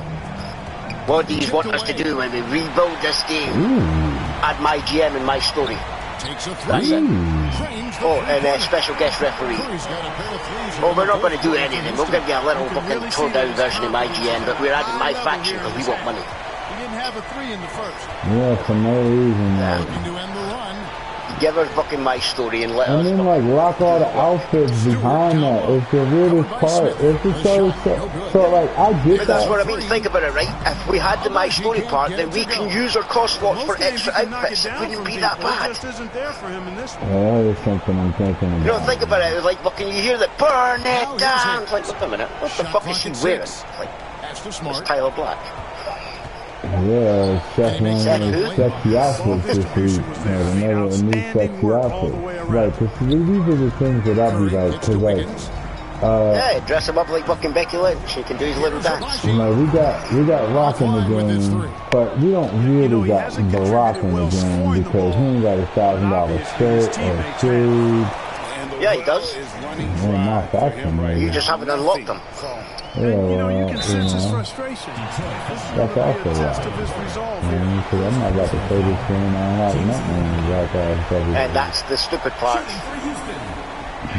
Since 2K took over, because remember when Dukes were in charge, a season pass meant unlocked everything that was lockable. I didn't need to play the career mode to unlock fucking Cole Quinn and everything. I just pressed the button to unlock them all, and then I played career mode at my own pleasure. I didn't have... Eh? Cole Quinn's in the game? No, I'm saying when like 2K19, you didn't need to fucking thing, you just pressed unlock and you got all the fucking persons, including Cole Quinn. You didn't need to fucking he was go locked through the in career that mode to unlock Cole Quinn. Oh, damn. Yeah, you got him once you fucking played the career. I had no idea that was the case.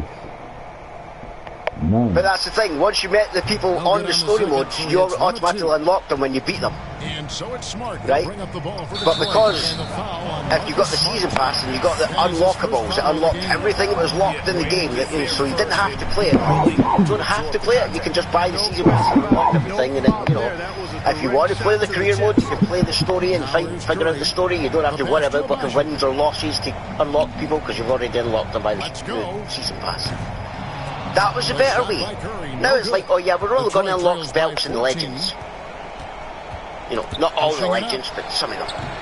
The other legends are unlocked in fucking my faction, and the other ones are in my GM, and the other ones are in fucking career mode. It's like, no, why? Nobody wants to play your shitty game that long. Nah, not at all, man. I want to create a fucking superstar and I want to fucking watch them fight. That's it. That's the enjoyment people get out of these games. This isn't fucking like the old days where fucking get your friends round and fucking sit there and fight anymore. Dude, I'm down to do that. I'm down to do that. But this ain't even that. Like, this ain't even that. Like, yo, the Fight Club's been a great run. And I just look at it from my career, right? So my career as a wrestler, the Fight Club's been a great run. A lot of championships, got to do the whole Vince McMahon thing. It's been probably better for me than it is for most people who ever wrestled in the Fight Club. But that year I stood on Raw 2 is the best year of my career. Easily, hands down, it ain't because it was the first year, because it wasn't the first year. I mean, it was the first year of my personal career. You know, when I was in the Indies, I guess, but, my first team in the WWE. But it wasn't my first call, like, you know what I mean? But at the same time, it's the same shit. Like, the storylines that I ran that year, my storylines, you know, from a perspective of I'm the talent, and this is what you got from me. I got to do the Diesel thing as the fucking bodyguard who became the babyface and got the title first. And also got to do the Macho Man Hogan Miss Elizabeth love triangle thing. This was a great year for me. Now the rest of you, like, see, that's why I will always like that game. It was the little parts in between, not just the gameplay, because it was fun to play it, right? But it was the little parts where it's like, especially when you're fucking, because it was like 4 players automatically, and you're like, when you're there with your fucking friends in the ring, just sitting there fucking playing in the ring, it's like, if they say something to you when they're on the couch and everything, it's like, you cheeky, okay, you have a fucking match coming up, you interfere. You know, you're not automatically allowed to interfere, you get a little cutscene of whether the screen stop you or not. It's like, and then when you sneak through, it's like, ha, fuck you, fucker, you're for it now, I'm on my way to the ring. And the time you the most mad is the time they won't let you through and shit. You be trying to spam to drop a box on this motherfucker and it won't work. It won't never work. And then the other thing, try and steal their shit and everything for the locker room as well, so they couldn't actually have the match because they didn't have any fucking stuff to wear. And that's the other thing that I used to do was, you were always caught. I remember at some point in this year, I had a minor feud with Kane, right? And he dropped a box on you? I dropped a box on him. I remember my feud with Kane. He fucking dropped a box on one of those fucking travel box things on me. Yeah. I was like, what the fuck? Yeah, that's probably why. And every time you tried to call out somebody, every time I tried to call out the champion in the ring, Rhino would appear. I was like, fuck off. Some shit like that. Some shit like that. I don't want a feud with you. That's the part about it where you talking about you could set up a story and it would even be a surprise for me, because the game be doing dumb shit again, what you just mentioned, a huge debut, Chris Kane, you know what I'm saying? Remember we tried to do the Adam Cole wearing the mask thing. I see that they're kind of doing that right now. MJF wearing the mask. So it's like, some of this, it's like, we gotta do a lot to cover up the fact that we can't really do these things. And it's like, it's like, why do you think they stole that from you as well? It's a pronunciation. What part? Bullet Club, go! Oh, okay. Oh, do they say it like that? Yeah. Oh, come on, man. Come on, man.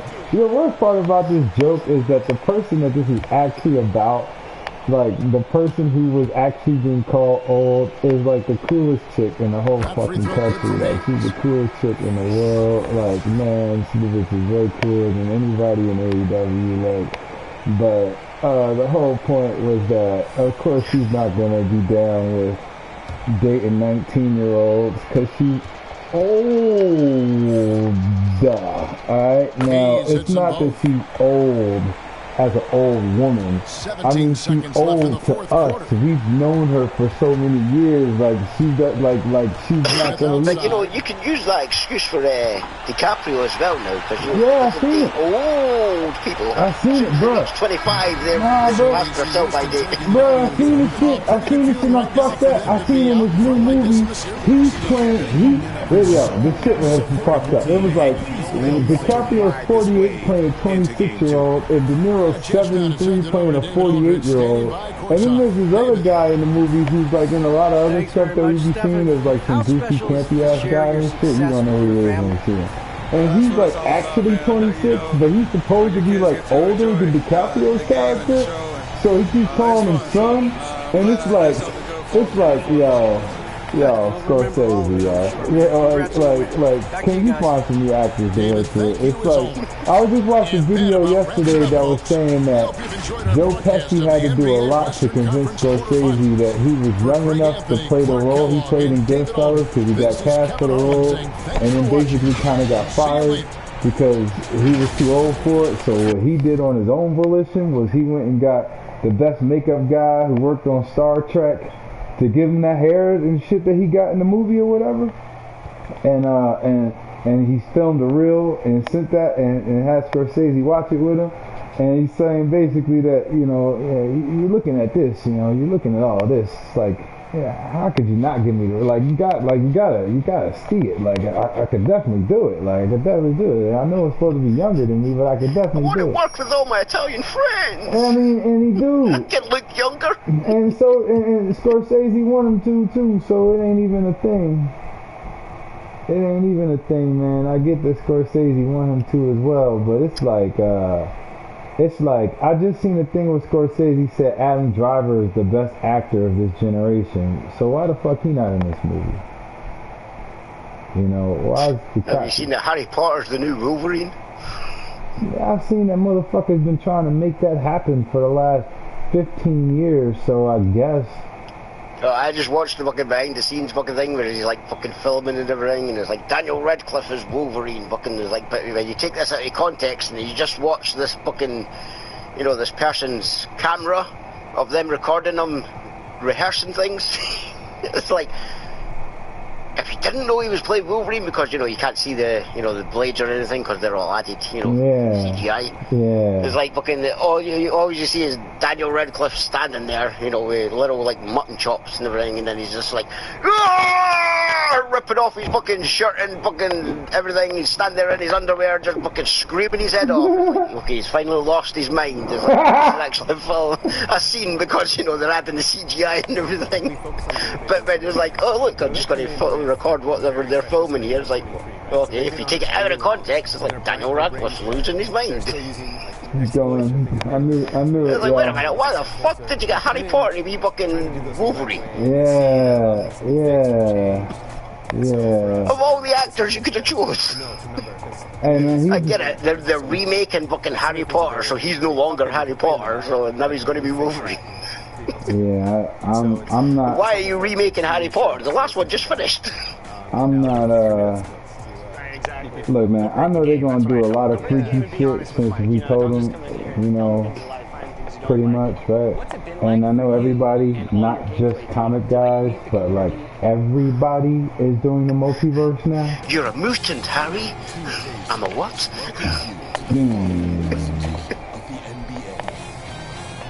Yeah, man, that's just, man, I don't know, man. That's a hard sell for me. I've never watched a Harry Potter movie, so. But I've seen all the commercials. Neither have I, but I've seen the trailers. Yeah, and all the memorabilia. You're a wizard, Harry. It was like, wasn't that the whole fucking point he went to the fucking school in the first place, though? Why are you telling somebody who should have already known? Round 1, Game 1 of the Eastern Conference playoffs. And you can just feel the energy here tonight. Alongside Hall of Famers George Burke and Grant Hill. I'm Brian Anderson. So you went to Hogwarts knowing that that's a school for wizards. They've got Precious Achua. To be a forensic psychologist. Do wizardy stuff with your little wand and everything, and then they're surprised when they say you're a wizard. And it's Joel Embiid. Then it's Chris Duarte. I watched this shit. Yeah, I'm just not in all that magical shit, man. It took a lot for me to watch Game of Thrones. The first question I had, this is how y'all know I'm new. How y'all gonna always know it's me. First question I had about Game of Thrones. Are there any black people on it? Down it goes. 2 points. Well, that So is this about explains why I didn't watch recognition none of the rest of Halliburton. that He shit. recognizes the overcommitment, Yeah. makes the defense This pay. is why I Here's took Williamson. There's the block. hints from the legs. The legs. There was. Yeah, I know. The ones you expect to see, but you know. This is why I took. Which is why they corrected that in fucking the Game of Thrones prequel. This is why I took supernatural elements to get me to watch this show. And they wasn't about to give me no hand job. I seen when it was his legs running through the snow. Right? I seen when it was just some eggs. So I'm not about to watch eggs and legs. I'm not about to watch some openly racist shit where all the black guys ain't got no dicks. Because I already know what that is. We gotta work for stuff like that. Black people at Hogwarts were still British or African. We're not talking to you, Big Pronto, about Hogwarts. I know that's you, Big Pronto. You somewhere. This is like when Trey. Where you at, King? So much to contend with when you're dealing with Luka Doncic. Where you at, Big Pronto? Where you at, Big Pronto? I know you're here somewhere. He like Sting. I know you're here somewhere. Yep, he's in the chat. It's a great series of movies. Yeah. What about the Fantastic Beasts? Yep. Harry Potter and the half-black president. Huh? What about that? I know I heard that one time on one commercial. And then Isn't that supposed to be the spin-offs? I don't know how. I know there's a spin-off fucking trilogy, fucking movies. Yeah, it's a prequel though, ain't it? I thought that was a prequel. I have no idea. When did Harry Potter take place now? That's what I'm saying. I'm not with none of this shit, man. I'm not with. You niggas ain't got no. Listen, I'll watch Doctor Strange. Cause Doctor Strange the only nigga who do magic in the whole shit. Even Thor. Just sitting laughing in the chat. Thor don't be sitting over there talking about some by the powers of Asgard, da-da-da-da-da, I'ma send 12 winds at you, like, he don't, like, he do that, but then he don't, that's not what he lead off with, he don't be coming through like, yo, I'm Thor, I got all the, if you seen Loki, Loki was chasing this motherfucker for like 5 minutes before he even started to use his powers. These niggas is not out here like that, But Doctor Strange don't be leading with his mystical powers. Doctor Strange leads with some witty banter, and if you can't get that shit over on your ass, I think that's a little bit overkill, though, you know, using the shadow power. It's like, no, not at all. Wait, for who? Remember, that's what he said. Oh, yeah. Do you think that's a little bit overpowered? But that's the whole, that's like the whole point, cause it's like, I'm like watching this dude, this not Jeremy Renner dude, travel through time, and like, try to trick, how are you trying to trick the god of tricks? Like, listen, bro, I don't need to see Loki do it on the show. I know what he's done in the comics, so I know this guy is way out of his depth. It don't even matter if he got a time, he can have 3 times. Yeah, he's literally called the god of mischief for a reason. It's like, bro, it's way deeper than that. It's like, he's called the god of mischief, and like, his whole thing is sticking it to his own brother. It's like you would definitely it's like I'm watching him follow this guy down the alley, and I'm like, this guy is like getting off so easy. So then by the time Loki pulled out the shadow, I see what you're talking about. It's like I'm over here thinking like he could have did that, like he could have. So again, Franco, it's not like these guys lead off with this. Thor don't come through leading off with cracking lightning and thunder. Thor don't come through leading off asking you if you want to enjoy some mead with him. And if you don't, and you still, if you're willing to attack Earth even after he offered you some mead, he gonna knock you the fuck out. That's who it is. And I don't really like Thor, but I like that about him. I've always liked that about him. So it's like I can kind of fuck with it because Thor gonna fight you off the rip, like right off the rip. Like it don't matter who you are. It don't matter who you Wolverine, Conan, Superman. It don't matter. He's gonna want to fight off the rip. It's the way he learned. Like you know what I mean? Like I get it. Respect. Boom. That's something all of us can understand. So even though I didn't go buy no Thor ever, I always have respect for Thor. The same thing with Loki, Doctor Strange. Now, I don't know nothing about magic. I don't know nothing about magic. Doctor Strange do this one thing. You wanna know what he do in the book? He throw up the 2 sweet. That's what he did. In every issue, when it's time for him to do some magic, he throw up the 2 sweet.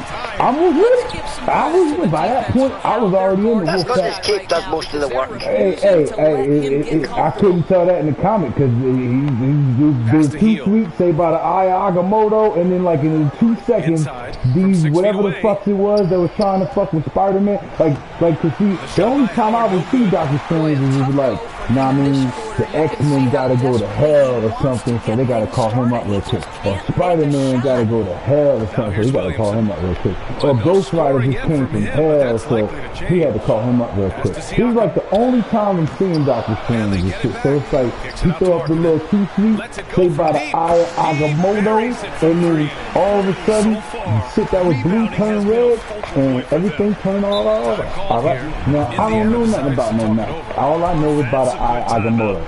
Besides that, it's all gargoyles, dog. It's all gargoyles. Alright? And that's probably where the Eye of Agamotto is from anyway.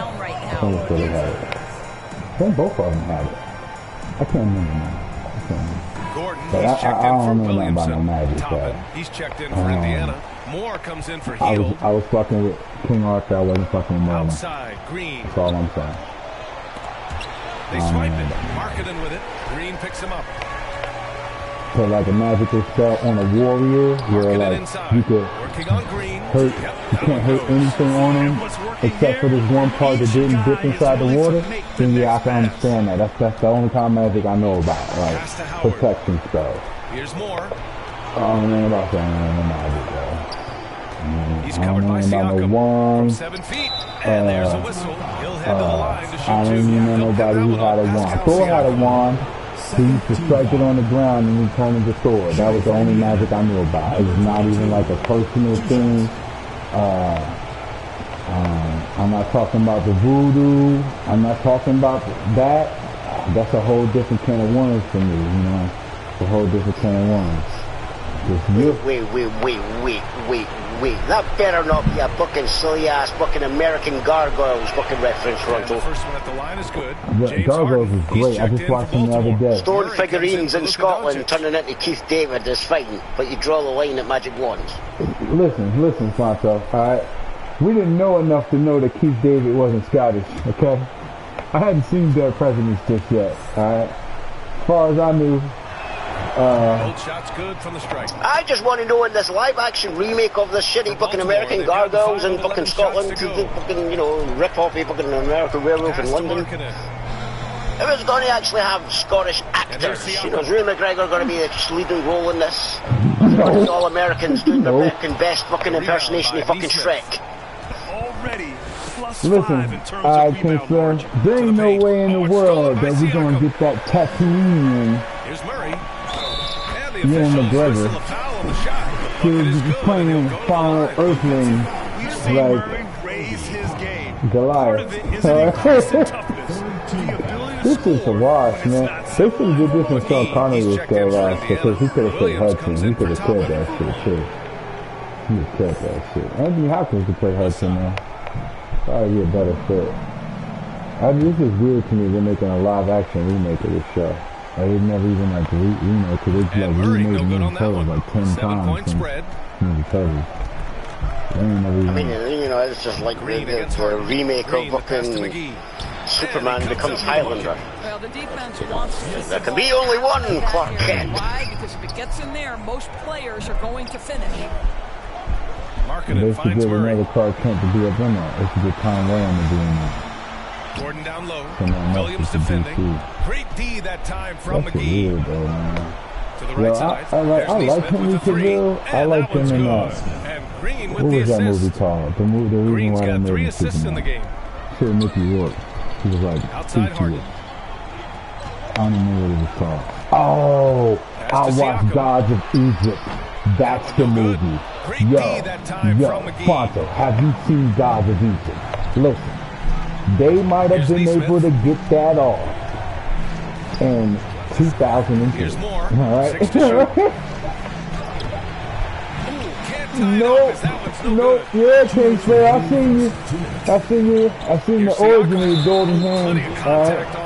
And while I started turning red, I think it. You know, I remember watching that movie. I just don't remember anything about that movie. That movie should be canceled. That's very memorable. Immediately, there was another one that came out too around that time that I knew when I saw the trailer, like, nah.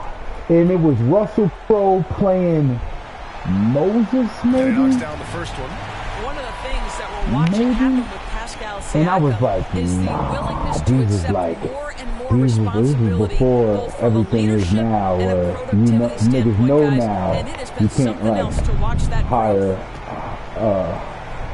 Zac Efron to play the King of Egypt. You can't do that. You niggas know that now. But that year, those movies came out. They should have knew that then. And I'm pretty sure both these movies flopped. I'm pretty sure if Russell Crowe played Noah, it probably was Noah. Either way, nah. Nope. They should have got Oscar Isaac. Yep. And King said, you know why? Yep. I also think he's about to be Frankenstein. Great casting. You know why? Yep. Because you can't say Oscar Isaac ain't no Frankenstein monster. Yep. You can't say that. He is a Frankenstein monster. In Hollywood. Yep. He could play Noah. Poe Demo, Miguel O'Hara, Mark Spector. He's got range. That's another thing. Like because I used to read a lot of Moon Knight shit. They wouldn't be Moon Knight's book. But it'd be a lot of shit Moon Knight was in. It would be Moon Knight's book every now. I promise you I read more Moon Knight books than I've ever read Doctor Strange books. But reading all this Moon Knight.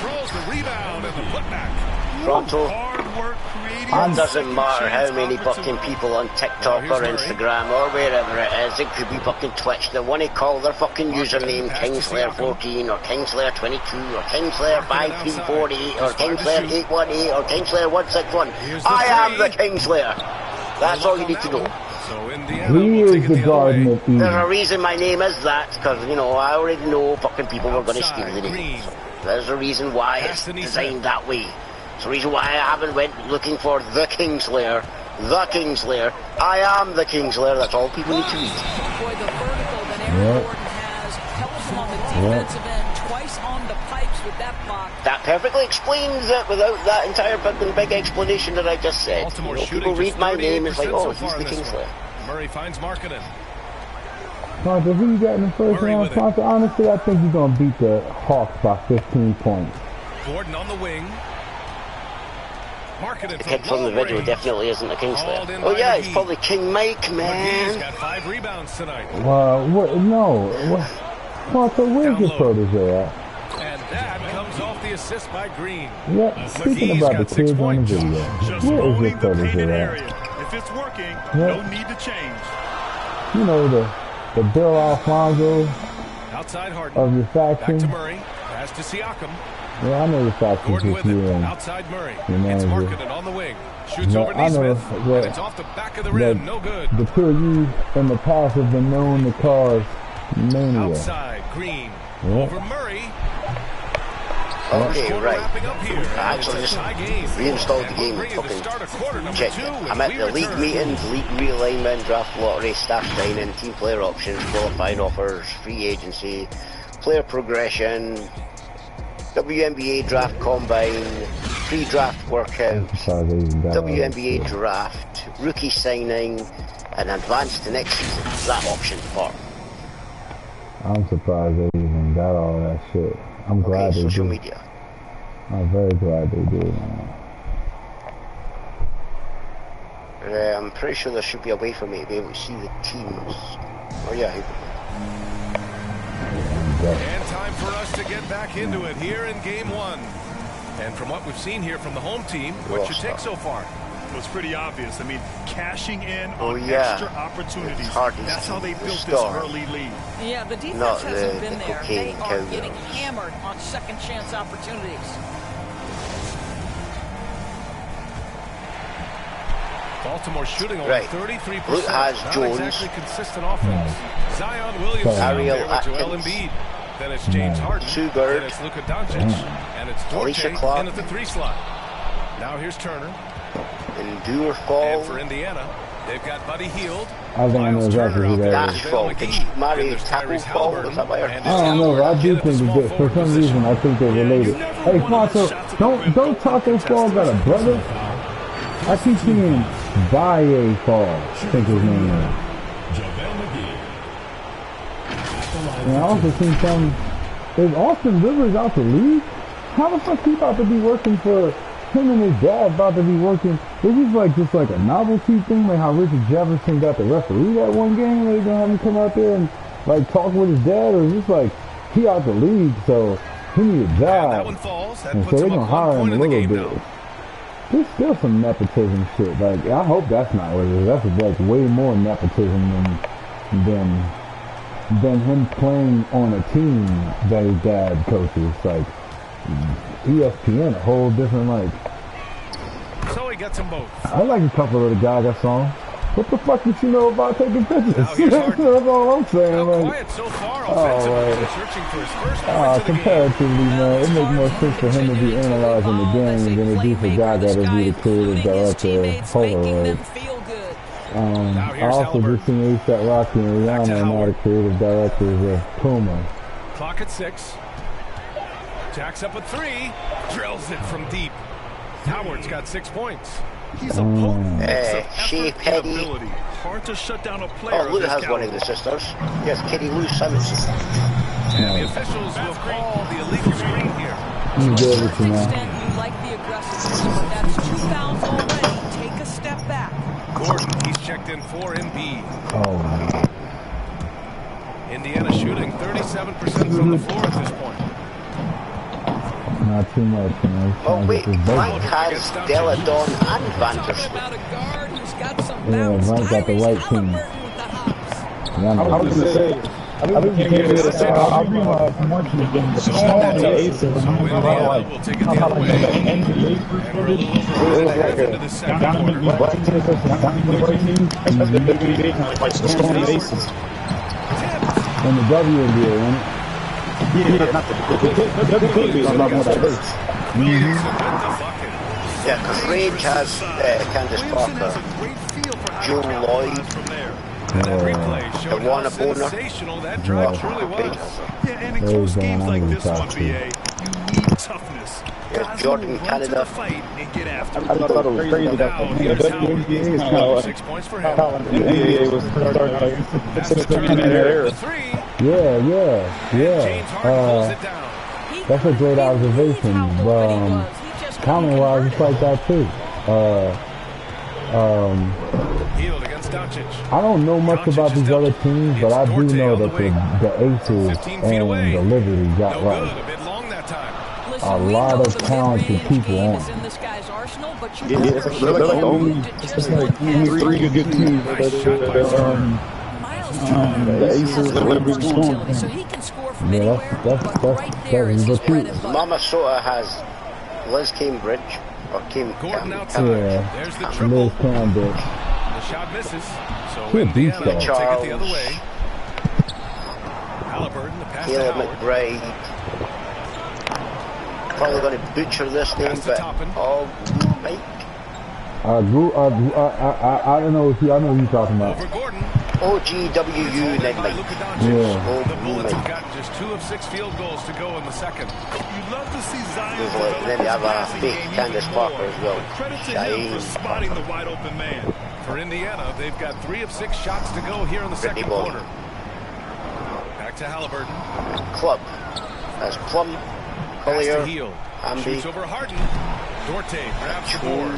Baltimore Yeah, shooting only tell him what, 36% I like so far that. in He's this game. definitely getting rid of Plum, man. It's like unfortunate, but he's getting rid of Passes to him. Williamson. Physically, there's just no way to match up with Zion. Especially Yeah. now that Allen, he can go to the right Lavender, hand. All right, Dawson, guys, what do you think about the offensive approach we've Greenegg, seen so far for Indiana? who's actually a real person. Focus Well, on it's outside just like scoring a has calls paid made off. up game, but in They're action, finding they're running plenty that of list. points from three-point Yeah. land.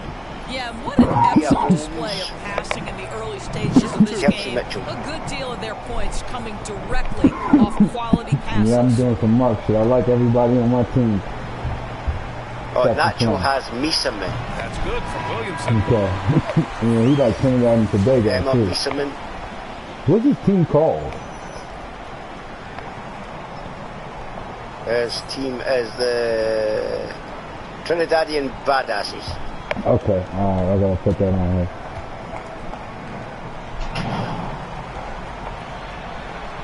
And good on the second. Yeah. So Those he are makes them Sylvia Fells. He's also about to be shooting at the end of it. Now Halliburton. He's running Pass to ball Howard. out. Now Hield. Yeah, because I have Stewart, Quigley, Hayes, And the foul is called. Copper. He missed it, so he's got a couple of free throws coming his way. Buddy Hield's so active on the offensive end, finds the Yeah, I defense in think a Flowers all compromised right. position and gets what he's looking and for. Toronto has Hogan Bowali. Mm-hmm. Pretty sure that's how it's spelled. It's pronounced. Hogan Bowali. Yes, Skylar Smith. No good on Ariel that. Powers. Pascal Siakam. He's checked in for Williamson. Sabali. Kia Nurse. Shakira Austin. Who is another guy?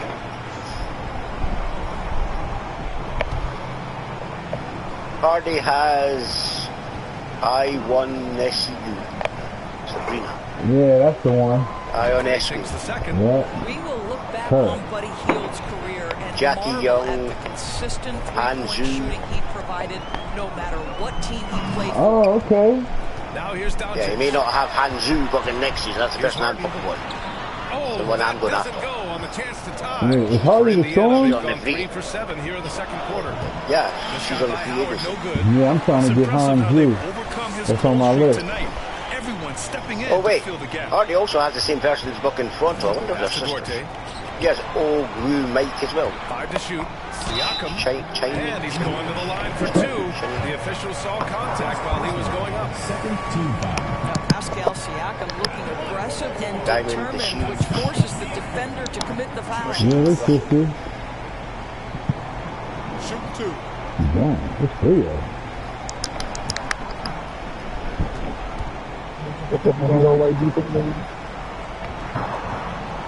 That free throw no good. Markkanen's checked in Oh, yeah, I for don't get Baltimore. to see the other Jamal team, Murray but comes in for it's James clear, Harden. so, the Neesmith, he's checked in for Indiana. Moore comes in for Hield.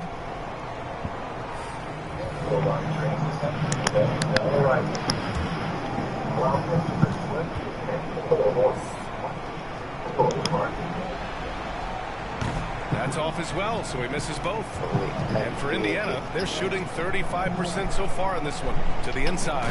Achua with the dunk.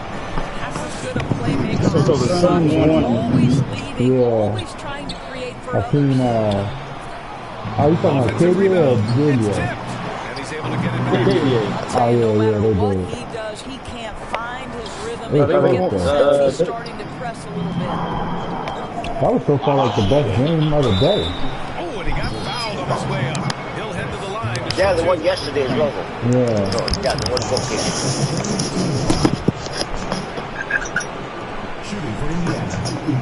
This is crazy, man. They is going toe to toe with the Rangers. Like, I figured this was gonna happen, but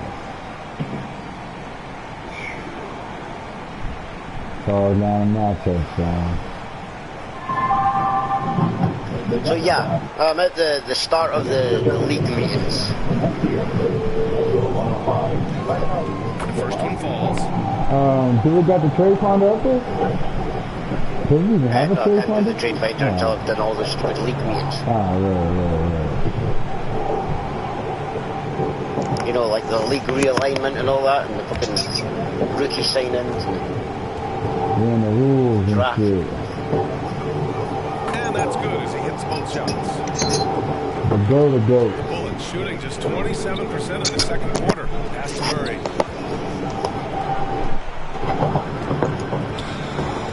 Siakam with it. Oh, he picked it clean.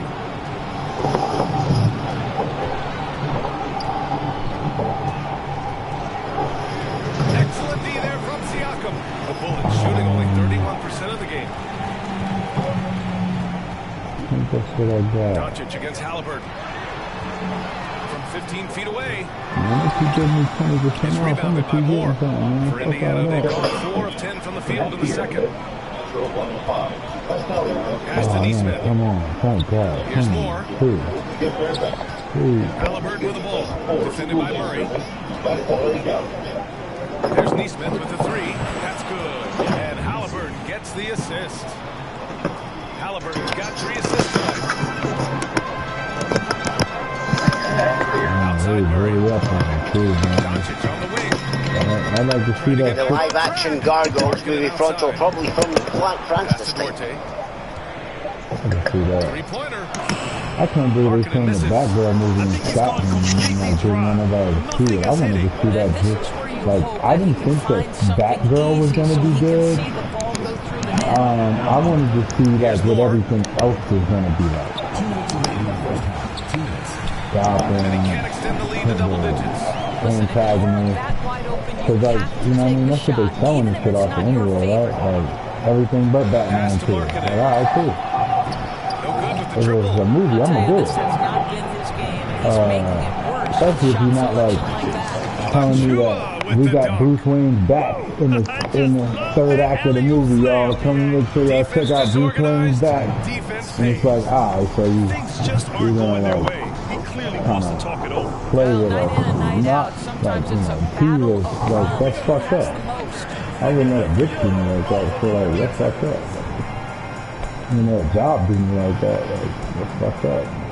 I can't, like, but yeah, I wanted to see what the architecture of Gotham City is going to look like. They said Firefly was going to be the bad guy, than the first time, well, not the first time he was used, but like the first time he was, you know, used for that. Yeah. I'm pretty sure that's who Brendan Fraser is playing. Nice. Yeah, that's why I'd have been even more with it, because it's...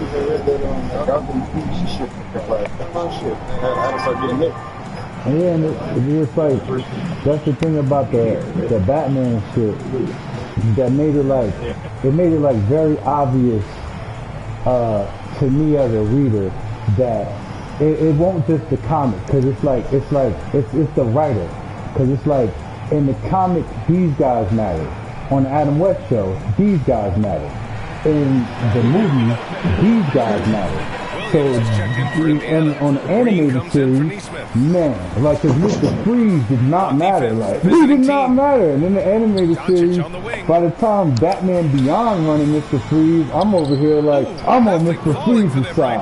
But then Arnold Schwarzenegger playing him in the movie, and it's like, I don't fuck with Mr. Freeze. But then Batman Beyond, it's like they done reanimated him. Like, yeah, well, you know, that makes sense, you know, because he was already frozen, so, you know. I mean, pretty much everybody mattered in the animation puppets. Yeah, because they did it right. Like, they had enough episodes to tell the story. Like, they you know, it's hard, like, because with this medium that we talking about, since comics is so, like, looked down upon most of the time, just like with this Batgirl situation, when niggas do get a little bit of rope, they, like, yank that shit away from them, like, so fast. So, like, we'll let you do Arrow on TV, but you can't use none of our shit. Like, you can't use none of this shit. Like, can't use none of the cool shit nobody knows about. And so it's like, yeah, well, we couldn't get Batman, but we got Arrow. And this shit was great. And that's exactly what pissed off fucking Brendan Fraser. Yeah, because I seen him, he was a multiple, because he's already playing the Doom Patrol guy. Sat there and said that fucking, after he did the whole fucking whale movie, everybody criticised him for the fucking weight and everything. He's like, fucking, you know how fucking hard it was for me to shed all that to go fucking be Firefly and fucking Batgirl, for them to fucking sit there, write it off as a tax fucking thing and nobody gets to see it. Yeah, he was talking about, he was like heartbroken for the actor. The guy that put on a lot of weight. Yeah, he was like, it's parts like that, because, you know, I grew up watching a lot of Brendan Fraser movies, and I always liked Brendan Fraser. Even by the time he got to do The Mummy, I was real glad that he was that guy, because, you know, Airheads is one of my favorite movies. So, I was glad to see that he was able to, you know, kind of do other things like The Mummy, right? And Doom Patrol, that's the other thing, because it's like, I never really took Brendan Fraser serious as an actor, even with The Mummy. Like it's an adventure swashbuckling movie, like, it's great, right? Anybody could do that, though. Right, but on that Doom Patrol, bro, this motherfucker was playing episodes where we sit up here talking about Vince McMahon says you can't correlate emotion to a mask. Like, this dude is a metal robot, and I'm sad as fuck, like, cause like this dude can't hug his daughter. He don't feel it when he do. It's like fucked up. So you watched any Doom Patrol since he came back? Nah, I ain't seen the last but two it's funny seasons. because you could tell that, you know, not the last episode that I just watched, but the episode before that, when the first return, right? You could tell that that was the last one that they filmed before, you know, the strikes and everything. And then you can tell for this, the last week's episode, it was like, okay, so this is, so you went away, took the fucking break and everything for all those fucking things, filmed Whale, and now you're trying to lose the weight again, because we can clearly, you know, I'll spoil it for you, right? There's certain scenes where, you know, how sometimes they go back to when he's not in the suit. Yeah, I mean, right, I know you guys be it's talking one of about those flashbacks. episodes where fucking, you know, you see both, you know, so he's stunt doubles in the suit. And, you know, he's not. And it's like, okay, I understand why this episode's done this way now, because you're still losing the extra weight to be able to fit back into the suit. This is why. I didn't even know he was physically in that suit. Like, word up. Oh yeah, he's always been in that suit. Yeah, that's more credit to him. That's what made his performance even better, because, you know, he's in the suit he's doing doing the the physical shit. Yeah, but he you know, so as far as an actor, it's ironic because Doom Patrol is like in the DC landscape, Doom Patrol does not matter like that. Yeah. Right? But like on this show, he's showing me way more acting than I've ever seen this guy do ever. And I've seen like at least a dozen Brendan Fraser movies, bro. Like, and it's like if he's the guy, like if he's the guy, like fuck Ben Affleck and all the other bigger stars. This guy's playing Doom Patrol on HBO Max. He's playing Firefly on this shit. If he's the one sitting over here in all these interviews talking about just feel so heartbroken for this other young actress that she won't ever be able to get this movie out, it's like, man, y'all got like 3 acts. Y'all better put that shit on the CW app. Y'all better put that shit on the CW app. Yeah, literally, man. I would just watch that shit just to see Firefly. Fuck brother and not Brendan Fraser was playing that. That's his icing on the pitch. But Firefly was in Justice League. He was played by Milan. It was like, you know, Brendan Fraser had a point in that interview though, where he's like, you know, it pisses me off that nobody will ever get to see any of the performances and everything. He's like, fucking, they won't get to see all the work I put in for my roles. He's like, they just want to criticise me for putting on all the weight for fucking a previous movie. He's like, and then they want to fucking sit there and shut the movie down after the movie's already done. Post-production's done. Yeah. Everything's done. It's just waiting to be released, aired, whatever. It's like, put on a fucking cinema reel and fucking take it to the cinemas. Put on fucking HBO Max and aired, whatever. It's just there waiting and everybody's see it because we'd rather write it off as a tax. Yeah, that's so crazy. Like, with all the other shit that they put out, like, them? Like, is there anything stopping them getting the tax back for it and then putting it on air? Bro, these the same niggas that put out the Blue Beetle and Shazam and fucking Black Adam. Like, yo, listen, man. The Flash is the greatest DC movie I have ever seen. Oh, really, James Gunn? That really gives me confidence in what you're going to do then, because that movie sucked. Yeah, that's kind of the company line, if I ever seen it. It's just the part really like, okay, right, I already know from your Suicide Squad movie what to look forward to. The Adventures of Polka Dot. Yeah, man.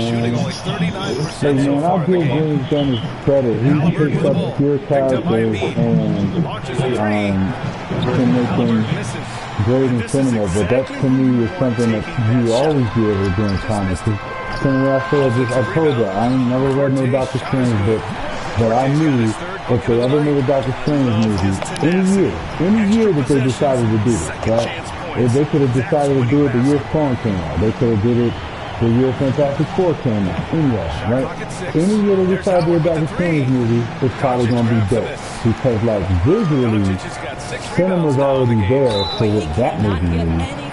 But it's a hard sell for Wolverine. Like, I understand that it's hard for people to believe that a 5'3" dude has all these muscles and metal claws sticking out of his hands, and he's from Canada, and he's mad hairy, but he's not a werewolf, right? So I understand that that's hard for people to grasp. But like Doctor Strange, these ideas people already is familiar with. This nigga got some magic, he wear a cape, he said incantation, and demons go away, right? So we had that in the Golden Child, right? Eddie Murphy. But you know, it's James Gunn though, Club. This is why it doesn't fill me with confidence, because it's like, I'm not going to use Henry Cavill as Superman. I do not want Henry Cavill as Superman, so I'm just going to hire somebody that looks like a younger Henry Cavill to play Superman. Okay, that makes sense, doesn't it? It does to me. Unless your movie's called Superman the Younger Years, but yes, you know, when he gets older, he's Henry Cavill. That makes sense to you. They're doing some good work. I understand that. I've seen Superman Returns. I know exactly what you were going to do. It's like, okay, so this guy that would later on become the Atom is supposed to be the same fucking character that fucking, you know, the other guy was. Yeah, but that was kind of cool. That was weird, but kind of cool. That's about as good as a good guy. But I get what James Gunn's doing. James Gunn's just doing the same thing like any of us would do. If I took over the Claymores, I would get rid of Tatum and Towns and bring my guys in. Yeah, but you're not going to get fucking Bayram in City.